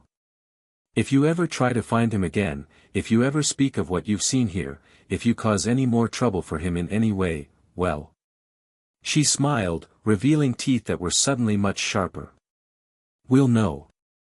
And next time, the decision about your fate won't be Harry's to make.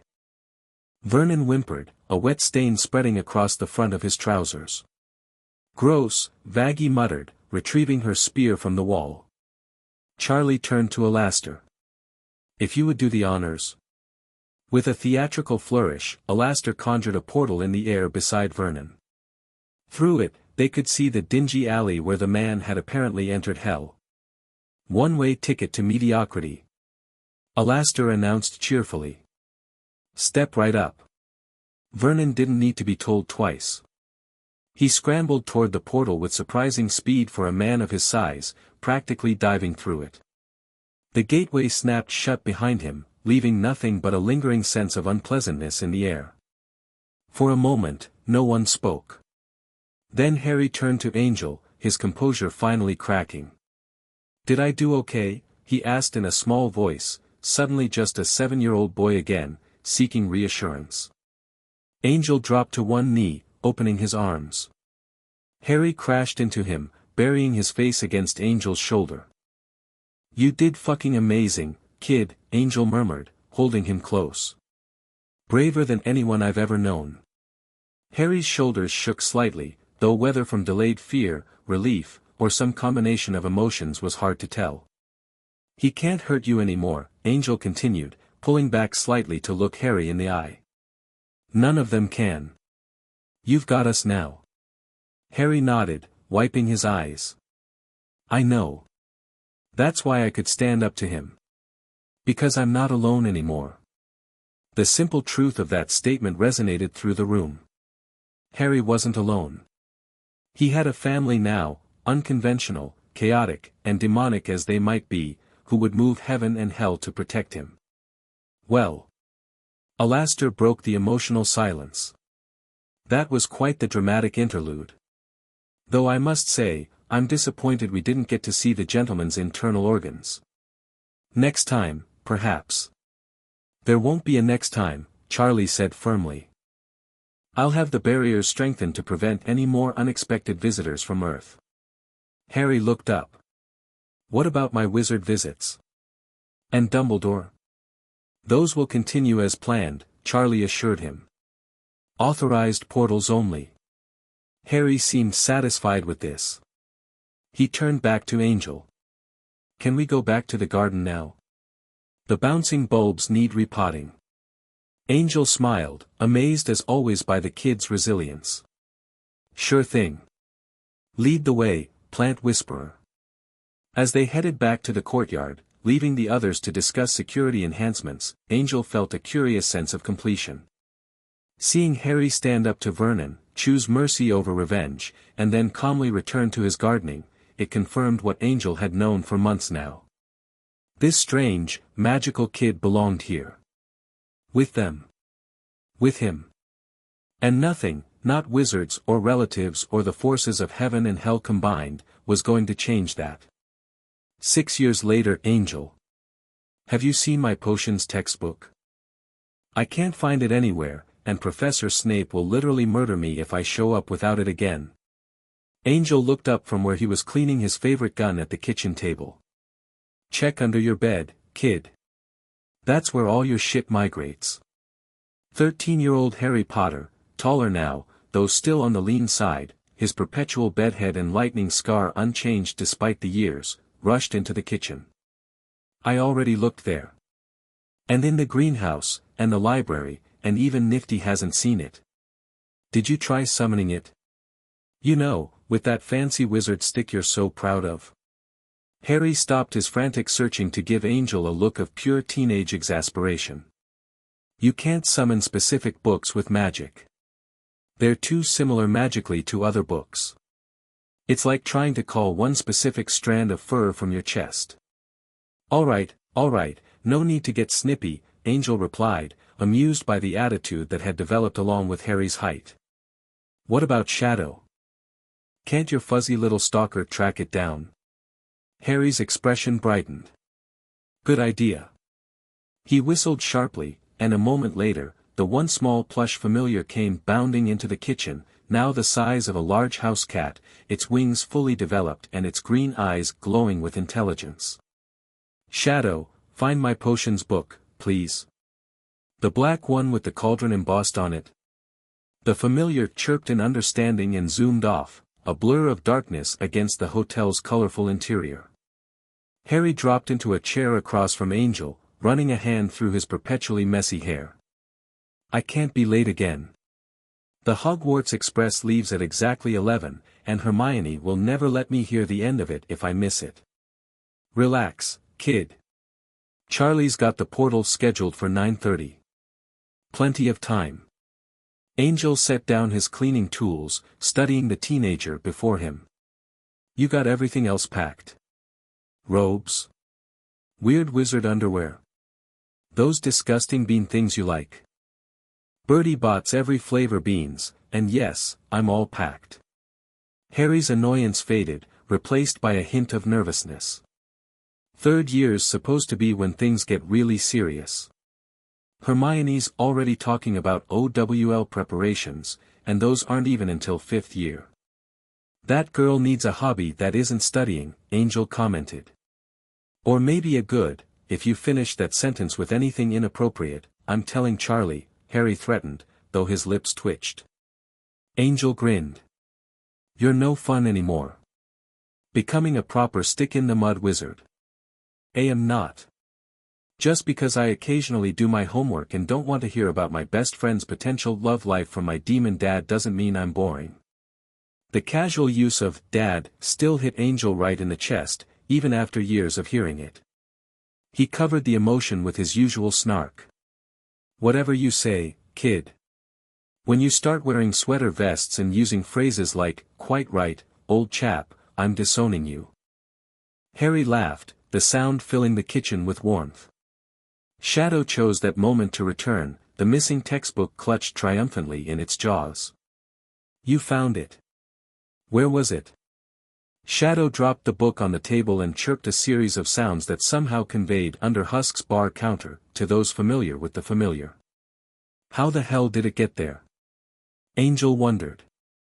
Harry shrugged, tucking the book into his messenger bag. Probably fell out when I was showing Ron that card trick Husk taught me. You know, the one where the cards actually catch fire if the person picks the wrong one. Husk is teaching you fire tricks now. Christ, between him and Alastair, it's a wonder Hogwarts is still standing. Says the demon who taught me how to pick locks and disable alarm systems for emergencies, Harry retorted with a grin. Hey, those are valuable life skills. Especially with the shit you and your friends get into every year. It was true. Despite splitting his time between the Hazbin Hotel and Hogwarts, Harry had managed to find an impressive amount of trouble during his first 2 years at wizard school. The troll incident in first year had nearly given Angel a heart attack when he heard about it. The basilisk in second year had resulted in Angel attempting to storm Hogwarts, only to be restrained by Charlie and a very amused Dumbledore, who assured him Harry was perfectly fine. This year will be different, Harry insisted. Quiet. Peaceful. Just classes and Quidditch and hanging out with friends. Aha. Angel's skepticism was clear. And I'm the fucking Pope. Before Harry could respond, Charlie's voice called from the lobby. Harry. Angel. Portal preparation is starting. Are we all ready? Coming. Harry called back, grabbing his bag. He paused, looking at Angel. You're still coming to King's Cross with me, right? Wouldn't miss it, kid. Though I still think this magical disguise Dumbledore cooked up makes me look like a tool. The disguise in question transformed Angel's demonic appearance into that of a tall, slender human male with blonde hair and only the regulation number of arms. It was necessary for his occasional forays into the wizarding world, though Angel complained endlessly about the fashion limitations it imposed. You look fine, Harry assured him. Distinguished, even. Distinguished is code for boring, Angel grumbled, standing and holstering his gun. Let's get this show on the road. Your wizard friends await. They headed to the lobby, where Charlie was already drawing the complex symbols that would open a precise portal to platform 9 3/4. The ritual had become routine over the years. Harry would spend the school year at Hogwarts, with regular weekend visits home to Hell, while holidays were split between the hotel and the Weasleys. The arrangement hadn't been without its challenges. The Ministry had periodically attempted to revisit the custody agreement, particularly after Harry's more spectacular adventures at Hogwarts. But each time, the combined forces of Dumbledore's influence, Harry's increasingly vocal preferences, and the Hazbin Hotel's demonstrated positive impact on his development had prevailed. Harry's trunk stood ready beside the developing portal, his owl cage perched on top.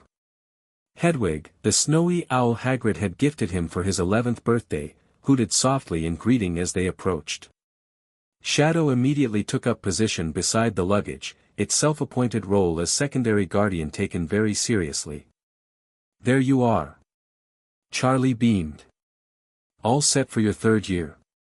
As ready as I'll ever be, Harry replied. Is everyone coming to see me off? Of course. They're just gathering the last-minute gifts. Charlie glanced at Angel. Did you give Harry your present yet? Angel smirked. Was saving it for the platform. More dramatic that way. Harry's eyes lit up. You got me something. Besides the new broom maintenance kit? Maybe. Guess you'll find out in, Angel checked his watch, about 20 minutes. The rest of the hotel residents began filtering into the lobby, Vaggie carrying a basket that undoubtedly contained homemade treats, Nifty zooming around with last-minute additions to Harry's already meticulously packed trunk, Husk nursing his morning drink while pretending he wasn't there specifically to say goodbye. Alastor appeared last, materializing in his usual dramatic fashion. Young Harry. Off for another year of arcane education and probable mortal peril. How exciting. Thanks, Al, Harry replied dryly. Though I'm aiming for less peril this year. Where's the fun in that? Alastor twirled his microphone. Nevertheless, I've prepared a small token to aid you in your endeavors. He produced a small, intricately carved wooden box from thin air. A collection of rare shadow essences. Useful for a variety of magical applications, most of them not covered in your standard curriculum, I'm afraid. Alastor, Charlie warned, we talked about this. No gifts that could get Harry expelled. Or possessed. Or accidentally summon ancient evils. My dear princess, you wound me. These essences are perfectly safe. Mostly. When handled with appropriate precautions. Which I've included on a convenient scroll. Harry accepted the gift with appropriate caution and genuine gratitude. Thanks, Alastor. I'll be careful with them. See that you do. I expect a full report on any interesting manifestations. Alastair's eternal grin widened. And do remember our little project regarding the integration of demonic and wizarding magical theory. Your observations from within Hogwarts have been most illuminating. I still think we should have told Dumbledore about that project, Vaggie muttered to Charlie. Probably, Charlie agreed. But Harry's being responsible, and it is genuinely educational. The portal began to take shape, a shimmering doorway forming in the center of the lobby. Through it, they could see glimpses of platform 9 3/4, already bustling with wizarding families sending their children off to school. This guy's time, Angel sighed, stepping forward to allow Charlie to cast the illusion that would make him passably human for the journey. The magic washed over him, tingling uncomfortably as it reshaped his appearance. When it settled, he looked like an elegant, if somewhat unconventional, human parent, still fashionable, but within the realm of wizarding acceptability. How do I look? He asked Harry. Like a dad, Harry replied with a grin. A cool dad, but definitely a dad. The fucking indignity, Angel muttered, though without heat. Final goodbyes were exchanged, hugs from Charlie, fist bumps from Husk, a whirlwind embrace from Nifty, solemn promises to write from Vaggie, and theatrical well-wishes from Alastair. As always, the contrast between these demonic entities and their genuine affection for the human teenager was striking. Finally, it was time to depart. Angel helped Harry with his trunk, Shadow jumped to Harry's shoulder, and together they stepped through the portal onto platform 9 3/4. The wizarding world had grown somewhat accustomed to Harry Potter's unusual guardianship over the years, though it remained a subject of gossip and speculation. As they emerged onto the platform, Angel noticed the familiar sidelong glances and whispers that accompanied their arrivals. Potter and his guardian, one which murmured to another as they passed. They say he lives in another realm during holidays, a wizard commented to his wife. Very hush-hush. Ministry special arrangement. Angel ignored them all, focused instead on helping Harry navigate toward where the Weasleys were gathered in their usual chaotic cluster of red hair and hand-me-down trunks. Harry. Ron spotted them first, waving enthusiastically. Over here. The Weasley family had been an unexpected blessing in this strange arrangement. After initial wariness, Molly and Arthur had embraced their role as Harry's wizarding family, providing a bridge between his two worlds. Ron had become his best friend, along with the formidable Hermione Granger. Ron. Hey. Harry quickened his pace, grinning. Mrs. Weasley enveloped Harry in one of her famous hugs the moment he was within reach. Harry, dear. Looking a bit peaky, aren't they feeding you in that hotel of yours? It was her standard greeting, delivered with genuine affection rather than criticism. Angel had long since learned that food was Molly Weasley's love language. I'm fine, Mrs. Weasley. Angel made sure I ate breakfast before we left. Molly turned her attention to Angel, her initial reservations about the demon long faded into a sort of bemused acceptance. Mr. Dust, good to see you again. Arthur was just saying he hoped to catch you, something about a muggle device called a Tommy gun he's curious about. Please, Molly, how many times do I have to tell you? Call me Angel. Mr. Dust was my father, and he was an asshole. Angel grinned, shaking her hand. And tell Arthur I'd be happy to explain Tommy guns, from a purely historical perspective, of course. Molly huffed but smiled. Their relationship had evolved into something resembling actual friendship over the years, united by their shared interest in Harry's welfare.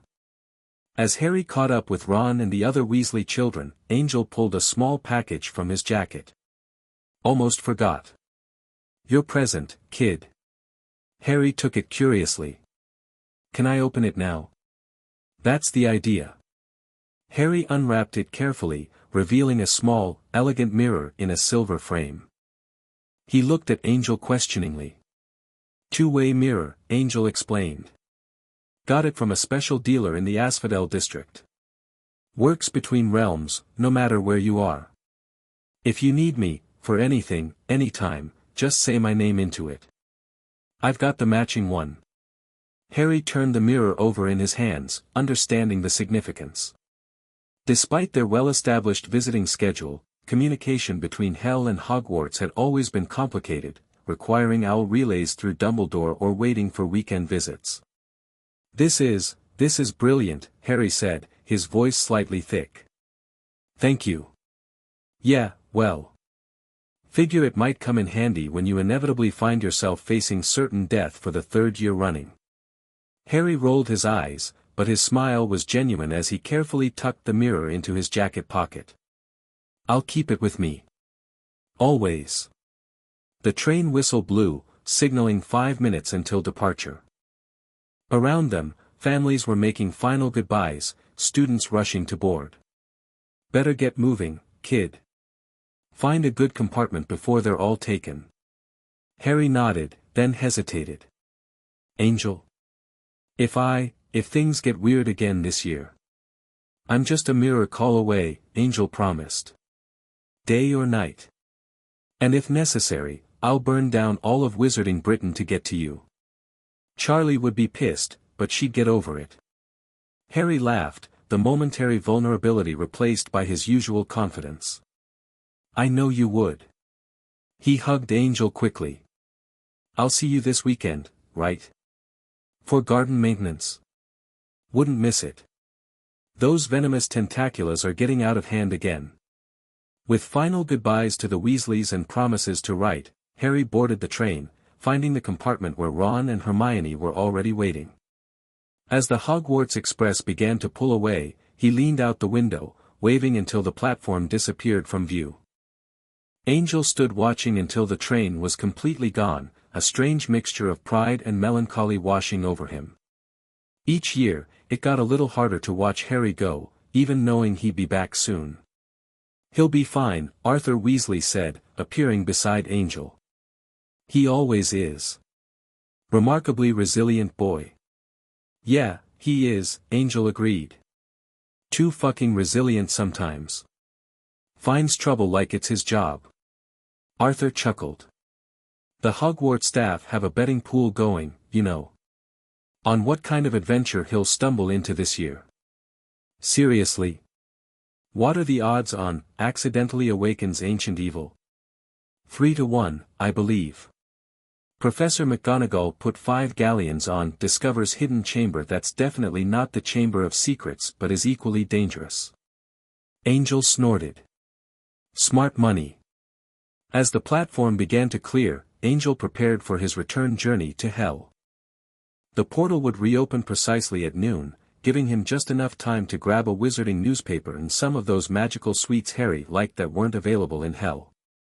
Mr. Dust, Angel, Arthur corrected himself. Molly and I were wondering if you might join us for dinner next week. Nothing formal, just family. The invitation caught Angel off guard. Despite years of cordial interactions centered around Harry, the Weasleys had never before extended such a personal invitation. Family dinner? With me? You sure about that, Red? Arthur smiled. Quite sure. Harry's family is our family too, unconventional as the arrangement might be. Besides, Molly's been dying to interrogate you about your fashion choices. She finds them fascinatingly avant-garde. Angel couldn't help but laugh at the thought of homie Molly Weasley discussing thigh-high boots and chest fluff with him over pot roast. Why the hell not? Could be entertaining. Excellent. Shall we say Wednesday? Harry can come straight from Hogwarts for his usual weekend visit afterward. Plans confirmed, they parted ways on surprisingly friendly terms. Angel found himself reflecting on just how much had changed in the 7 years since he'd impulsively rescued a bruised boy from a cupboard under the stairs. Hell had become home to a wizard child. Demons had become family. And Angel Dust, former porn star and general disaster, had somehow become a father figure respected enough to be invited to family dinners by upstanding wizarding citizens. Life was fucking weird sometimes. Afterlife even weirder. But as Angel stepped back through the portal to the Hazbin Hotel, to Charlie's questions about the send-off, to Alastair's requests for wizarding gossip, to Nifty's immediate demands for his disguise to be cleaned and pressed for the next visit, he couldn't imagine it any other way. This was family. This was home. And somewhere on a train speeding toward a castle full of magic, a boy with a lightning scar and a two-way mirror knew he always had a place where he truly belonged. In the most unlikely home of all, a hotel in hell, where a spider demon waited to welcome him back with open arms. All 6 of them. The end. Thank you for watching this video. Please be sure to subscribe to our channel and like this video.